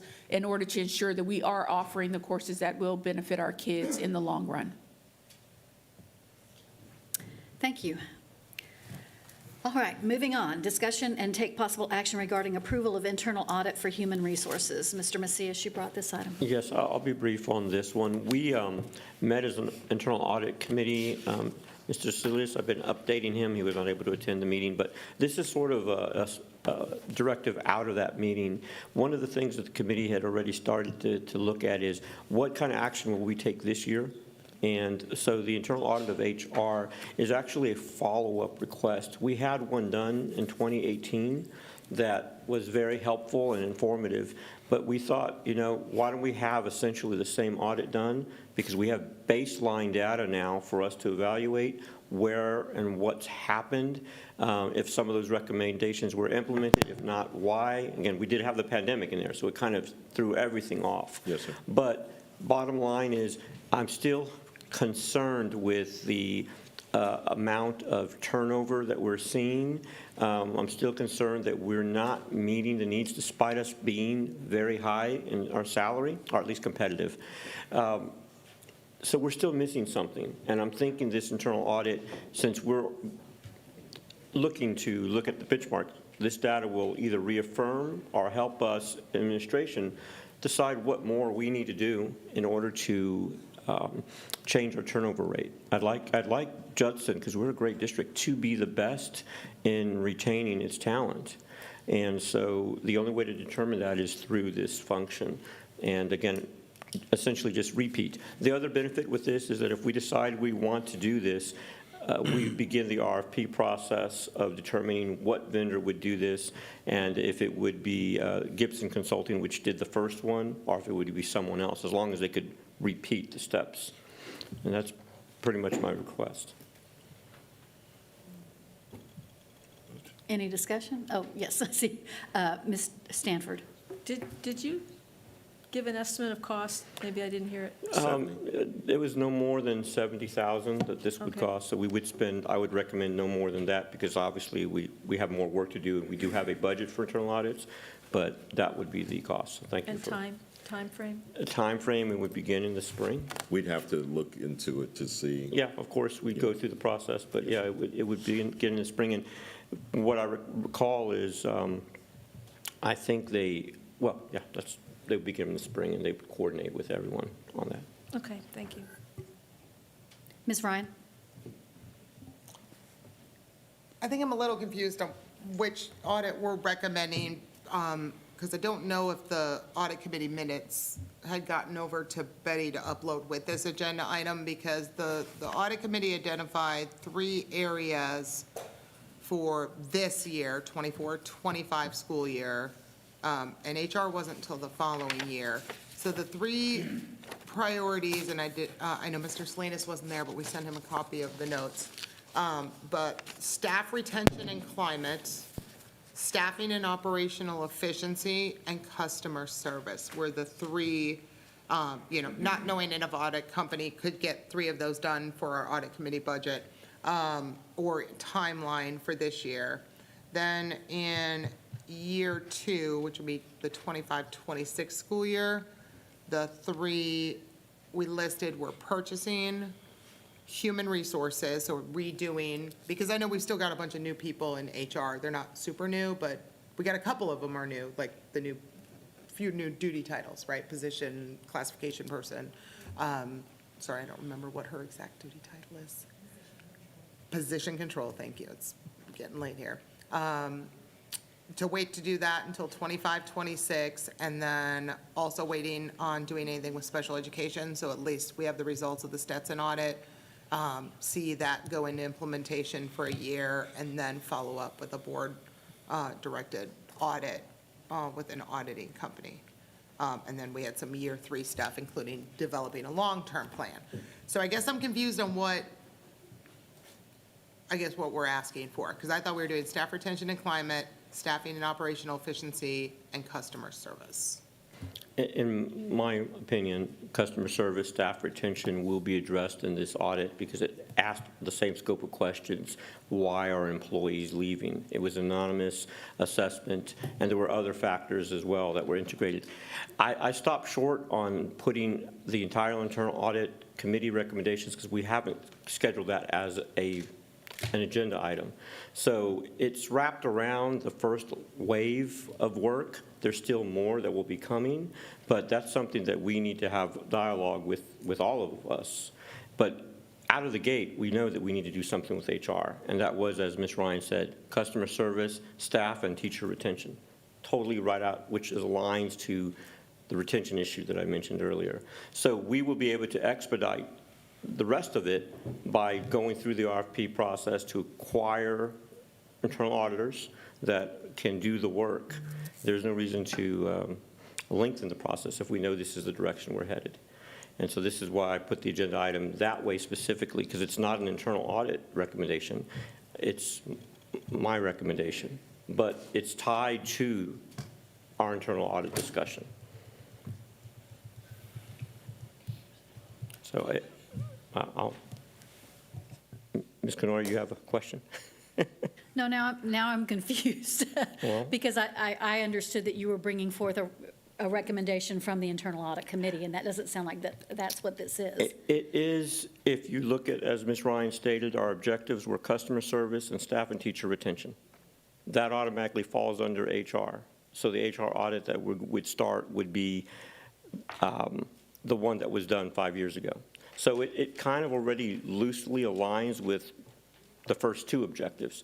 But this is not that formal, because I still need to sit down with Mr. Salinas, who didn't make the last meeting. So there's much more, and as Ms. Ryan has stipulated, we're looking at other things too, operational efficiencies. We're not talking about any of that. Right now, we're looking at the retention challenge, which was the basis of the previous internal audit that we did in 2018. But as I mentioned, it starts the ball rolling with us selecting a vendor, because we don't even have that. We still have to go through the RFP process. So we still have to approve it again, basically, once we get that RFQ out there. So what you're asking for is to approve going out for an RFP for auditors to look at human resources in the retention area specifically? And if I could, in a perfect world, the one that was done before, because it did interview employees anonymously, it identified 100 over the last 2 years. It actually was very thorough. It was 18 pages, I think. But yes, that is what I'm asking or seeking. Is there any other discussion? Yeah. Ms. Stanford? Yeah, if there's a way this audit's going to be able to get a handle on our staff's experience of our customer service. I think it would be very important to get that, especially compared to what it was in 2018. I'd be interested to see if there's been a trend. But even one of the comments in Citizens to be Heard caused concern to me with how the staff is interfacing with administration, with the 5 absences thing. These kinds of things keep cropping up. And so if an internal audit would give us kind of an overview of staff experience, I would be interested in I'm not saying it would hit something as specific as that, but I'm just looking for the staff's experience of the district and their experience in the district. So if that's what you're saying this would do, or at least partly accomplish? Yes? Yes, it absolutely would. And again, the scope would not be specific to customer service yet, but the climate is part of what they're looking for in terms of why we're having some challenges with retention. To have a study that was just done 5 years ago, and again done now, I think could be quite invaluable. I see this as a win-win for us. Okay. Well, I'd be in favor of gathering more information like that.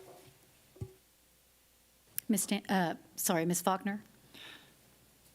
So this is, I'm still confused. This is not a committee recommendation, right?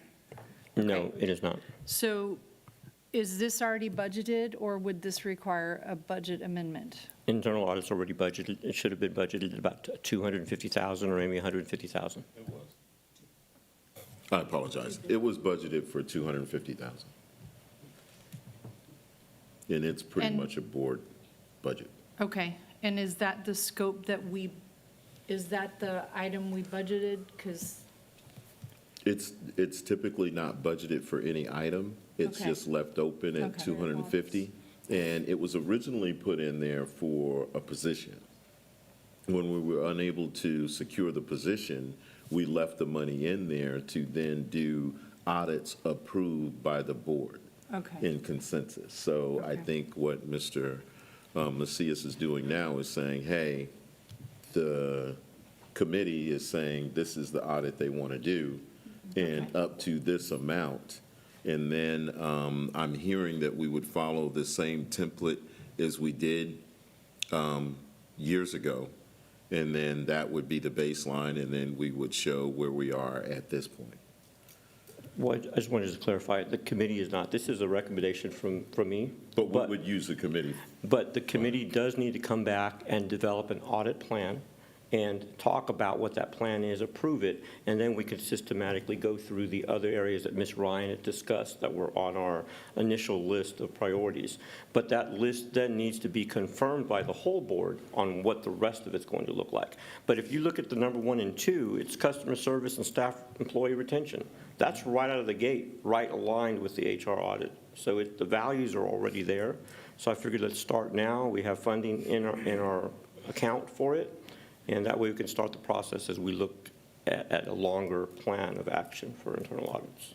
Understood. One last thing. Do we have any outstanding audits that we have talked about that need to be paid for with this money? Okay. No. All right. I am just a little uncomfortable with it coming from one person rather than the committee, because that was one of the reasons we established an audit committee, was to look at and develop a plan. And I'm not saying this isn't needed. I'm not saying it's not a good idea. I'm just uncomfortable with the fact that we have an audit committee, and this should be a recommendation from the whole committee, in my opinion.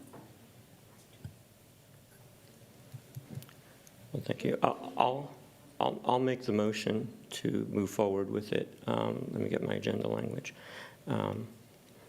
And again, if it were to fail today, I mean, we're still not done, but we're going to come back with another HR request anyway. So this really just helps us start the process a little sooner.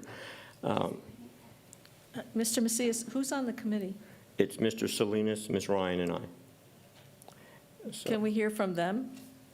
Do they have any input?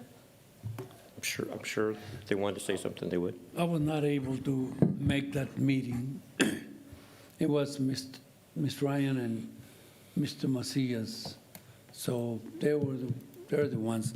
But if they're asking for, let's go out for a bid on this, I would not object to that.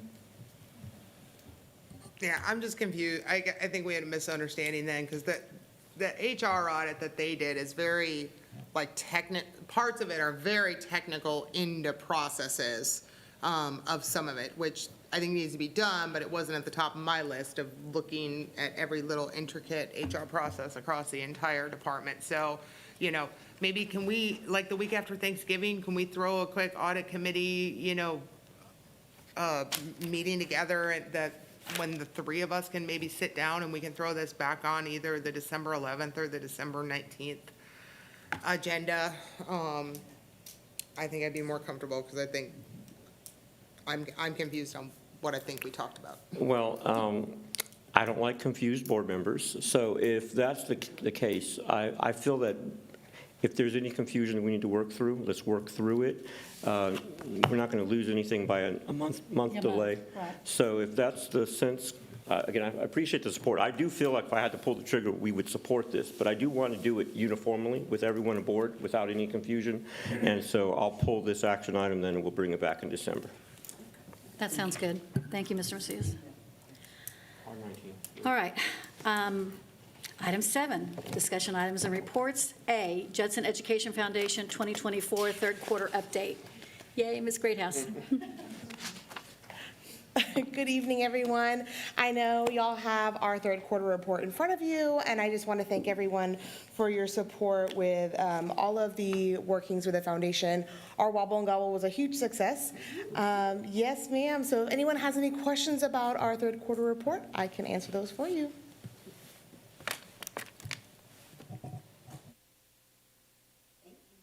I don't see questions, but I do want to say that how much I'm looking forward to the gala. Yes, So I ma'am. want to give you a chance to toot the horn about that and get it out there for the public. Yes, ma'am. And looking ahead in our first quarter, we do have one of our largest events. It's the gala on February 7th, so mark your calendars. We sent all that stuff out for sponsorship information today, so everything is up and ready on our websites. We do already have some people that have reached some interest, so we are excited about having our gala February 7th, a Friday. I'm sorry, I was talking to Miss Susan, and I thought it was December something. December the, That's not the gala. That's not the gala. That's the business recognitions.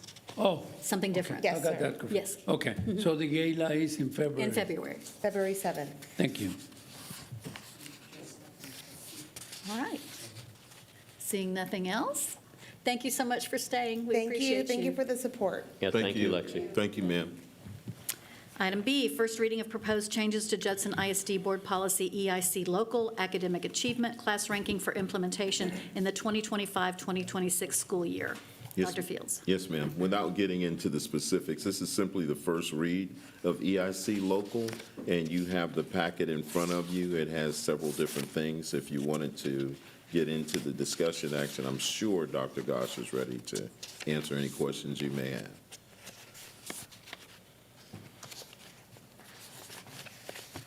Ms. Ryan. All right, I'll try and go quick. You don't even have to take notes, just go back and watch the video later. Thank you to the committee that you guys put together on this, because looking at the names of who was on it, they already got enough stuff on their plate, so to take the time. But policies are the things that kind of sit up on a shelf till you need it type thing, and this has been sitting on the shelf for a minute. And, you know, I needed it, and we've got other parents who needed it, and I think it was time for a nice dusting off and a good review. And overall, just from what I've seen going on in the national, you know, college and scholarship type thing, I think a lot of these changes you guys are recommending are really going to help our students be more competitive on the national level, the state level, the regional level, you know, when we're competing against other districts in our area that have different numbers of points assigned to things than us, then all of a sudden their 115 GPA looks a lot better than our 109, even though our kids work just as hard. So there's a lot of great things in here that I think really are going to help. Couple questions I had in terms of exclusions, and this is all old language, not something you had changed, but courses taken outside the district for evening, night school, and summer school. That doesn't include VSN, right? Because we have an increase in this, VSN probably didn't even exist when we wrote this policy letter the first time. So those are taken in school for the most part, the virtual school network, and they show up in Skyward with grades. And that might be a Monica Garcia question you can get back to me on. Yes, so the TXVSN is addressed in part in here, but it is an online course and the students do take them here. They don't have to, but you can unenroll from Judson, enroll in TXVSN and take it somewhere else. So it is not just exclusively something that we do here. We only have a few students in the district that actually do that, and we do maintain the grades and you receive course credit for that. Okay, so those are not part of the exclusions? Correct. If they're taken through Judson? Correct. Perfect. Because I know there's some high schools looking at trying to maybe add a few more because to make up for some of those course offerings that don't make. On local graduation honors, we're still calculating at the end of first semester. Is that what you found most of the places were doing, or were some of them doing it after, whatever, I guess, 2/3 of the first semester? Because everything has creeped up in colleges now where early decision and all this other stuff is due in November. And they want class ranks and they want all of this stuff. So when we don't close ours out till the end of December grading period, and then the counselors, everybody's got to go do GPA certifications, and we didn't have transcripts available like last year until like probably February before we could send those things off. So is that still the best timing to do that cutoff? So we actually made this adjustment because we have been running it at the end of the first semester, even though this particular policy stated that we did it after the end of the third quarter. And part of that to move up was to address the issue of students wanting to apply for early college enrollment or, different graduation honors or even grants.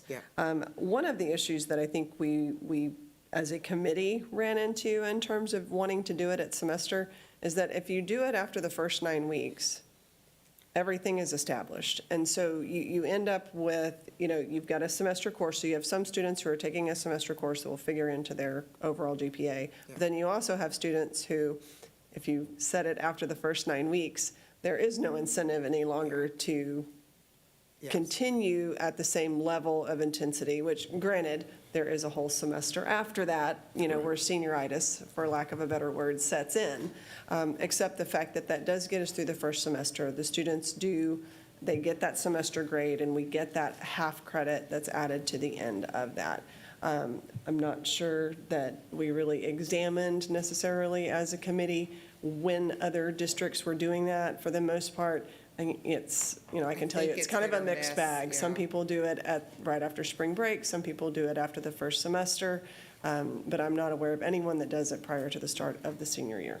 Okay. Yeah, no, I think it's just, if the counseling department can, free up their people to know that this is a priority, right, in January. And hopefully, now that we're on 7, not 5x5, right? 5x5 scheduling, and the counselors were so busy that first week back because it was a whole new school year, that producing those and getting those things launched very early, I think then we'll still put kids in an okay position for this. So I'm okay with that timing.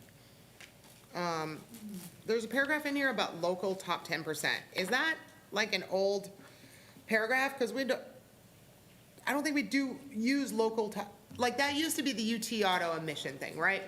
Where if you were declared local top 10%, then but we don't, Texas doesn't do top 10% anymore. UT changes their percentages every year, and sometimes it's 6, sometimes it's 7. So is that a legacy paragraph that shouldn't exist because there's really nothing special about 10? Point of correction, I believe that most Texas universities still do top 10%. Yes, it's just that your only the elite University of Texas. Texas universities like Texas A&M or University of Texas they've increased their, or decreased their percentages to like a 5 or a 6 or a 7, but if you're talking about U of H or TSU or, you know, but if you're talking about most of the universities across the state of Texas, it's top 10%. Top 10%, Automatic yes. admission. What recognition do we do for top 10% at graduation? I mean, we've got magna summa cum laude ropes, but that has nothing to do with your percentage. The people who sit in the front row is the top 10 students, not Correct. top 10%. Do we have local graduation honors for top 10%? Because that's what that paragraph says. They get the cords. They also There are was no- recognized in the graduation booklet with magna cum laude, I'm so sleepy. They are recognized in the graduation book. They get the honor cords. But that's not for top 10%. That's for GPA calculated. So being in the top 10% doesn't matter. You can have 20% of the kids magna cum laude, or you could have 0%. So go back and talk and think about it. I just don't think we do anything special directly related to top 10%. There's nothing on your transcript that says top 10%. Like, your colleges will calculate it and figure out I'm number 35 out of 350, so I'm top 10%. But I think this is a legacy paragraph from back when there was I think there used to be, and I don't think there is anymore. We will take that back and we'll discuss that piece, and we will put something prior to the next board meeting in the Friday notes to kind of clarify Yeah, whether or not, on and what we you will guys make adjustments if needed. recommend, or if anything's needed. Based on that. On the early graduates, it talks about graduating an entire year early. Is there not a 3.5 option anymore?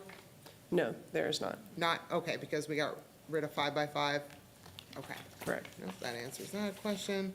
Okay, I think the only other thing I had was about, and this is something, different districts are struggling with right now, which is there are very traditional names of courses, right? I'm in honors geometry, and then I go into, honors pre-calc, and then I take AP calculus, right? But there's a lot of new courses out there in Texas, that are CTE and other related things. And because of how GPAs are being calculated, when those courses don't come with a multiplier, we're seeing kids not enroll in them. So I'm talking about computer science, level 4 CTE and level 3 CTE class, which is a tough course, right? Type thing. We don't code those as honors. And maybe it's a nomenclature in our catalog, right? That certain classes are extraordinarily difficult. Varsity athletics is difficult. Varsity honor choir is difficult. Because what we're seeing about the top performing kids is they are disenrolling from those courses because it's hurting their GPA. Because when the average GPA is a 110 to 115, if you take football and it's only worth 100 with no multiplier, it just brought your GPA down. If I take level 4 CT digital media practicum at Veterans Memorial, tough course, I'm getting Adobe certified and everything else, no multiplier, brings my GPA down. So there are some districts that have implemented some multipliers for various courses that are associated with industry-based certifications.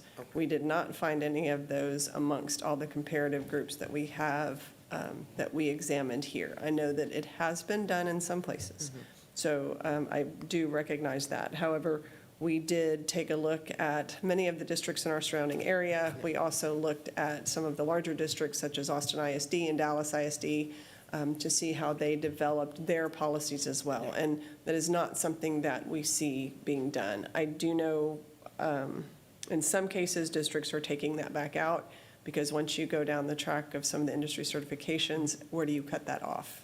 And some industry certifications are not as difficult as others. And so it begins to be kind of a pick and choose, what course do we want to offer, which one do we not?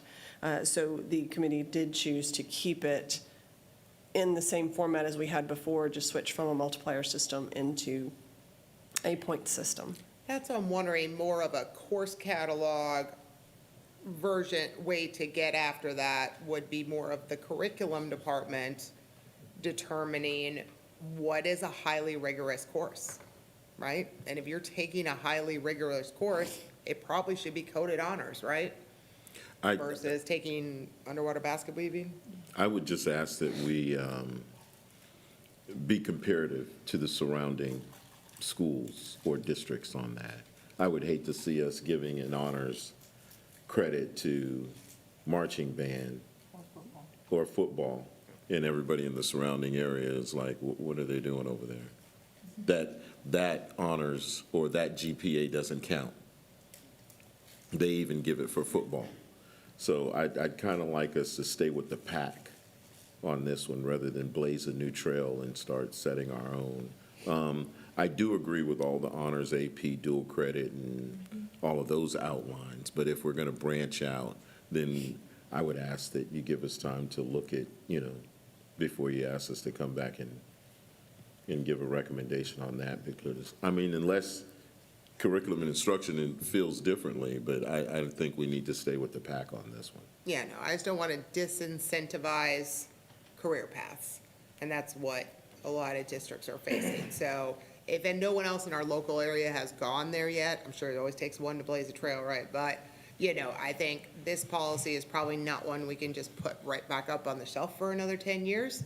This is probably a policy we're gonna have to keep an eye on, so as things, change in our area, and if people start adding things like CTE level 4s and stuff like that, we don't wanna be caught behind the power curve, if some of their discussions come to fruition and actually make their way into, actual policy letters. Yes, But, ma'am. no, Dr. I Sun? appreciate all the hard work and all the math from the committee, though.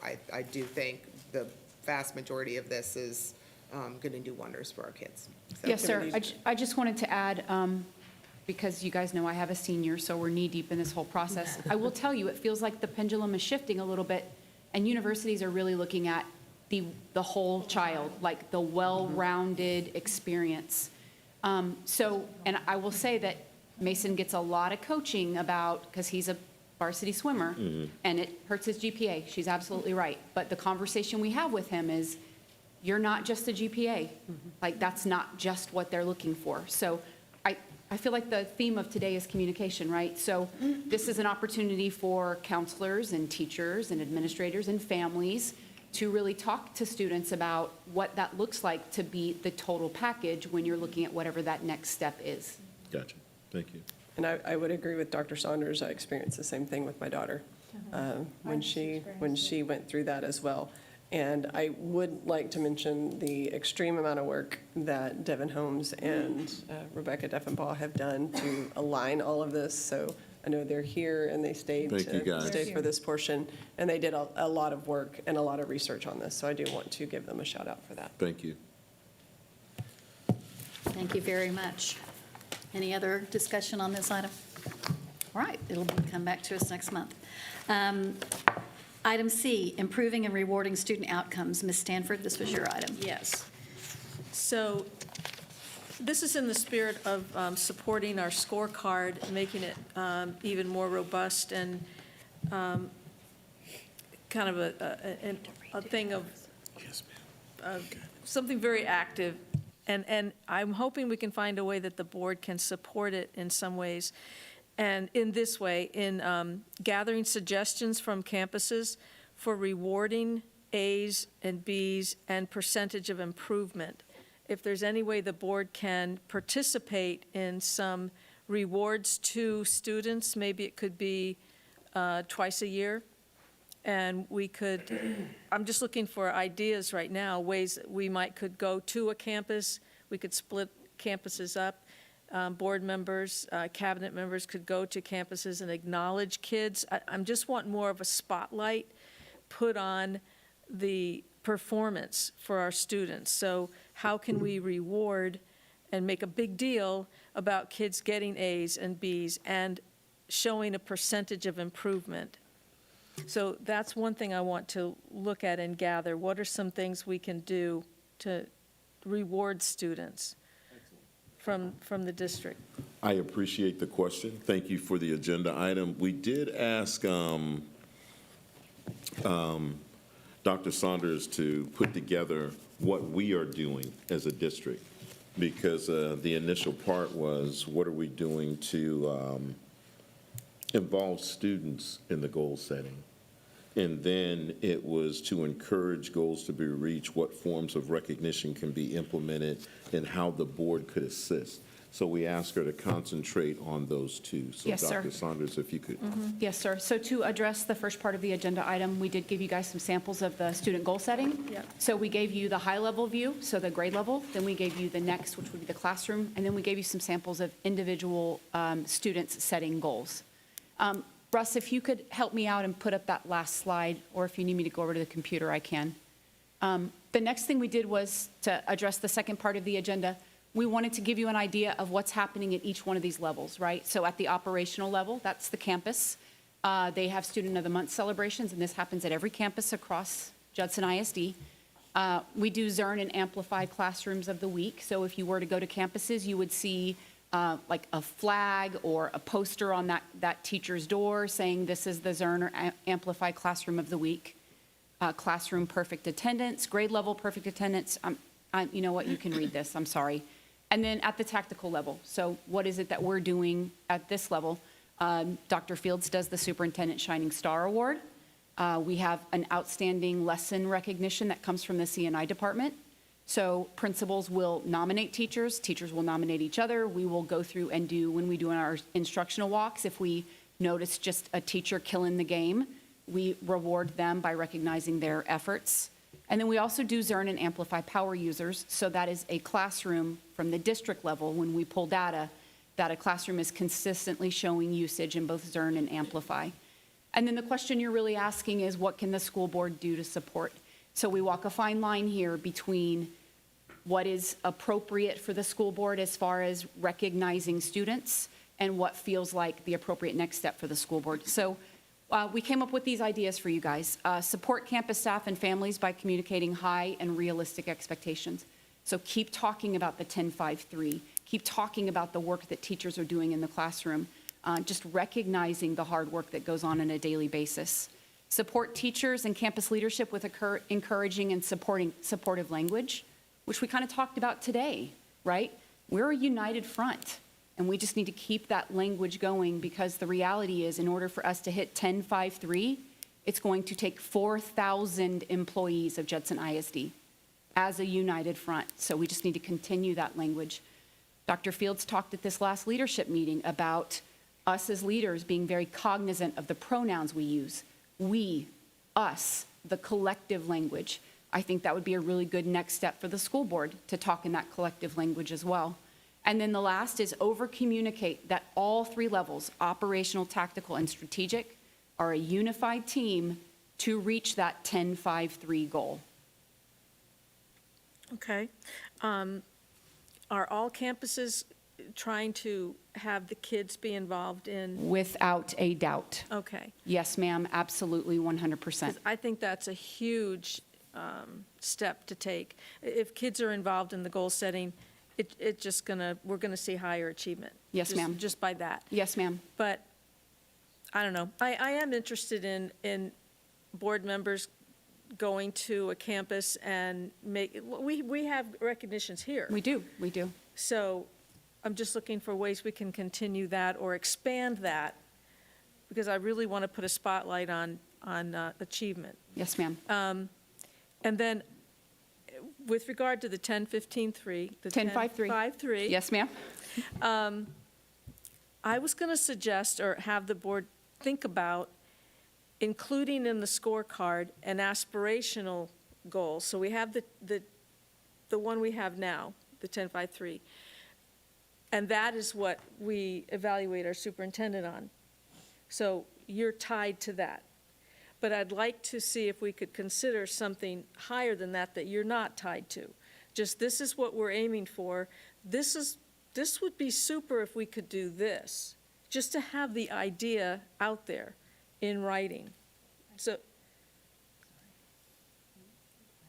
So have two sets of goals, the one that you're tied to and one that would be, I'm going to call it aspirational. Something that could be this would be another higher level to attain. Go ahead. We already had this discussion, and I think in recalling this, we talked about that would be sending mixed messages, and it would also be disheartening to our teachers who are working so hard on what we have put in writing to then say, oh, you got there, but we now want you to go here. We had this discussion already, and we, as a board, voted on this right now, but we also decided that it was a living document, that when we got the data, we could come back and make the decision. But having two separate goals sends a mixed message, and that is not what we're working on. We're working on unity and making sure that we're all on the same page. And if somebody wants to say that I maybe misinterpreted what we did, let me know. That is exactly what I remember the conversation being, that it's a living document. Give us an opportunity. Moving the needle, starting the momentum is always the hardest part. So if we can just over-communicate, right, that we are a united front and we're all grinding away at the 10-5-3, I think that will help tremendously. Well, what I'm thinking of is we make goals to shoot for the moon, and we also talk about maybe some days we'll hit Mars, maybe someday we'll hit Mars. So I don't know why we can't include a higher aim. A superintendent, the last superintendent we had made a comment that just really stuck with me. When some aspirational goals were put forward, she said, but that will set me up to fail. If you have the goals too high, you're going to cause me to be put in a potentially failing position. And so it made me realize there's a tie there that is uncomfortable for the person that's being judged by what we accomplish or don't accomplish, and maybe trying to attain something higher. And so that's why I'm thinking if we have a second level that you're not tied to, just to have out there, it'd be cool if we could hit this. That's my thinking. So open to input. My input would simply be, I pray that people don't receive our leadership as we're moving forward because of how it'll affect me. I can't tell you how intentional I am. I try and be, and we try and be collectively about saying we, and this isn't what's best.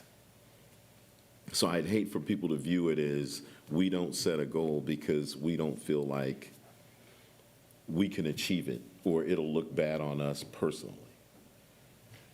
We sat down as an administrative team and we brought in curriculum and instruction, but we would have never allowed them to say we need to set the bar low because that's all we can do.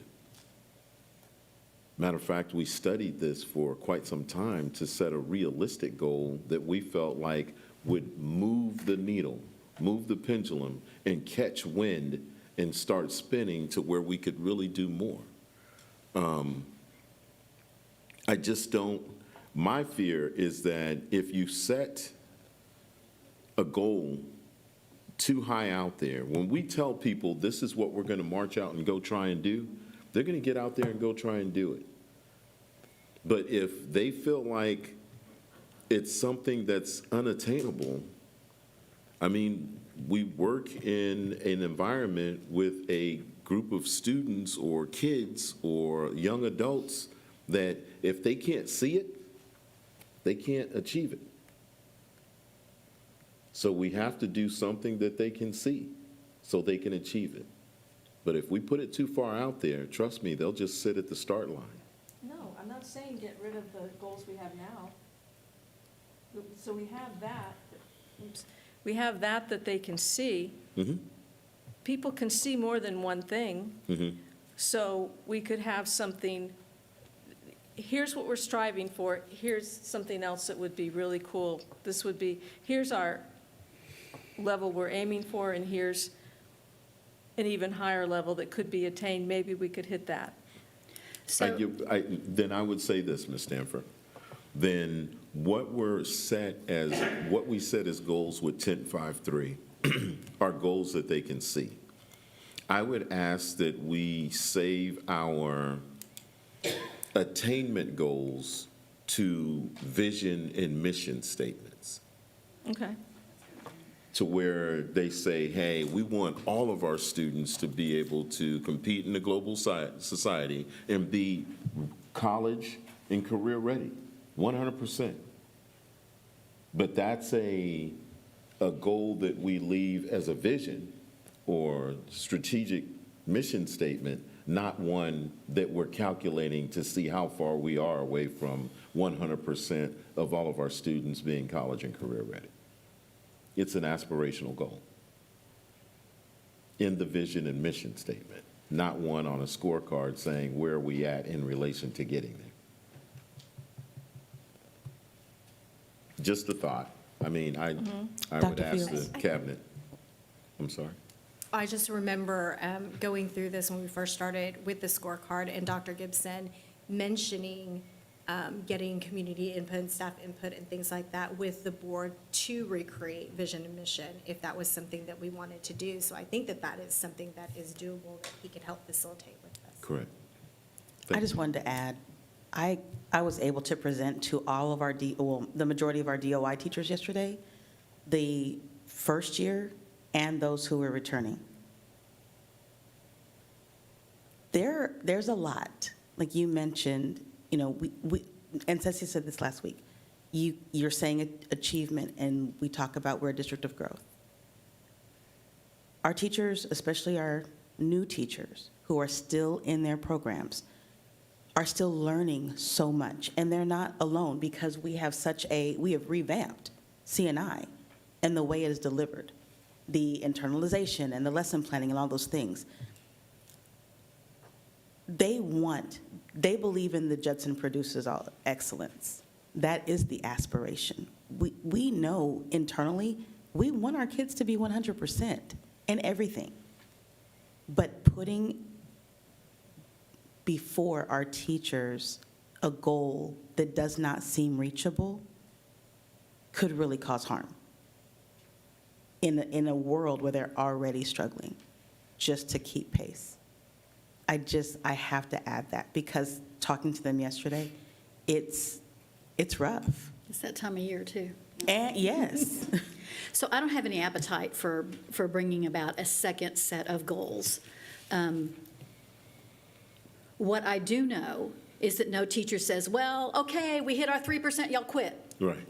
That doesn't happen, right? And when the students and the teachers start seeing success, their appetite for success grows, and they're much more likely to overreach the targets that we've got. And I think we're going to see that in some data that's coming up after our middle of year things. But I don't want us constantly during the year adding, subtracting, adding goals, changing things like that. The time to do that is at the end of the year when we look at where we ended up, where are we on a scorecard, and then what's the next step. That's when we should be looking at changing goals. But I personally have no desire to dangle a carrot. I don't think that's appropriate. Oh, I'm sorry. I wasn't even looking at that. Mr. Macias. Yeah, no, when I saw this agenda item, and in my brief discussions with Ms. Stanford as well, it seemed more about recognition. I think we've all adopted our goals. I didn't see this as a moving that goal yet. We know what we're trying to do, but recognition is the part that I think was really out there.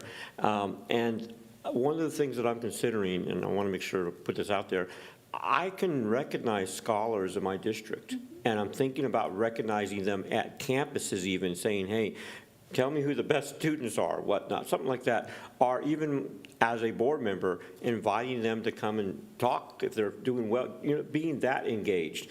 I don't want to. Years. As long as it wasn't in the classroom and it was during passing period or at lunch, I didn't really have a problem with it. But in hearing what you're saying, when you're saying they're not supposed to be out during the instructional day, I think we'd have to then go back and speak with the principals to ensure that all of our philosophies are aligned as we move forward, because I don't know, phones at lunchtime kind of calm things down a I was little going to bit. stop you there. I said instructional day, but I'm meaning in the classroom. I think free period, lunch, all that kind of stuff is fine. But see, that's where we're running into the problem, though. Some people say it's out, and it's not supposed to be out. You need to pay $15 Well, to get it back, where others. this was my vision, and I wanted to make sure you Okay, see gotcha. that the student has to check the phone in. They have to put it away, and it's gone. It's not even in their possession, unless, as Mr. Brooks said, instructional need. There are pouches that are like hangers. You put them in the back of the room, they put them in there, and that's it, they're done. There's none of that. Teachers are having challenges with students by deciding that they want to do whatever they want to do. And so I think that's sort of the direction. We still allow them to use it during free period and lunch and so on. I get that. But I don't know, I imagine our students have iPads and stuff like that. No, because Dr. Gosh won't let them bring their own personal devices.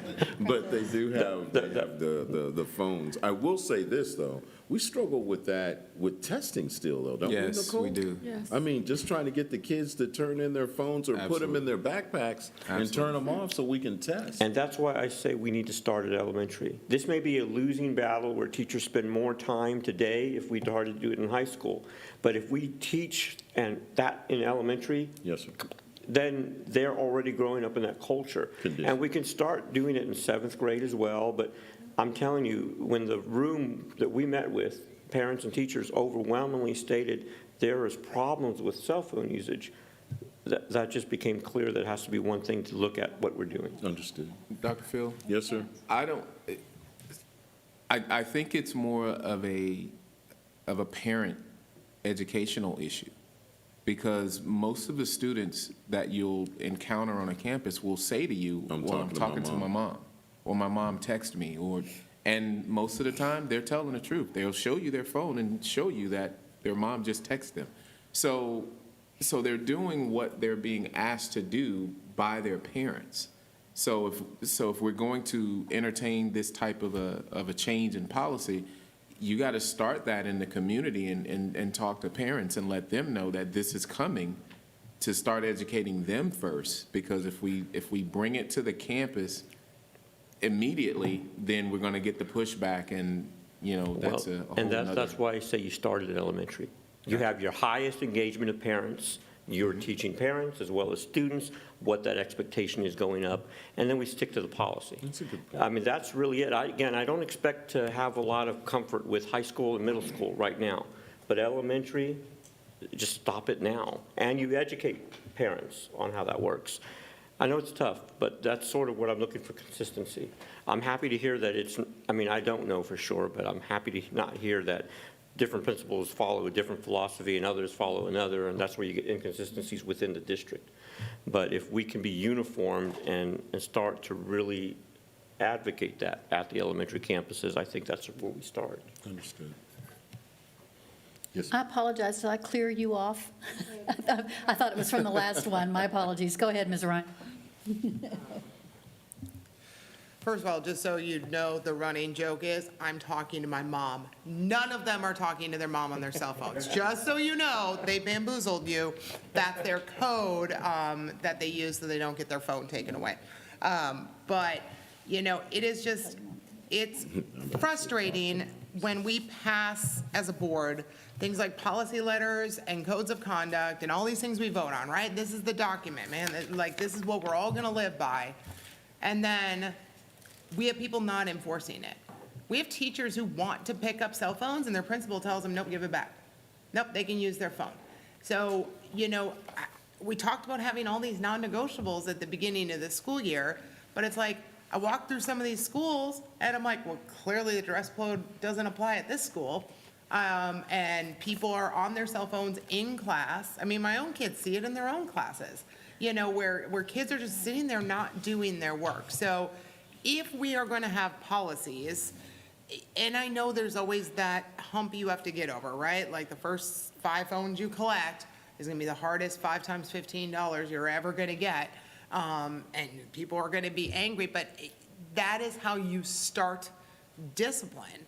And so if we're not even doing the basic things that we said we were going to do and that we put in our policies and our code of conduct this year, things like dress code, things like cell phones, and that's not being implemented on our campuses, then we're not going to get better at discipline. And I don't just mean discipline go to alternative school. I'm talking about like a soccer team and a football team is disciplined. It means I'm showing up, I'm doing what I'm supposed to do for 8 hours, and I'm all in the game, learning math and reading. That sort of self-discipline, if we are not enforcing it. And I'm getting it left, right, and sideways from the teachers because they are tired of it. They do not want these phones in their classrooms, period, end of story. But they don't feel like they have any support from the people above them to do anything about it.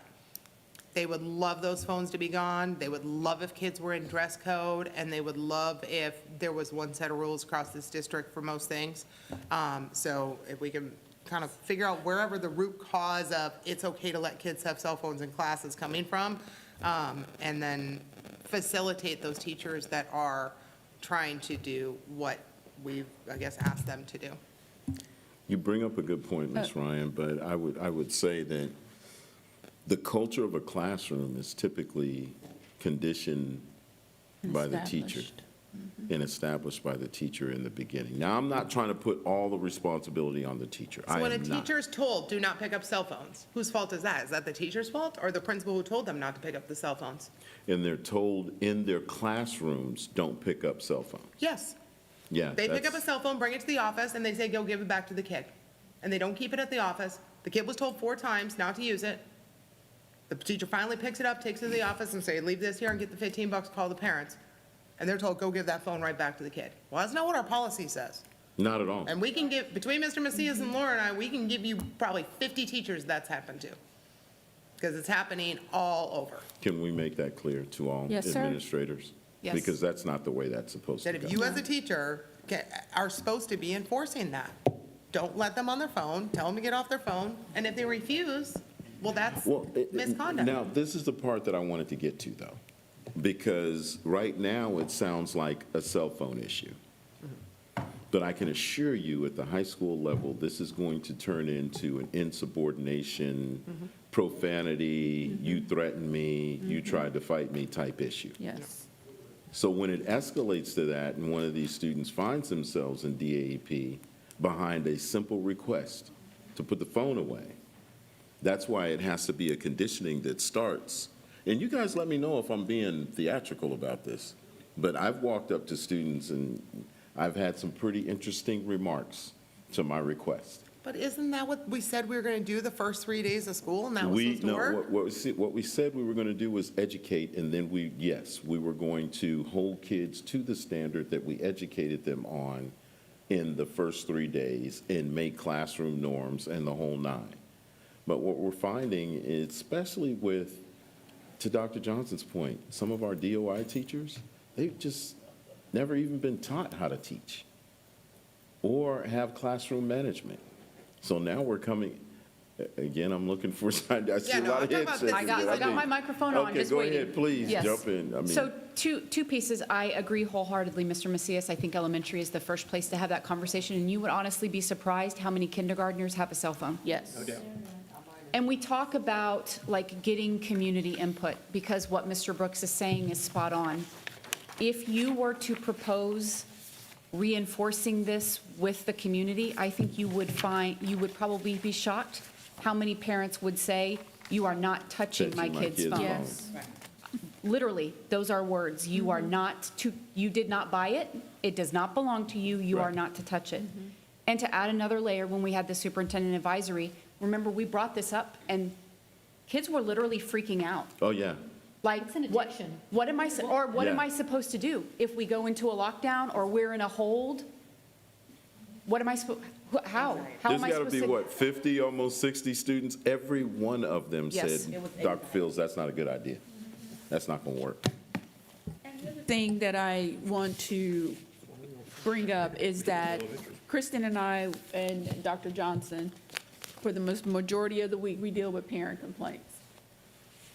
Just this week alone, there was something in the water, but just this week alone, today was a lot. But just this week alone, it was more to the consequence was upheld.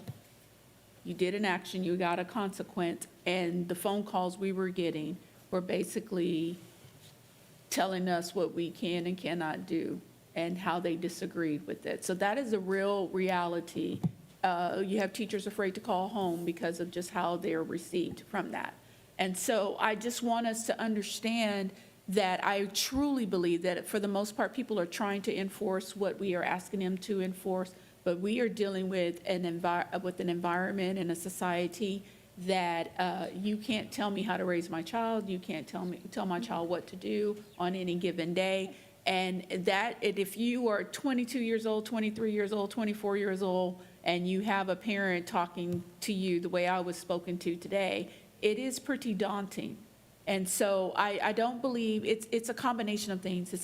It's educating our parents, it's setting expectations like we've been asked to do the first three days of school this year. They're going to have to set expectations again when they get back from Thanksgiving break, because it's like starting over again. And in January at the new And in semester, January yes, when they ma'am. get back from Christmas. And so our teachers are working really hard. I believe that they're trying to reinforce what they need to. We can take care of the issue with principals sending kids, sending phones back, and we'll address that with our meetings with them. But I do want you to know that it's a multifaceted problem.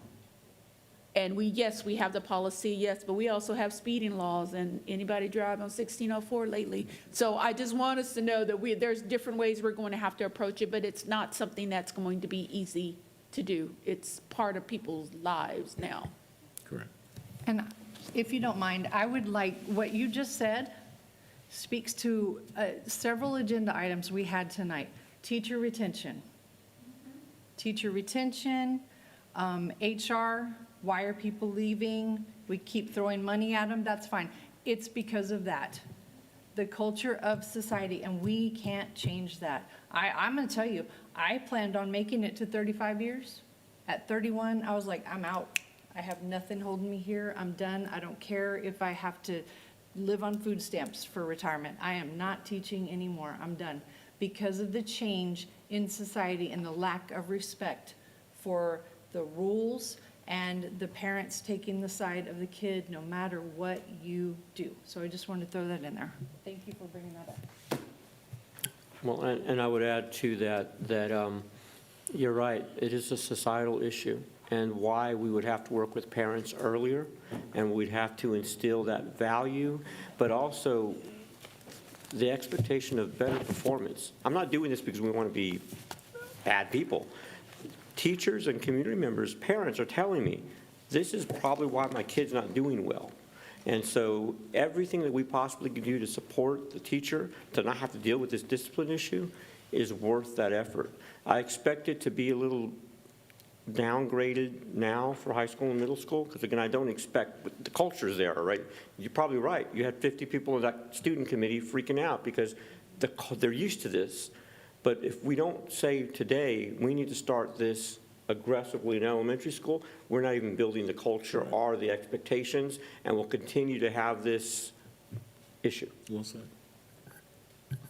Maybe we could have some kind of reward points or something. Anyone that puts their phone in the holder gets some extra points. You know, turn it around to where there's some kind of incentive What are you gonna do for the kids who don't have, just that don't have phones? Right. that don't get rewarded because they don't have a? They get double points. They get double points if they don't bring a phone to school. I'd love it if we could cure society by talking about it on the dais. Let's go quickly through update on board training conferences, events, and board committee updates. And I'm going to ask you real quickly as well to look through the personnel report and see if you have any questions about that. We won't have to go into closed session if you have no questions, and that would save us some time. That needs to be in closed session? Okay. All right. Let's start down here. Ms. Ryan. It's too late at night for me to remember where I've been, but I'll just give a shout out to all of our schools that have been increasingly doing food banks. I think we're up to at least 5 or 6 of our schools, Judson High School, Salinas, Metzger, Hartman, and these are very labor-intensive on their staff and our student and family support services. But to see all those cars rolling in all the time, and even Hartman, the people who are helping run it are the parents of this school. And they're out there giving back to their community every day. So, and we had JLI out there at one of them too to see, and hopefully they can bring those ideas to their campuses wherever they become assistant principals one day. So to all the students, the staff, and our district staff people who are helping put all of these together, just thank you so much for continuing to give back to our community. Those have been really inspirational, and the kids are loving them too, being able to help. So that's all I'm going to say. Thanks. I'll just mention the Wobble Gobble. That was the most recent thing. And we had student entertainment that was so talented, I thought. I thought they did a great job, wide range of acts and things that they did, but just shout out to the students. So, Board Member Eaton and I did the trunk or treat at Kirby Middle School. That was fun. And then the same week, I did the City of Kirby Halloween event. I got to join the prize patrol for 3 campuses. It was fun. We had our first Innovation Committee meeting. I also had the pleasure of giving the state ring to the wrestling coach at our last Judson football game, and handing out medals at the Wobble Gobble, because I don't run. Mr. Macias? We had our internal audit meeting, which obviously we talked a little early about, so we'll have more. We did also have our first legislative committee meeting, which I thought was very fruitful in terms of what direction we want to go and some of the objectives. So we're clearly going to be looking at that going forward. Thank you. Mr. Salinas? Was invited to the Rolling Meadows Elementary. Rolling Meadows? For the veteran presentation, and the students were in charge of everything. Not one teacher spoke, only the students. It was fantastic. And then I was invited to go to the tour of the library, and then I was invited to a classroom. Very, very good. I just can't believe these students. I mean, they were not the 2nd or 3rd graders talking about why they're so proud of the veterans. It was just unbelievable, but I enjoyed that. Good, that's awesome. Ms. Eaton? Yes. As Miss, I'm sorry, trunk or treat. Yeah, I know. We did the trunk or treat. Went to a Veterans Day program. Was the turkey for the Wobble Gobble. And it was really good. I tell you, I commend those people for getting out there doing that. It was fun. And just a bunch of other stuff, but, you know, I'm here for you. I haven't been as active as I normally would because I've got a loved one with a bad shoulder injury at home that I've been helping to care for. But I was able to go to Judson High School to award the rings to our 2-time back-to-back state champion unified basketball team. And that was truly a blessing to be able to go to and see the excitement on their faces and be able to thank the coaches and the staff for everything that they do for those kids. All right, so we will then, yes, ma'am. Thank you, Laura, for going with me to give those gifts out to all my principals. I really appreciated that. Yeah, that was fun. Yeah, that was fun. Thank you. That's all. I don't usually get involved in this part, but I'd love to say something. Yes, go ahead. As a cabinet, we did our cabinet meeting at ELOF this week, and under Ms. Ryan's recommendation, we asked the first grade to give us their presentation on their playgrounds. And I can tell you it was impressive. I thought they memorized all of their lines. because they walked up and just flowed them out so eloquently, except for one kid who just said, "We need more mulch." But I found out that there was a PowerPoint behind us, and they were reading off the PowerPoint. I didn't know. They can read. They can read, though. They can read real well. But I'm telling you, the way that they just went all out, and the teachers, I mean, it was just really nice and impressive. Thank you, Elof Elementary. And thanks, Ms. Ryan, for asking us to go over there to do that, because it was really helpful. It No, was really. I think project-based learning is the new way things are going to be. So watching that happen at, our schools who are getting really good at project-based learning and putting real-life things in these kids' brains, and we're going to make some really great human beings as this continues to spread. So they're just one great example of that. Thank Gotcha. you guys for going. Yes, Those ma'am. kids were so cute. All right, final thing tonight. The board will now adjourn into closed session pursuant to the following sections of the Texas Open Meetings Act.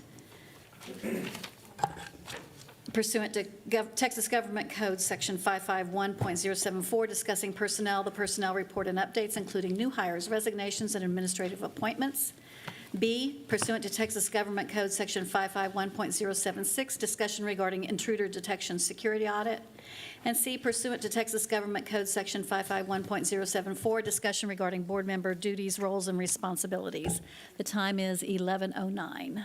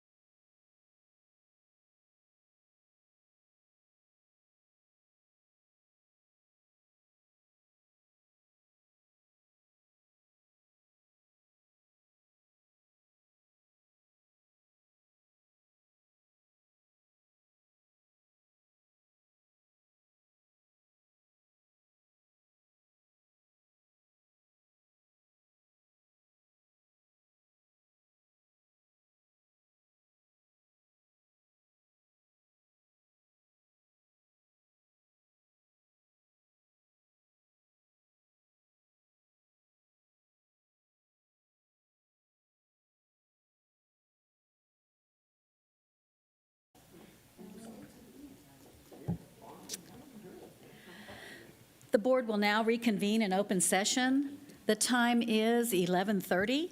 No final action, decision, or vote was taken while the board was in closed session. Item 9A, consider and take possible action regarding the personnel report and updates, including new hires, resignations, and administrative appointments. Is there a motion? I move that we accept the personnel report as discussed in closed session. Second. It's a tie. Motion by Mr. Macias, second by Ms. Faulkner. Go ahead and vote, please.